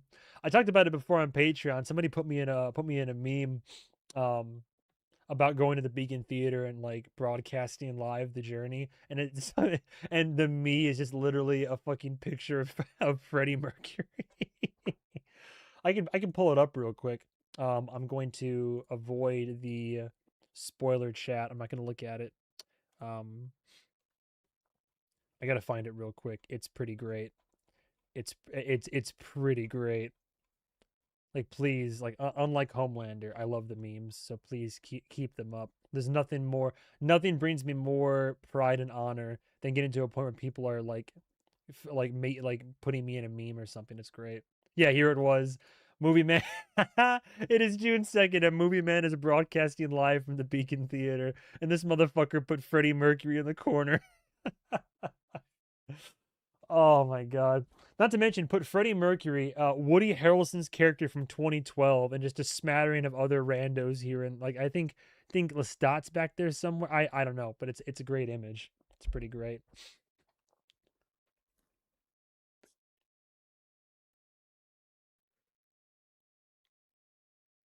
This fandom's way too much sometimes. No meanies. Yeah, no meanies for real. That's totally fair. There's a difference between dissenting opinion and just like stirring the pot or such. Yeah, people. I don't know. It's like again, it's specifically the YouTube comment section, and it's always gonna be like that. I've seen it on other people's content too, but it's just like I don't know. It's just kind of like it's one thing to come in and be like, hey, I think that you're not looking at this perhaps the right way. I mean, there have even been some people that have been constructive and a little bit aggressive, and I can deal with that. But when people come in, they're like, "Oh my God, you fucking idiot, you stupid! How could you not see?" I'm just like, "Okay, dude. Like, all right, really had to say something, I guess." Like the one person in the heated rivalry comment section, that's a sensitive topic to get into. I don't want. I think I know who you're talking about.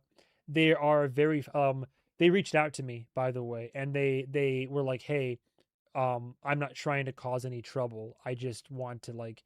They were like bringing dissenting opinion in, but they also and like on other videos, they're just a very forward person. So I don't know. I don't like shutting down free speech, but I will admit that in the comments things did get a little bit heated. And at one point I was like, maybe I did reach back out. I was like, maybe on this particular video we kind of pull back a little bit. Like I I understood I don't know. I'm not trying to excuse it's sensitive to get into. It's one of those situations. It's kind of like I don't know, man. I there's worse out there, and I think that things got heated, but I know that nobody in their heart of hearts, nobody involved in that situation had truly ill intentions. There were just some very, very, very, very, very strong opinions coming out in the discourse, and I'll leave it at that. And some people were not a fan of that, and it got to a point where I was like, let's maybe tone it back a bit.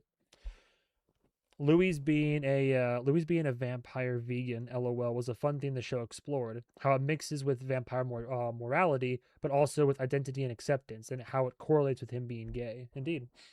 I'm sad I came in so late, damn time difference. Well, luckily we're still going. We are still going, and there's the VOD will be available for sure on Patreon and YouTube as well.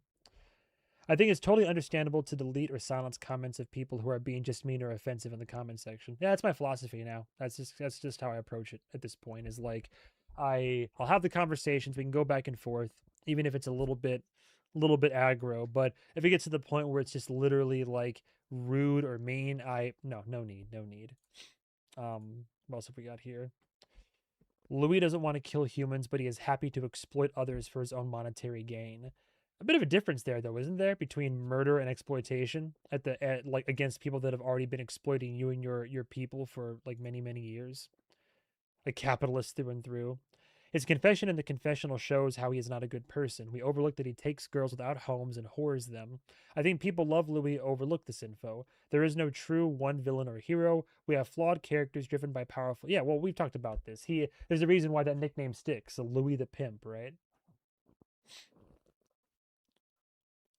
He lived a comfortable life off the suffering of others who are less than him, whether he consciously recognized it or not. But isn't that kind of the life he not to reason it away or anything, but didn't he wasn't he making the best life he could make from a already being born into an era where he was at an extreme disadvantage?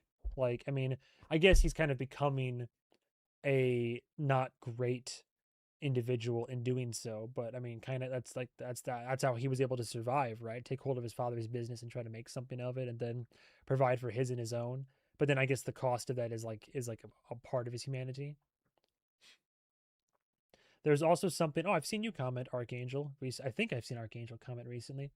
There's also something they only have touched on lightly so far, that most vampires do not survive a long time, which is why there's only about 100 in present day.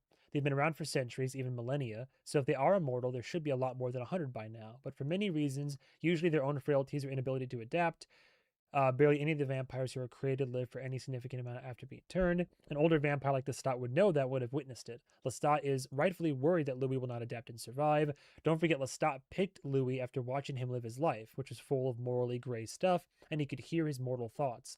Lestat probably imagined Louis would love being a vampire, and together they could happily cull their victims from the pool of racist jerks who hated on Louis and dissed Louis. Lestat had pretty good reason to think Louis would thrive as a vampire. We're still going, Atomic Orange. Welcome back in. Don't skip my message. Oh shit, what message is it? It's gone now? What message was it? Change the last message on Patreon spoiler chat to avoid me. Oh, I did see that. Avoid me.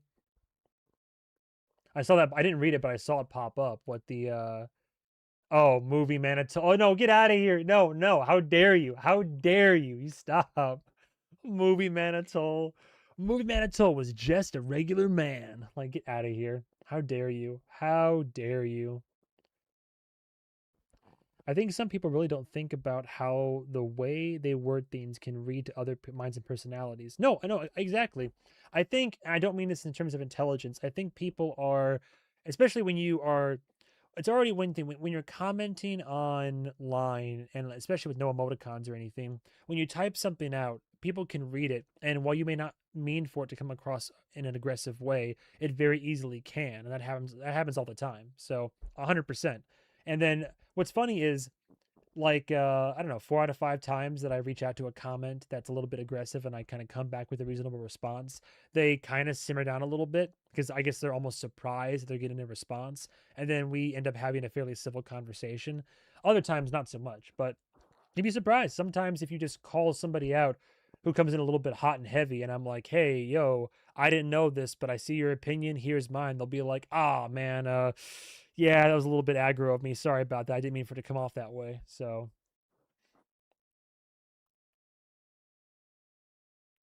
Movie Man's line is racism, and that's a good line to have. Yeah.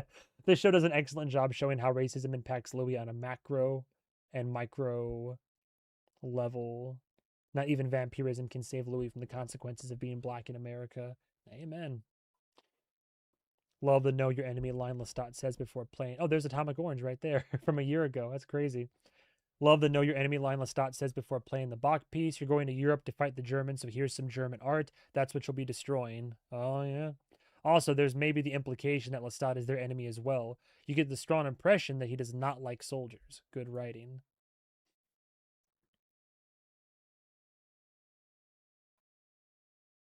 Not the Shiv comparison. It tracks though. Shiv from Succession only brought up the idea of an open marriage when it suited her, but when Tom acted on it, yeah, That is funny how I had watched this just after watching Succession, so I drew comparisons directly. What I particularly love about the writing on the show is the great use of backdrops for the setting, specifically the background time setting.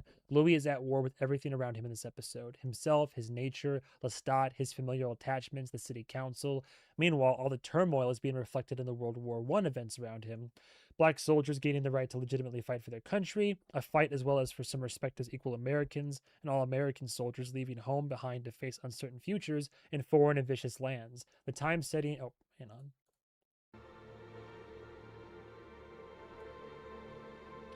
The time setting and background events are definitely things to pay attention to in future episodes. I like this comment right here. Louis is gay. Yes. Thanks. I appreciate the clarification. Lestat truly saw a companion in Louis. I think he got to meet his true self. As he said, he genuinely saw the potential he had as a person and how he could flourish that potential as a vampire. In this episode, the birth of the iconic dabble in the fuckery. Love the Succession interview with the vampire parallels. I could talk about it for hours. Oh, for real. I still get so mad about book purists not giving this show a chance because they made Louis black. Is Louis oh. I learned... Well, I guess I should have... I guess the movie kind of tells you that, doesn't it? That's kind of like a little bit problematic though, isn't it? To draw the line there, like, oh, you're a fan of the books, but you're not okay with the like ethnicity swap.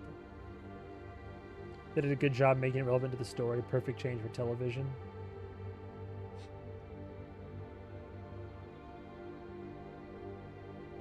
Jacob and Sam have so much chemistry, for sure, for sure.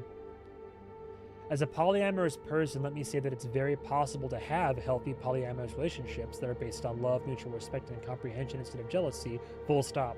That said, Lestat suggesting an open relationship after already having had sex with someone else, decidedly unhealthy and doomed to fail. I love the way you caught yourself egging Louis on. It's hard not to get into it when the narrative is punishing racists. Can't wait for you to meet Claudia. Yeah. It's all coming back to me now. Was it raining, Louis? Indeed. Alright, well, I kind of get the idea here. That this show not only delivers on everything that's important when it comes to great entertainment, but provokes an avalanche of discussion and theorizing as well, is why it's one of the best shows out there, past or present. Dubai Louis' narration is so easy on the ears, Lestat's outrageous behavior is so entertaining on the eyes, and every last detail of the dialogue and direction are to die for. Having your insightful commentary in each episode is a wonderful bonus I look forward to. And yes, Louis' red suit in particular is beautiful. I gotta think it, like, the people are so nice. Like, when people are nice and complimentary, it's it means the world to me. I'm just a little guy watching the show, but I've also been watching movies and television for all my life, so it's been there for me and I'm there for it. I just greatly appreciate it. And I don't know, I've seen so much that I just am... I almost hate saying I'm so observant, because it just sounds I miss plenty. I must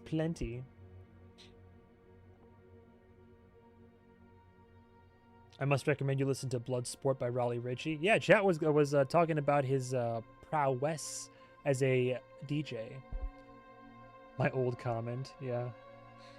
They're still mad. Oh, your old comment, Atomic Orange? Hang on, wait, were they responding to you a lot? I didn't even look at the responses yet. Yeah, people are still upsetty spaghetti. I think I've already lost it, probably. Oh no, it was pretty civil right here. People were liking it, though. I prefer all the show characters to the book, and I've been a reader for decades. The show is truer to the spirit of the books than the movie. I still see people years later complaining that Armand isn't a good representation because he's not a white redhead. Is that what he's like in the books? Crazy.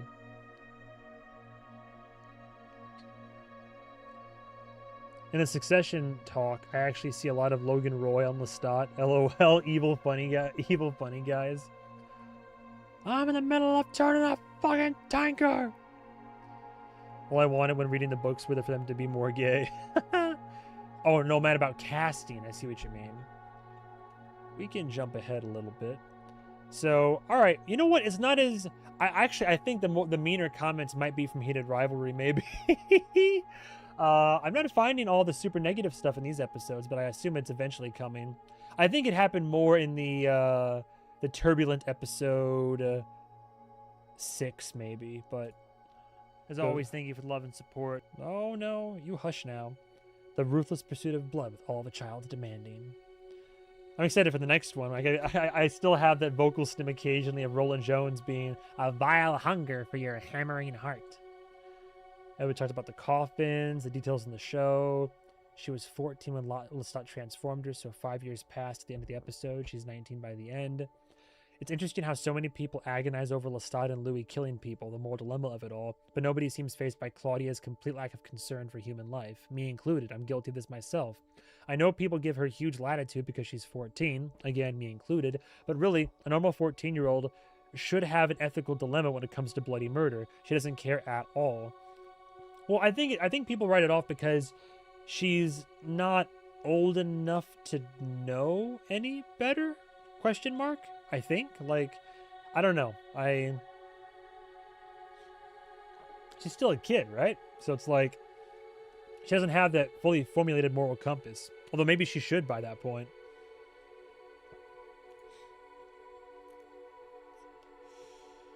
I didn't even realize that Claudia's killing might be a problem, because I genuinely don't care that vampires kill humans because humans kill animals for food.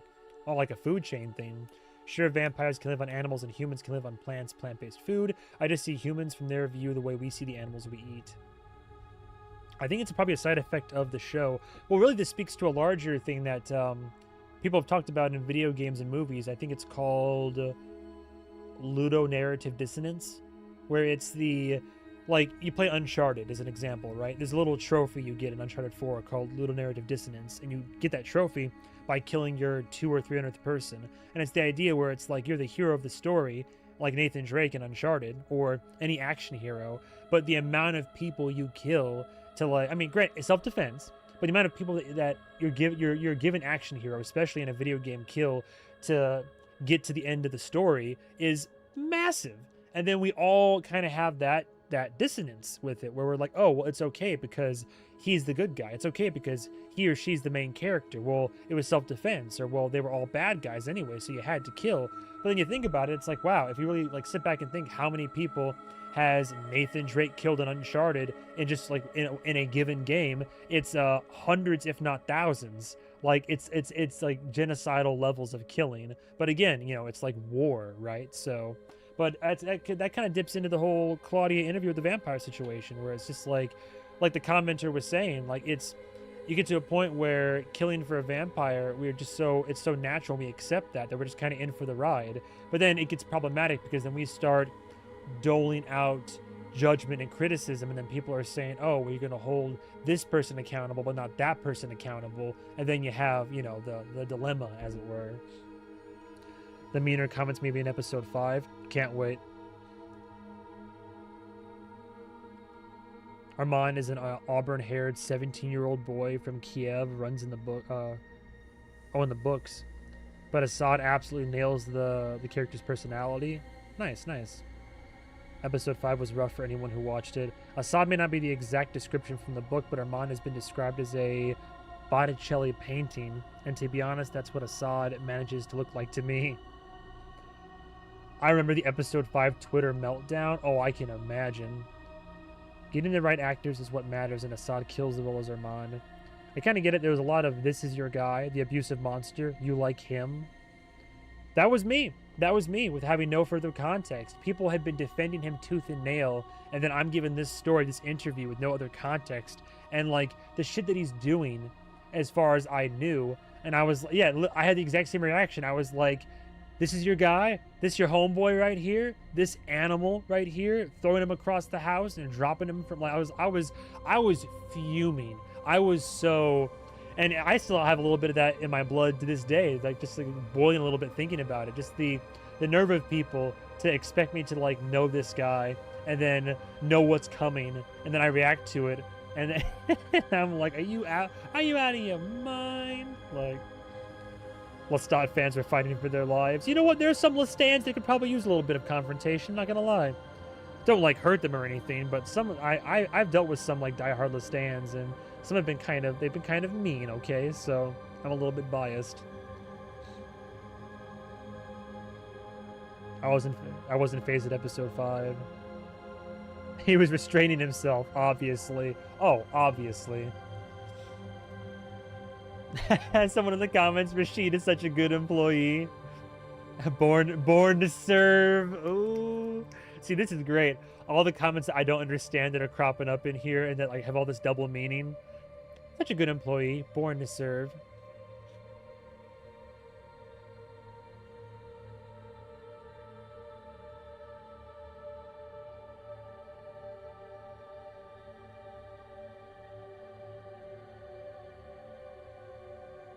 How ironic that Sam said his coffin was actually super comfy, but Jacob says his was super stiff and uncomfortable. Very true to their characters, eh?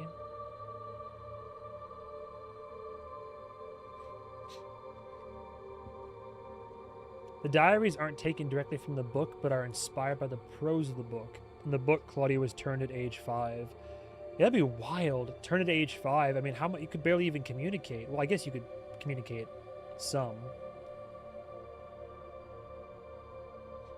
The diaries are not verbatim from the book. We are living for domestic Lestat. I love how you picked up on Claudia's accent. I feel like paying attention to the accents, especially Louis, is really interesting throughout the series. Great subtle acting. Claudia, my beloved. You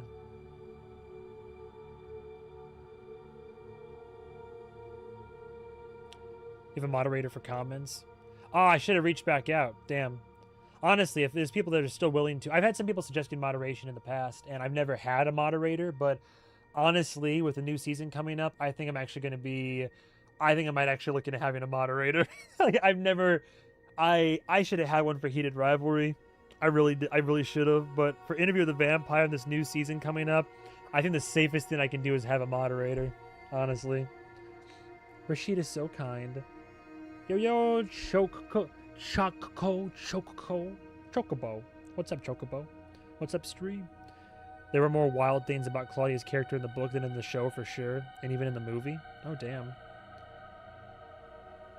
I don't know. Rashid is an opinionated young man.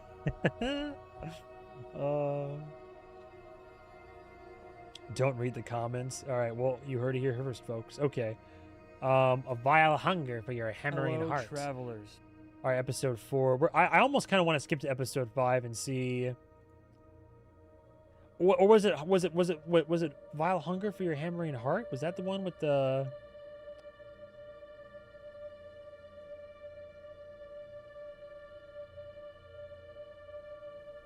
I think this is the one. Oh yeah, it's episode 5. Okay, so comments. Here we go. I'm ready. We kind of need to talk about the pedophilia in Anne Rice's writing. Uh-oh. Is this like a Stephen King It kind of situation? There's so much. Oh no. Like in a problematic way or just in an uncomfortable way? I understand it's complex, but it definitely is a bit off-putting. Well, according to the new season coming out, she has pedophilia and incest, so, you know, go crazy. Lestat's ability to say the worst possible thing is unparalleled. This episode was like 200 hydrogen bombs for the fandom when it's dropped. God, it's a lot.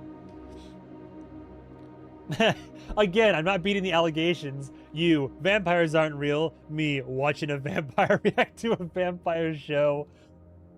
Damn it. I'm never beating the allegations. All this time later.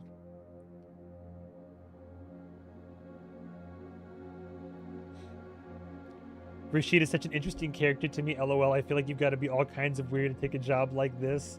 Aw, #1 real freak Rashid. The way his eyes roll back when he's getting drank from. Louis hired a freak. I wonder how you even get a job like this. Is it on LinkedIn? What's the role description? How would this guy, Rashid, what an interesting character. How would he even get a job like this? It's hard to explain. It's a mess, particularly in Mayfair Witches. Book Claudia was straight up horror, no humanity at all, but she didn't really live long enough to become a good human. Damn, dude. Rashid's, I wouldn't let you drink from me even if you were a vampire to Daniel. Funny considering, well, what comes later. I much prefer Lestat and his mum to Louis and Claudia. Oh, interesting. I am so curious, and someday I'll read the books. The domestic violence trigger warning was something that was added like a couple days after the episode aired. When it first aired, it did not have a trigger warning at the beginning, and people were upset. Oh my god. So glad they added one. I definitely would have appreciated it on my first watch. That's crazy. Oh, jeez. Yeah, it's a lot. It's a lot for a lot of people. I've never been a victim of physical domestic abuse. I've definitely been in situations where I was being verbally abused. I was spit on once. I remember that, but not in a good way. But no, I've been like in verbally abusive domestic situations a few times, several times. But in terms of luckily I've never been at the hands of physical. But I can only imagine, man. They didn't put the warning because when they wrote that and shot that scene, they didn't intend it to be seen that way. It's pretty clear if you read season 1 interviews. I think they thought the viewers would see that scene as two vampire monsters fighting and understood the genre, and didn't anticipate some of the fandom made that scene completely about domestic violence and race. It's a dark gothic show for, well, yeah, but like you got to understand. I mean, yeah, like even if you contextualize it, it's still going to be rough stuff.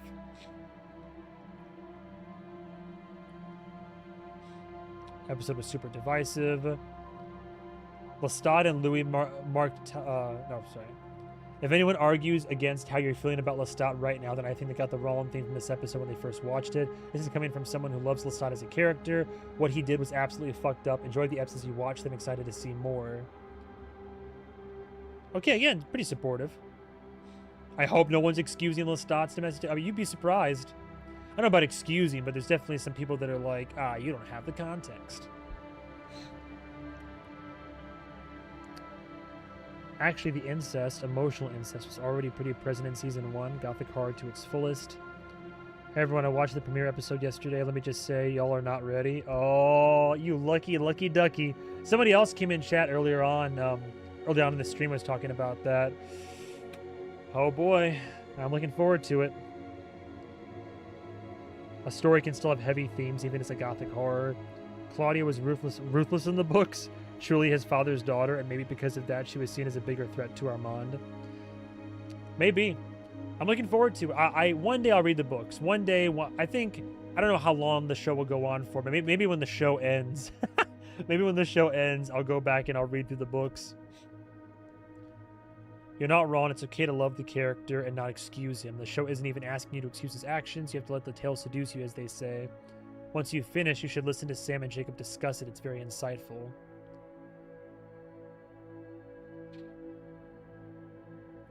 First rule of Vampire Club, you didn't even talk about Vampire Club.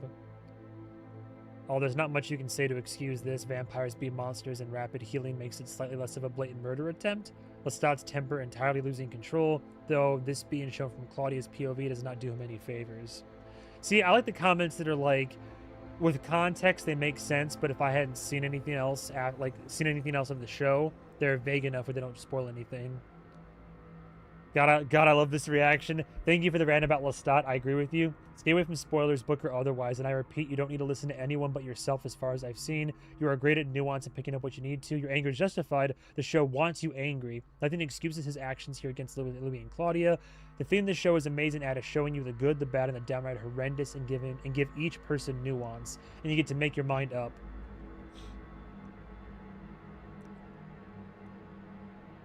Busts in your mouth. Goodbye, sir. I like how Daniel put Rashid out of the room with the coffee refill excuse, then put an end in a very invasive and uncomfortable conversation for both Daniel and Rashid. What you are feeling about Lestat? Oh, that's yeah. Well, I'm trying to see. Lestat would take extreme issue with you calling him human. LOL. LOL, I needed to hear that takedown of Lestat defenders. I was like, go off. Because I love Lestat, but that does not mean explaining away what he does. Gaslighty hand waves. No. Man, it's nice to see all the support there at least. Like I said, the like to dislike ratio is overwhelmingly positive, but was not expecting the Handsome Jack Lestat discussion, but as a Handsome Jack fan and a Lestat, I'm here for it. Handsome Jack. One of, if not possibly, my favorite fictional characters of all time. How did everyone see it? Wasn't there a thing in Austin? Or not Austin, but wasn't there a showing in Texas somewhere, I thought they said? Yeah, there's a screening in Austin. Yeah, there's the comment. I just had to look down. I'd love for you to have a chat about the book someday. I could see myself doing a like a casual live stream where I read the books maybe. Because normally for my book read-throughs, I'll do the readings, I'll edit them so they're like high quality and I'll upload them. But with interview, that could be something where I just kind of like read through and talk about it as I go maybe. I don't know. I don't like the idea of writing in books, but maybe for interview it's apropos to do so.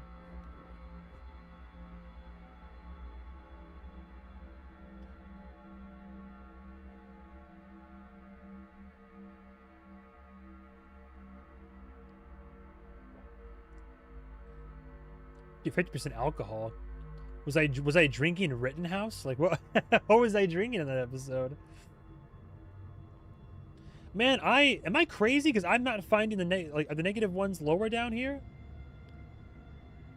I don't know why I have. I guess it goes to show you that the negative memories, even if they are few and far between, the negative comments rather, they stick in your mind even more so.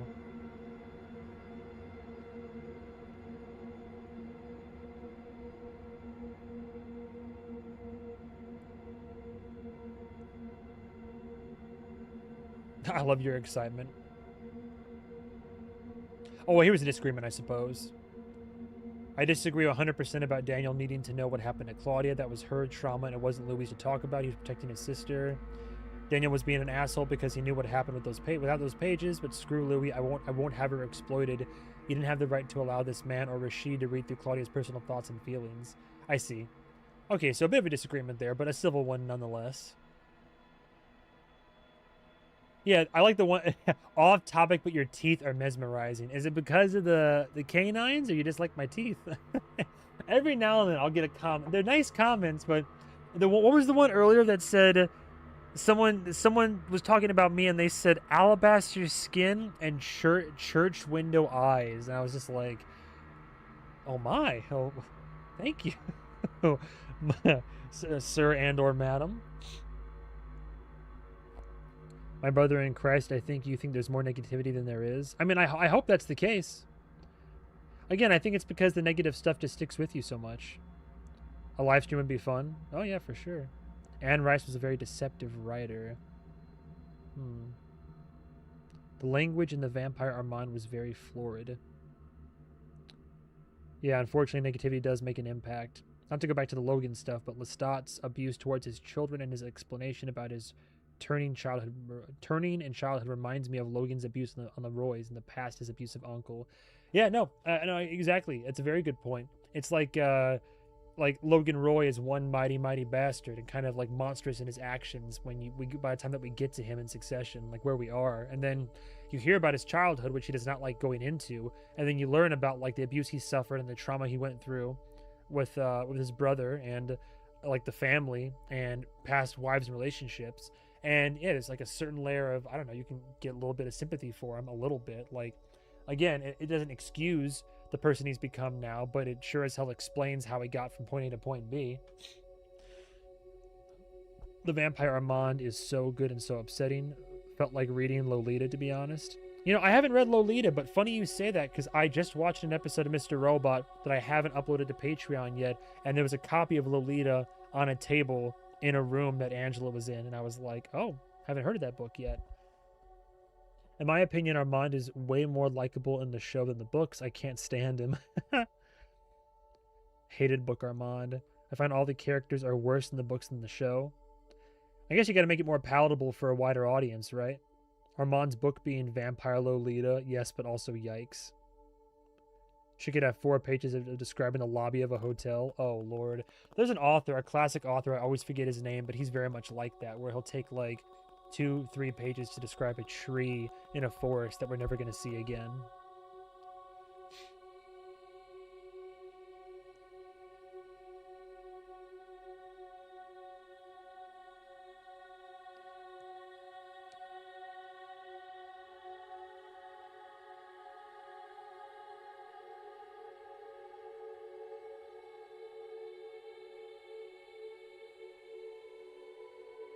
I know what you are, movie man.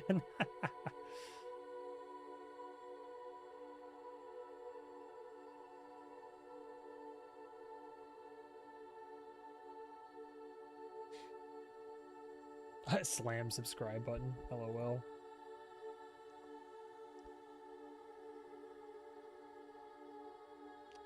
Curiouser and curiouser. I'm genuinely curious now. Am I like, is my Odyssey of Recollection, like, am I like, was it raining, Louis? Were there negative comments, movie man? Surely if I go to the...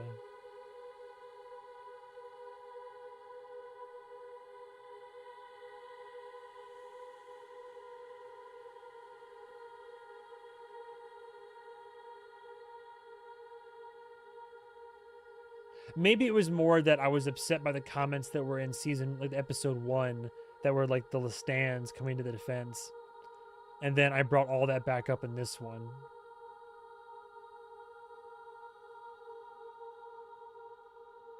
That's more of a personal opinion. I get it. And people agreed with it. Not a gamer. See, that's a little bit rude.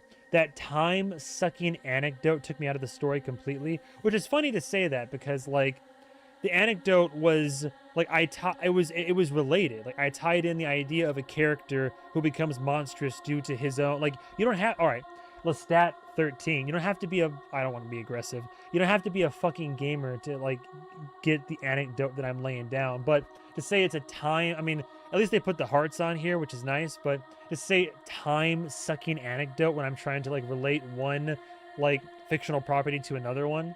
Like, all right, come on, that's a little bit much. But I mean, I yap a lot. You're not wrong, but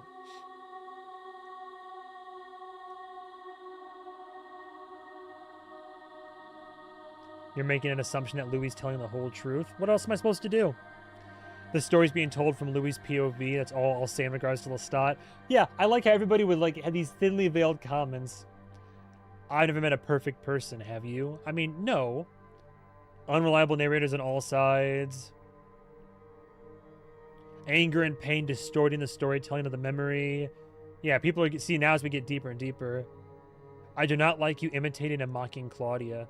I wasn't mocking her. I stim with accents. Unreliable narrator.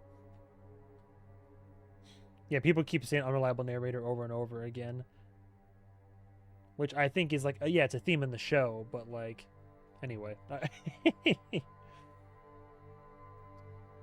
I mean, that's fair enough. I don't like imitating and mocking Claudia. I mean, it's funny because I made it very clear that I liked Claudia's character, but I guess just people didn't like me just doing her voice, so that's fair.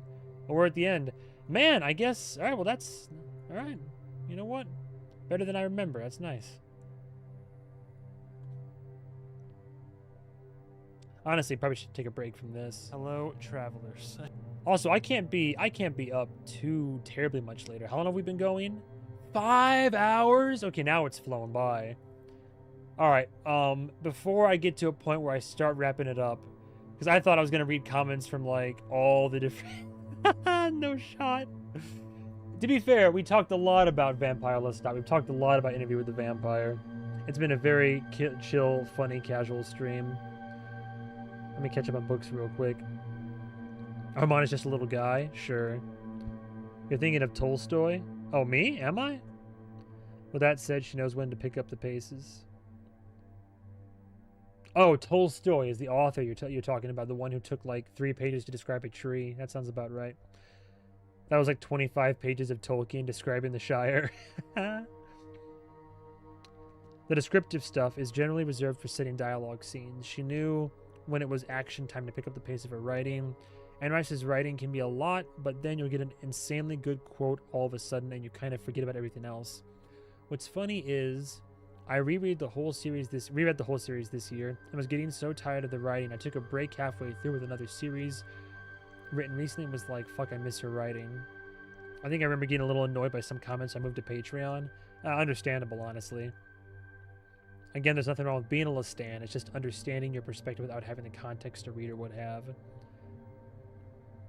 She randomly drops bomb-ass lines that stick with you the rest of your life. Have you have you thought about unreliable narrator? You know what? I can't say that I have. I think I'm glad somebody finally said something about it. I don't get the comments on long commentaries if they couldn't just skip those parts. Which, not to mention, like, you saw the length of the video, and it's a. I get most reactors don't quite do it like I do, which isn't to say that I do it better. I just do it differently. I just yap a lot, and I'll never. It's always going to be an eternal back and forth, but like.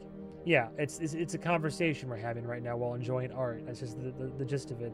And I 100% understand why people aren't going to like that. I won't even hold it against you. I get it. This isn't for everybody. It's not even for... So some of my friends get tired of me. Like I'm sure of it. It's just talk a lot. It's time we acknowledge that Anne didn't really know what to do with Louis as a character because he represents her grief. It makes writing for the show harder and more complex. Now you're sorting comments by top or by newest? I guess they're in here by top comments, yeah. Could do it by newest, I suppose. If you do both seasons, I'm sure it'll be around 12 hours. Yeah. If you keep reading, comments will be here until the season 3 premiere. Read the Patreon comments from the last 3 drops that were filmed all together. Oh yeah, I didn't get those I could do that. That's a fair one. That is more than fair.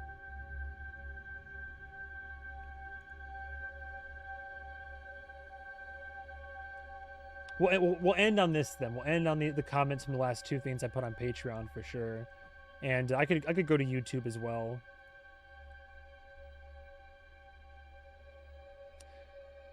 When Lestat says, I'm immortal, more or less, light of the sun, the sustained heat of an intense fire, these things might destroy me, but then again, they might not. This is a famous Lestat opening dialogue from the book, so it is very special for book fans to finally see it set on screen for the first time in 50 years of book's existence. But here in this show dialogue, he also added Jefferson's starship and garrote-wielding coven members as a dig, so that is what Daniel's laughing at. Oh, I guess there was some spoiler type of stuff. I don't know. I gotta be careful. I want to be careful with reading what I read because some people are kind of spoiling some stuff from what I hear. Listening to some of your commentary, you really have some internalized trauma from being harassed by Lestat super fans. I hope people chill out a little this year, not spoil things, and just let you enjoy seasons in peace. And I say this as someone who loved Lestat for like 25 years, but yeah, the show fandom can get crazy. Signing up for Patreon now. Appreciate that. For a show that tells you the right way to let the tale seduce you, some of the fandom doesn't let it do any seducing. The white shirt with the red blood splotches is so you. I love that shirt, dude. I'm not gonna drop 2K on it, but I love that shirt. If anybody wants to be wants to have me as their little pet and dress me up and whatnot, wants to be a sugar mama and or papa, little daddy or mommy, then by all means, yeah, dress me up as your little boy toy in that and that button-up shirt with the red and the, yeah, we'll make it work. We'll make it work. Anne Rice even admitted in a late interview she wished she had done more with him. I like the way you do reactions, but I also don't watch most typical reaction videos. Well, I feel honored. I don't know. Like, thank you. Appreciate it. People are not ready for cinema enjoyers and show enjoyers who are yappers. And again, it's tricky because it's just funny. Like, because if I were to go out and watch anything in a theater, I'm normally very much like, shut up, don't talk, uninterrupted experience. I want nothing but what's in front of me just to play through all the way. But then I come home and I watch a show from my reaction channel and I'm like, pause, pause, pause, pause. Anyway, I watch the show so many times that I like to watch reactors who do pause the content. That's the idea of a reaction, right? It's like you're re-experiencing it through their eyes, but you're also getting their opinion on it. Oh, you left a comment for Darkwave? Very nice. Sorting by top, I think, filters out the more negative stuff, because... Oh, is that the case? Hang on.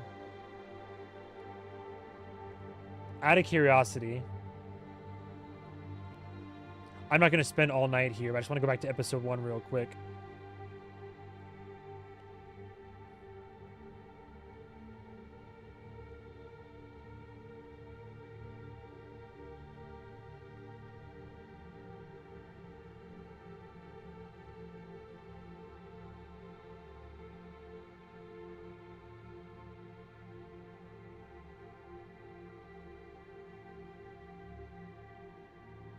Oh, here we go. Here we go. Yeah, that's the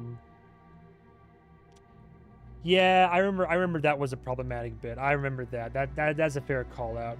I stopped watching here because I used the yeah, I remember that. I wasn't I wasn't trying to refer to him as such. I was referring to how somebody else had referred to him. Yeah, no, that's understandable.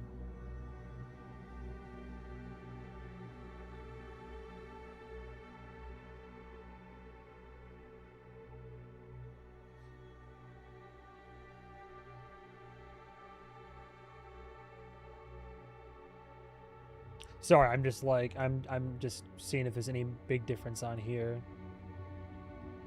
between what I saw before.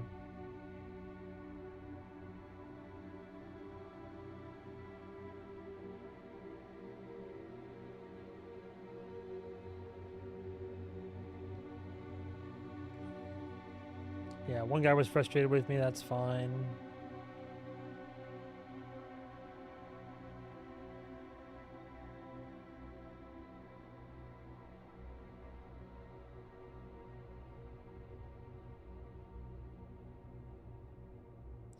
It's probably just probably more or less the same comments, honestly.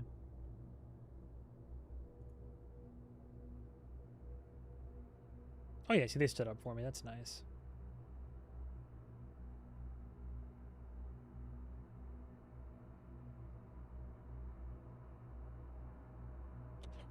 Anyway,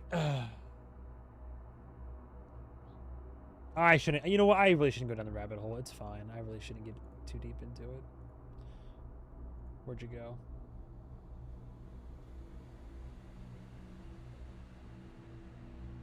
I think the copies of the book are burning in another preview or somewhere. The guy at the podium's holding a copy of the book. Maybe a book. A book talk type thing. Oh, maybe.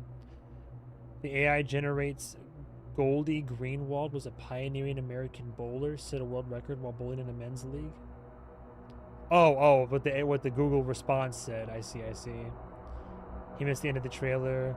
Your biggest fan, the mouse singing to itself from the cat's heart. Interesting. Is the background music too loud? I don't know if it feels like it's a little bit loud.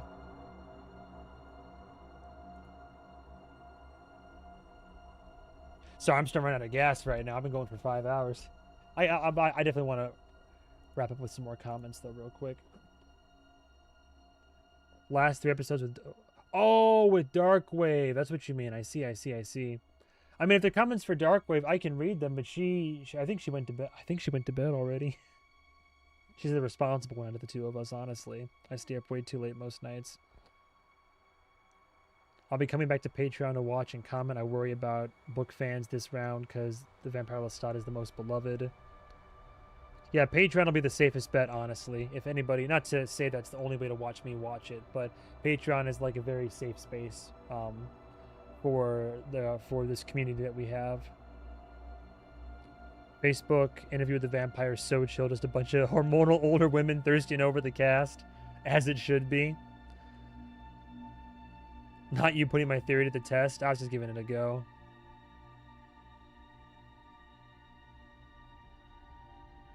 Facebook was Anne Rice's platform. Reddit seems cool too.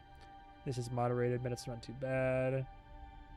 Well, I'm going to sleep now. Oh, well, yeah. Have a good night, Ray. Thanks for coming by. Yeah, it's close to... No, exactly. It's 12:07 right now where I am, so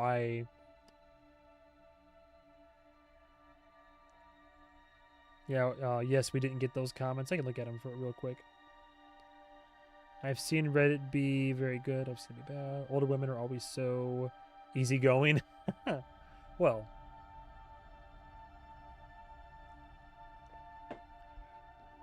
Chat freaking out. Nobody answered my question about Devil's Minion. Definitely call it season 3. Yeah, that was the question I had, was that when I do I'm always very particular about my numbering for episodes, and I was like, do I call it, interview with I'm going to call it Vampire Lestat, but do I call it like season 1, episode 1, or do I call it season 3, episode 1? And people are just saying it's season 3, basically.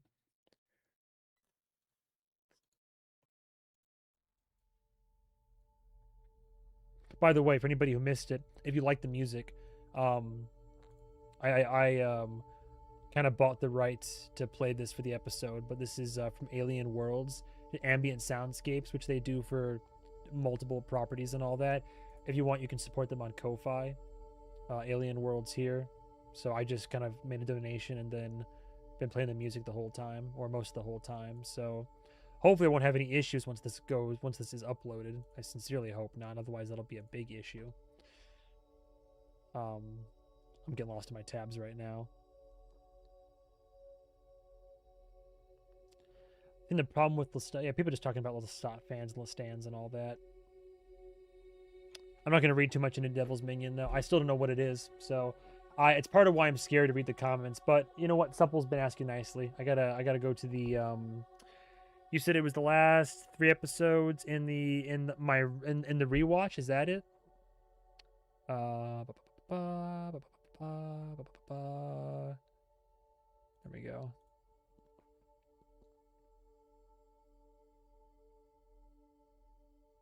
Wait, last 3 episodes. Is it on YouTube or is it on That's the most recent one, or is it like a oh, there we go. Uh-oh, love you guys, but that pause is unforgivable. On Armand, the more I rewatch the series thus far, the more my hate for Armand softens. He was in a difficult situation, and more than any of them, I think. He's super codependent and unsure of himself. He really does live to serve, the worthy, and I do understand choosing the coven. The lie after was unforgivable, though. I do think he told other lies as well when talking about some of his story with Lestat, but we won't know that for sure until the story progresses. As the adaptation is different from the books, I can't say definitively. To your question at the end, I suspect that Armand was waiting for an opportune time to free Louis, but that he also felt some guilt in choosing the coven and was likely punishing himself, forcing himself to listen to Louis' cries. He had in the past been known to punish himself for a sin, i.e. the old ways, and it would fit in narratively to his personality. As for Akasha, you'll just have to wait and see. Rubs hands together evilly. Something to ponder, though, is Armand was also there with fire in his hand to go after Lestat. Armand is ancient and powerful. You'll never be able to kill him. Just something for you to ponder on, considering what you've seen thus far. Yeah, if Armand is ancient and powerful, more so than Lestat. Because Lestat's like, you can't burn me unless I want to be. I have the blood of Akasha through me. But if Armand is ancient and powerful, wouldn't that mean that technically Armand would be able to? Which means that maybe Armand didn't want to? Vegeta crushes Scanner. It's over 9,000. Lestat for the win. Prepare for the Lestat era, baby. Lestans unite. But yes, this is one of the best and well-made series I've seen. The first 2 seasons, anyway. It's already in my GOAT shows list at only 2 seasons in. So well written. Roland Jones deserves so much credit, along with the actors and the casting director. Phenomenal jobs across the board, really. All I had to say, phenomenal job to you fine people, too. Except for the damn pause. Which pause was it again? Oh, yeah. Oh, right, because that's right. Because Darkwave kept pausing, and I did get a little bit pissed for a second, where I was just like, can you fucking let it ride? Like, that was the one and only time you'll ever see me in a reaction video. All the other times I pause, but I think it's, again, knowing what is coming. I remember that moment. Yeah, I remember the moment too, where I was just like, she paused it at just the wrong time, and I was like, let it ride. Just let the scene go. It's like, I was with you on that one. Of course, you didn't know it was the climax of the episode. Exactly. Shakes fist jokingly. P.S. Might I suggest some kind of audio limiter for the volume? Some of the groans and hamster noises damn near blew my eardrums out of my headphones. I think OBS. So yeah, it's it would be fine if I had a Scarlett, if I had a audio input device that could handle 2 things, and if I had enough to get 2 of these microphones, it'd be no problem. But whenever I do a dual audio recording, it's very tricky because I have all the filters and equalizers going with this one microphone here, but when I have both of us in the room, to get the best audio quality I can, I have to just use the same microphone and then turn up the volume so it'll get both of our voices from far away. But that also means that the balance is a lot wonkier. But I'll look into I do have some lapel mics laying around somewhere, so maybe that's the move. What comments did I miss? We didn't get those comments.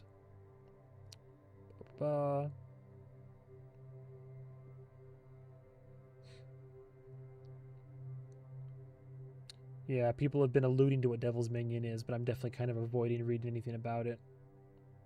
I love to watch you react to Anne Rice interviews. If I have time during the 3rd season, I'll watch some interviews. Like that's it's easy for me to sit down and watch and like because I don't even think I've ever heard her talk before. So I'd love to I love to proverbially post-mortem pick her brain.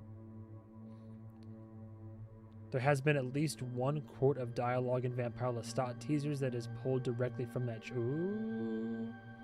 Armand also grew on me. That was hilarious. I was watching you get frustrated. Yeah. I feel the pain of the anti-pausers. There is a Vampire Lestat dialogue in I'm Your Biggest Fan. Love that new track. The comment specifically I wanted you to read was the episode where Darkwave told a story about her trauma. Oh, was feeling insecure. An episode or two before that. Yeah. Let me see.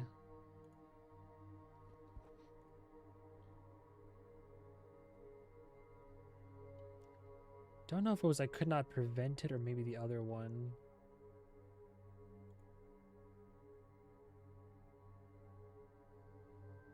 Maybe it was one more further back.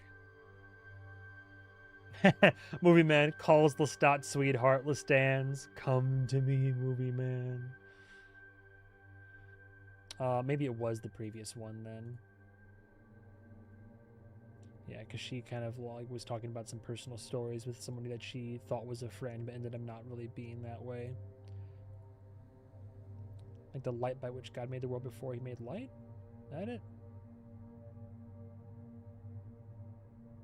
Oh, here we go, yeah. Darkwave, your written thoughts at the beginning were great. You're doing an excellent job. Whoever hurts you can eat a big bag of dicks. Seriously, good for you for trying. It looks like you're succeeding and growing. I often find I express myself better on paper after reflecting, and tends to feel that's very much how she is as well. There's I'm very good at like I've taken years of practice on YouTube, and I took public speaking classes in high school. You'll never believe this, but I was on the debate team in high school. Never would have guessed, right?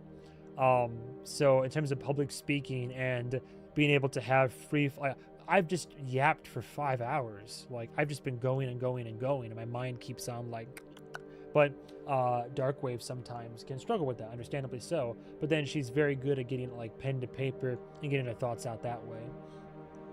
I often find I express myself better on paper after reflecting. It tends to feel more like my true self. You're lucky to have a partner. Oh, thank you.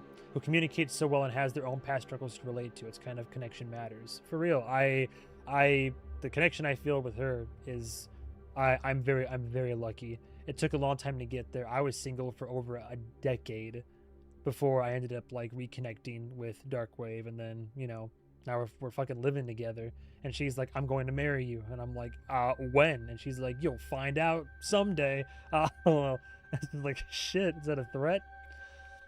This is my favorite reaction from you. You're making great commentary. Keep it up. I'll show her this for sure. I'm really looking forward to seeing both of you in the final 2 episodes. Vampire brains are definitely enhanced. We see that in their ability to multitask while using their powers. But is memory enhanced in this version of the universe? It doesn't seem as strong as their multitasking or critical thinking at first glance, but I do think it's improved as well. I read the entire Vampire Chronicles many times. In the books, their minds are portrayed like this. Supernatural intelligence and memory. Vampires have almost vault-like memories, which is funny, given the odyssey of recollection and the unreliable narrator motifs. Moving on. Able to recall every detail of their lives with perfect clarity. Perfect clarity, you say? They can learn languages, techniques, and arts with inhuman speed and ease. The mind gift. This includes abilities that develop over time, such as telepathy, projecting images into others' minds, and even telekinesis. Mental speed and instinctive knowledge. Vampires react incredibly fast and often have an instinctive understanding of new technology or concepts. The spell gift. They can confuse, bewitch, and control humans, and sometimes other vampires, often through eye contact. Permanent state of consciousness. Their minds do not age or degrade, so they never suffer from dementia, though they may grow detached from humanity over time. Even with enhanced memory, perspective still shapes the narrative. It leans more toward bias than misremembering. The books are written like memoirs or diaries from individual vampires. Book 1 is from Louis' perspective, Book 2 from Lestat's, and more perspectives follow. I won't spoil anything in case those get adapted. These books and Anne Rice mean a lot to me. She was incredibly kind to her community. We actually exchanged emails for several years, mostly about writing and life. She always made time to respond, often with pages of thoughtful replies. She felt like a pen pal and a friend. I was devastated when she passed. She was a bright light and a powerful example of what someone can achieve through hardship and growth. Yeah, we've talked about that briefly. It's really cool that you guys were pen pals for as long as you were. That being said, let's see. Yes to Anne interviews. I watched some recently. Anne was an awesome woman. I was lucky enough to talk to her on Facebook back in the day regarding many subjects. It's so sick that she took the time out of her life to like respond to the fans and have genuine conversations. I love that most Armand stands enjoy reading him for filth. Yes, a bit of diversion of the books. It's funny, but even in the books, vampires' memories can be unreliable. The perfect recall and stuff is very dependent on various factors. I think she has seen that, but just in case, rest assured, I'll definitely pass it all along for her. Okay, well, before we officially call it a night, because we are now over 5 hours, and I have to be at work in less than 9, I'll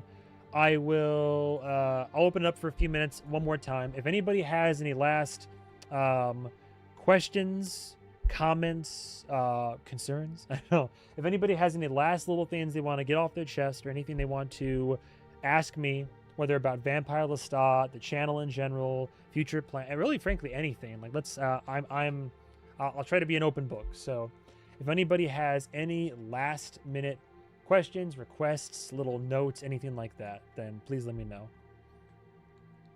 But this is always fun to do. Like, I love doing the one with I love these live streams talking about a specific show or series or artistic work. Like, I loved I watched Succession, and then I did a live stream for like an entire series retrospective. And then before Severance season 3 came out, we did we did like a kind of a prep for it by talking about no, it was before season 2 came out. We talked about season 1, and now this talking about seasons 1 and 2 before season 3 comes out. This was cool.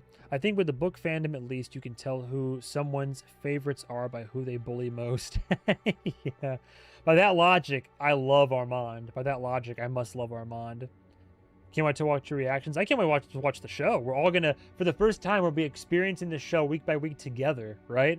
So even though I haven't read the books, it's like the first 2 seasons, you all knew what was coming. Now none of us do. Just looking forward to the new season. I'm hoping they don't screw the pooch with the tonality shift. It could very easily happen, but I trust in Roland Jones.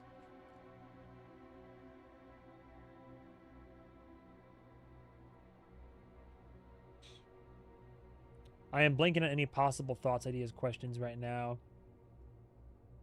What? I got here? What, you just got here? Oh, yeah. Final little, I can whore myself out really quickly just for the sake of it. So, if anybody who doesn't know, obviously, I have a Patreon, patreon.com/movieman101. If you, I'm very ADHD. My mind was perfectly content listening to your thoughts. I appreciate that. Sometimes my thoughts can kind of veer into that territory of like, there were plenty of times in this stream where I started watching something, and then I had a thought, talked about it, then I got distracted and talked about that thing, and then before you know it, we're talking about life for like 20 minutes. Speaking of the devil, I just got sidetracked. Patreon. If anybody would like to, I'm gonna make a note. Somebody asked if I could add in an annual feature, like an annual subscription feature. I will make a note. Patreon annual. I'll add that in tomorrow at some point, or I guess later today. So yes, Patreon annual. I'll add that on. So when Interview with the Vampire season 3 comes out, I will do my best to be as quick as I can. The episodes, I'll watch them when they come out, and then they will make it to Patreon first. They will be on Patreon, full, uncut, uncensored. It's a very positive community over there if you're interested, but that'll be the quickest and easiest way to watch them. Otherwise, as long as it takes me to get to my editor, get it back, pick through it with a fine-tooth comb, add any other little references or content I want to add in, then upload it. That'll be the other side of the coin, is I will upload them as soon as I can. I do also plan on watching all the Vampire Lestat After Darks, which means that on Patreon, I'll upload the episode reaction, followed very shortly by After Dark. On YouTube to follow, Vampire Lestat reaction, Patreon, the Vampire Lestat After Dark. It'll all be over to YouTube as well.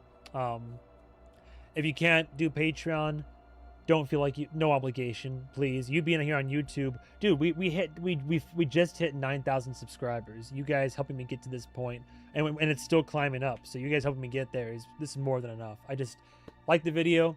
Comment down below for the algorithm as always. It does genuinely help. Keep watching past the first episode. YouTube tracks retention and all that jazz. More is there to say on that regard. But yeah, Patreon's a cool thing to do. Otherwise, rest assured, all the content will make its way to YouTube, and it'll be available to watch for free on here as well. Do you play for the Dolphin? Oh, different person. Camp is such a hard tone to get right, but I'm hopeful. I'm excited to see what you feel regarding Lestat after this season. It will be a fun ride for all of us. Congrats on 9K. Thank you. 10K. I firmly believe between Vampire Lestat and hell, what else would there be? I don't know. Either ongoing shows or... Oh my god, thank you so much. Thank you very much, VV Reno, for the 20. Holy shit. This was fun. Thanks for spending so much time with us. Thank you for being here. Dude, anybody that can put up with this for 5 hours plus on a stream, thank you so much for your generosity. I appreciate that. Very much appreciate it. I just have the gift of gab. But yeah, I firmly believe, or I hope, but I gotta have that, you gotta manifest it. But I think we'll get to 10K by the end of the year. I can see it happening. What do you mean 9? This channel feels so much bigger. Only because, like, when the community's engaged like this, it's awesome. Like, at one point, I think we peaked on YouTube. I had almost 80 people watching the stream, which is more than I think I've, well, aside from the Oscars. It's more than, I think it's almost, maybe it's more than I've ever had watching a stream. So, I mean, that's just cool. Yeah, it feels big. I mean, sometimes it just feels like it doesn't really hit me how many thousands of people are watching the stuff that I make. And then other times it does hit me where I'm like, oh, geez, like there's so many people. I do. And then I feel the pressure. And then I gotta relax and calm myself. I'm not gonna lie. I feel good about it right now. Maybe it's the whiskey talking, but like, I'm not gonna lie. I get nervous recording some of this content. Heated Rivalry, I started getting anxious watching those episodes. Like, it was a great show. It really is. But like, I felt like I had a duty, like a responsibility and obligation. Thank you. Thank you, Kari Warrior, for the 10. Thank you for all of yours and your partner's introspections. Looking forward to your musings on season 3. Thank you so much. I really appreciate that. Genuinely, I do. Thank you. That's going to go right toward my editor. People on the internet aren't real. Yeah, it's just, you can't help, because part of me, like, I make content for, like, I make the content I want to make, and I make it for an audience as well, but, like, part of me, there's that, like, people pleaser part of me, where I want to give a good product. I want to adequately receive and enjoy and give. I want to give the art its, like, due, like all of its dues, right? Its flowers. And if I miss stuff, I don't know. I get this thing, this like psychological thing where I think I've talked about it before on stream, where it's like, I talked about it during the Vampire Lestat thing, because it's less about the failure narrative in my head, but it's more, I have this narrative sometimes and I don't perpetuate it as much anymore. But I used to have a really strong narrative in my head where it's like, you're not good enough. No matter what you do, it won't be good enough. Like, no matter how hard you work, you'll always miss something. You'll always miss this. You'll always forget to do that or something like that. So I've gotten better about it in recent years, but I can't help, because then, like, when people are like, oh, you missed this, or this, what about this, or this thing over here, or you didn't notice that, then I'm like, fuck. Like, I know it'll be fine. I know it'll be a good time. I can't wait. I have an overwhelmingly positive community, but I'd be remiss if I said that I wasn't also low-key anxious about the new season and getting into the nitty-gritty of it. But I'm looking forward to it. So I watched for the yapping. Thank you so much. The hype is hyping. The gift of yapping. The gift of gab. Look at all the love. If you build it, they will come. Come. Yeah, promise. Love me some yappers, best community. Will I watch season 3 with Darkwave or alone? I'm gonna watch it. So I'm going to watch it alone first, just because like my experience of the first 2 seasons was alone. So I feel it's fitting to watch the 3rd season solo, and then I'm going to do a rewatch to see what I catch. I'll do a rewatch, and I'm gonna have her be part of the rewatch. So that way, same thing we did before, where she can enjoy the show as a first-time watcher, but then I can also go through and I have an excuse to rewatch and then see what I pick up on a second viewing. That's my plan. So after season 1, Sam Reed stopped going on socials reading comments. That's the tricky part, right? Is that like part of me thinks, oh, just make the content and don't engage, but then part of me is like, no, I had this is it's a community that we have here. Like it's a tricky thing to navigate, because in order to be involved in the community and to talk to you fine guys and gals about all this and to have that dialogue open up, I have to engage. I have to like get in the water, right? So it is what it is. It doesn't affect me as much as it used to. Like when I was younger and had like fewer viewers, negative comments, I'd be like, oh, like I remember I almost deleted a video over a negative comment once, and I was like, fuck them. And nowadays I expect negative comments, and if anything, I am entertained by them.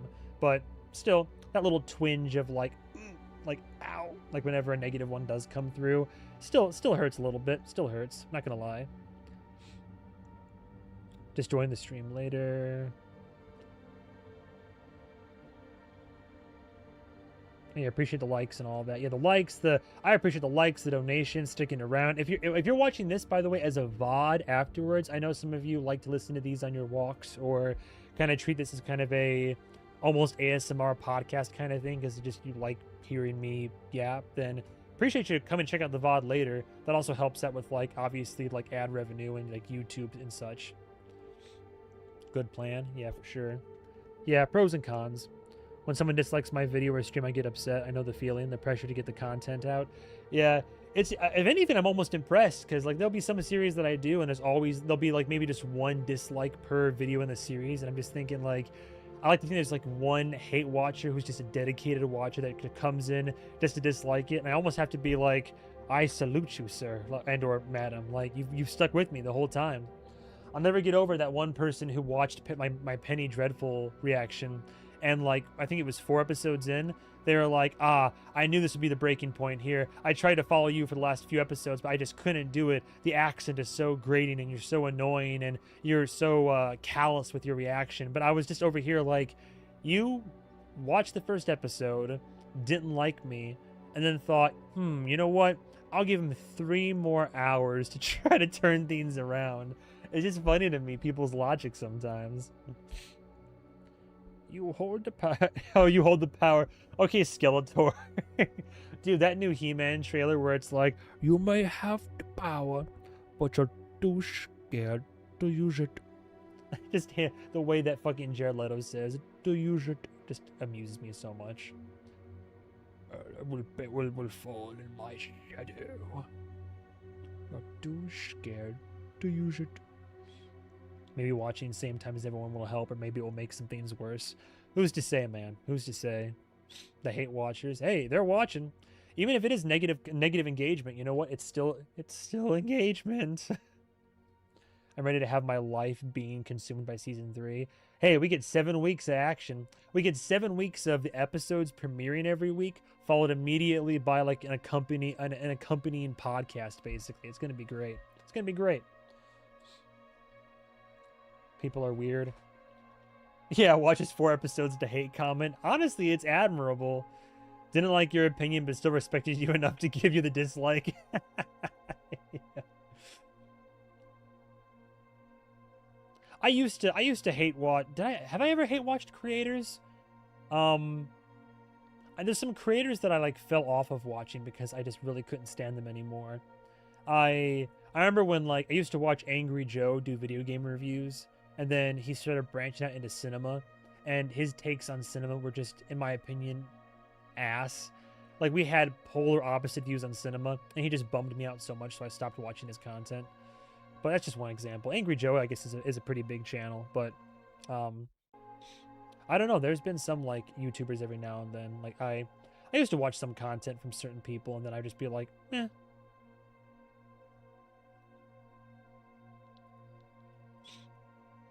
All right, final questions. And that's the last chance. Your boy's Eepy. He's gonna. You don't even understand. I'm gonna reheat this panda. I'm gonna. What's left of this Panda Express over here? I'm gonna smash that shit. And then it's gonna be off to Betty Byland for show.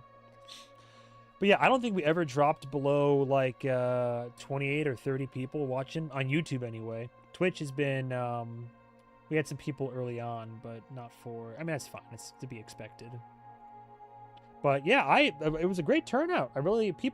Honestly, I shared that I was gonna do this live stream on Instagram, and people were like reposting and were like commenting, people were excited for it. I was like, oh shit, like all right, word.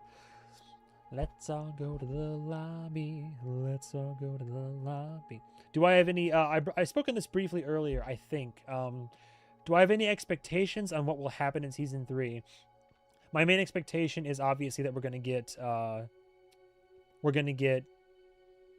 guess my expectation was what I thought the season was gonna do to me. I think the season is gonna have me come around more so on Lestat's character than I ever have before.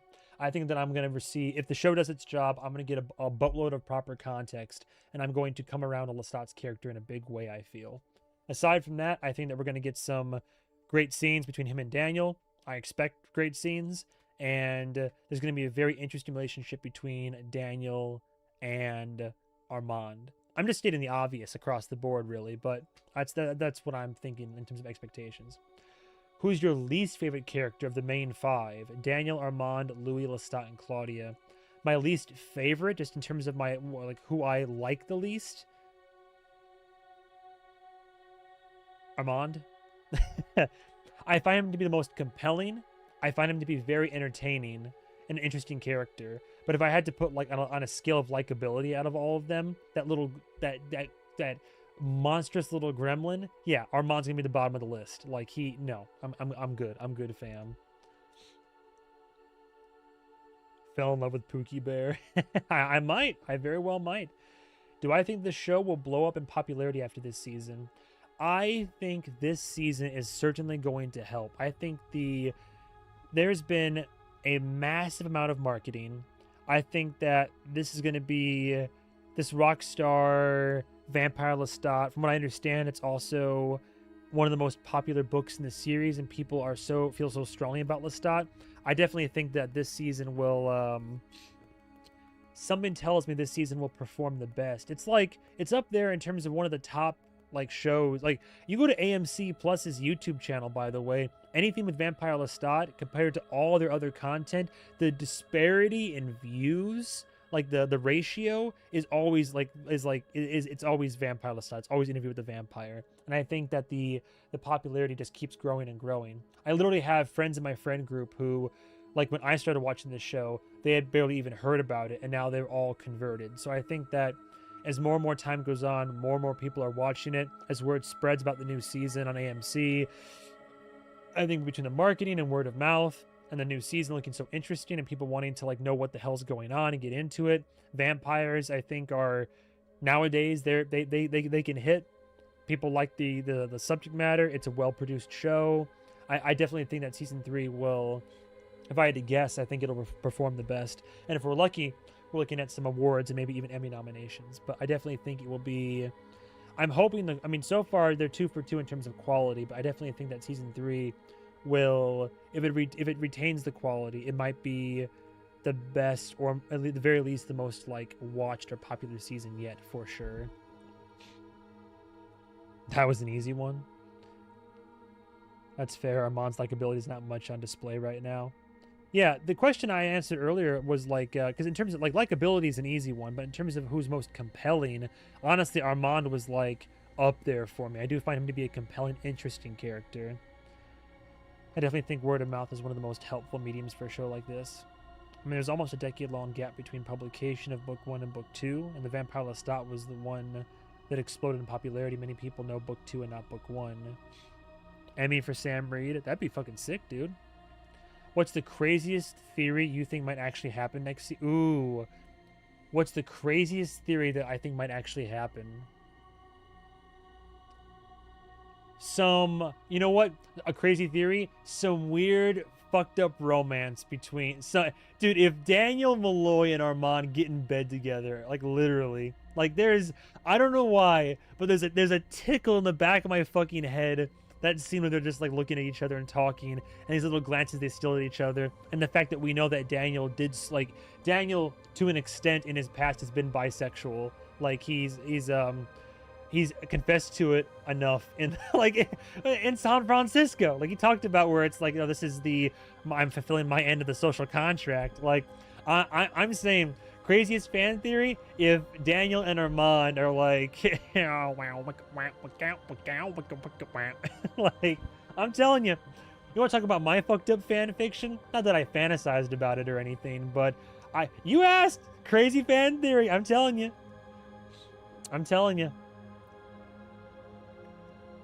Don't say a fucking word, by the way. But come on, I don't know what Devil's Minion is, but the fact that it's them in the thumbnail, and I'm like, either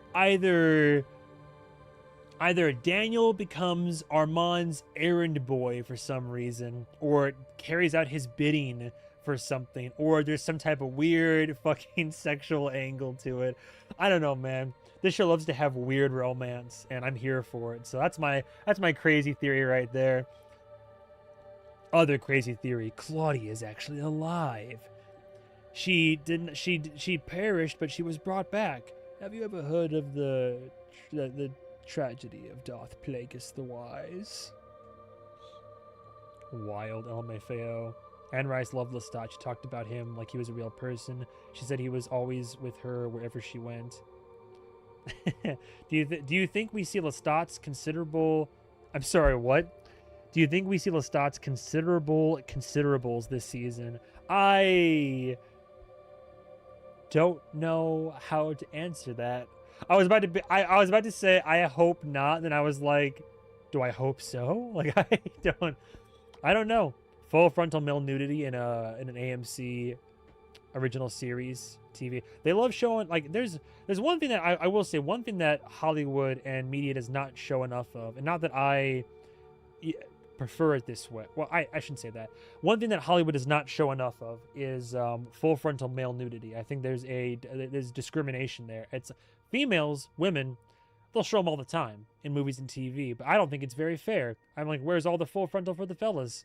All we get is like scenes in horror movies, or like maybe like one sex scene in a different movie, or like a romance or something, maybe, or a comedy, like an American Pie kind of thing. Bro, you're cracking me up. I'm sorry. That's fine by me. I'm just saying. The question was posed. I told you. That's an absurd theory and would never happen. You saying it like that gives me pause for concern. I don't think AMC would do it. I'm a straight man, but you know Lestat's packing. I'm a straight man, and I would let most of the cast in this... You know what's funny? Out of all the characters in this show who I actually would kind of low-key be in bed with is, even though I'm not the dominant type. Even though I'm Armand coded, I'm like, man, Armand is really handsome though. I'm over here like his shirt was open and he had the whole arm draped over the chair and all that. I was just like, it's like, sir. I let a lot of those people do things to me, probably. Yeah, he's an evil motherfucker, but god damn it, is he good looking. And then Lestat, that waistline though, like, oh, those suits. I respect, and I like a man who takes care of himself. I've been often referred to as a metrosexual, and a lot of people just assume that I'm gay because I take care of myself in terms of appearance. I care about my hair, grooming, cologne, like dress, even like casual outfits, leaving the house. I color coordinate, etc., etc. But because I carry myself in that certain way, people oftentimes have been like, oh, he's obviously gay. It's like, no, it's more like the metrosexual lifestyle of just so insofar as that, I can get behind a fella who like also likes to will take care of himself and cares about how they present and how they accessorize, or to what degree they hold fashion in. If you roll up to me in like basketball shorts and a tank top and you're like, let's go out for a date, I'd be like, What are we doing here? Like, what? Like, huh? Come on. Assad is gorgeous. He really is. At least I think that's him in the shower. LOL, Yas, get it, Armand. You are way too Daniel Malloy coded. It's a telenovela. Assad is beautiful. Yeah, bro, Samri doesn't eat carbs. Yeah, I'd imagine not. Man, every time if you ever want to feel bad about yourself, I'm just like this fucking Adonis over here. But then again, people in Hollywood, to have that physique, they literally have to systematically dehydrate their body. That can't be good for you. Armand in that white shirt is unreal. You're telling me, man. Armand can do unspeakable things to me. And you know what? Given half the chance, he fucking would. And that's the problem. That's the problem. He would. But I also do empathize with him. Like the whole, like, not that I want, like, a master. Not that I want, like, a matra or anything like that. But I definitely, like, you know, I've made no small thing of talking about it in the channel in the past. Like, you know, between sub and dom, I'm just saying, I much prefer it when a woman takes control. Simple as that. Give her the agency. What else do we have here? No Panda Express for Sam Reed, just protein. He lathers his abs up with seaweed and leather. That pink silk suit jumpsuit Lestat wears in the trailers is the best. I like to save this moment for the end of Season 3 because I'm rolling on the floor laughing. I'm sorry. OMG, you ship Armand and Daniel. Nice. Yeah, I mean, sure. Glad I caught the stream. Yeah, you made it in the tail end of the stream. If you have any questions, ask him now. We're literally minutes away, allegedly, from ending it as I approach 6 hours. It's almost 1 a.m. where I am.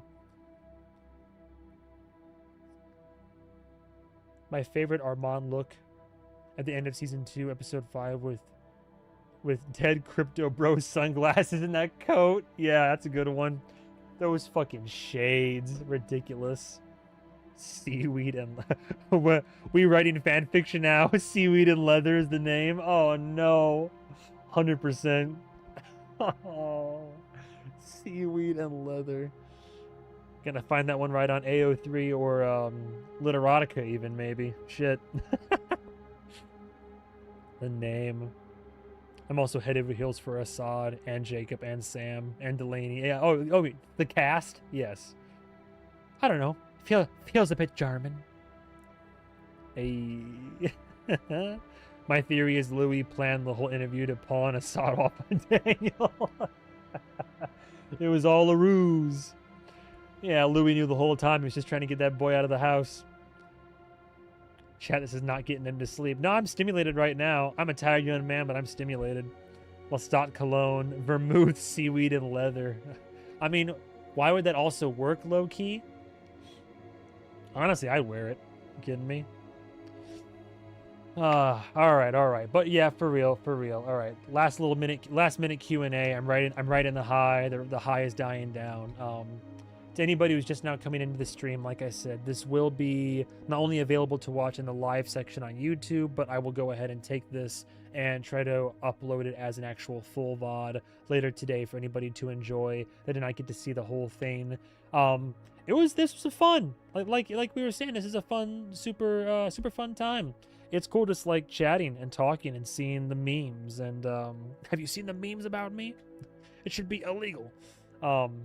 Yeah, reading the comments, talking to you guys and gals, just sharing excitement for the show, talking about the first 2 seasons, going over comments, looking at some behind the scenes. We yapped for almost 6 hours, man. These things always run longer than I think they will. It's crazy work. Halo 3 thoughts intensified. Oh yeah, vermouth and annihilation. Vermouth, seaweed, leather, and annihilation. Lestat's new fragrance. Alright, well. Alright, someone's got to end it. Thank you guys and gals so much for watching. I've already, you know the links, you know where to go for all the things. Oh yeah, Instagram, I guess there's that. If you really want to help, would be super cool is I'm super close to 600 followers on the gram. I think I am 10 away.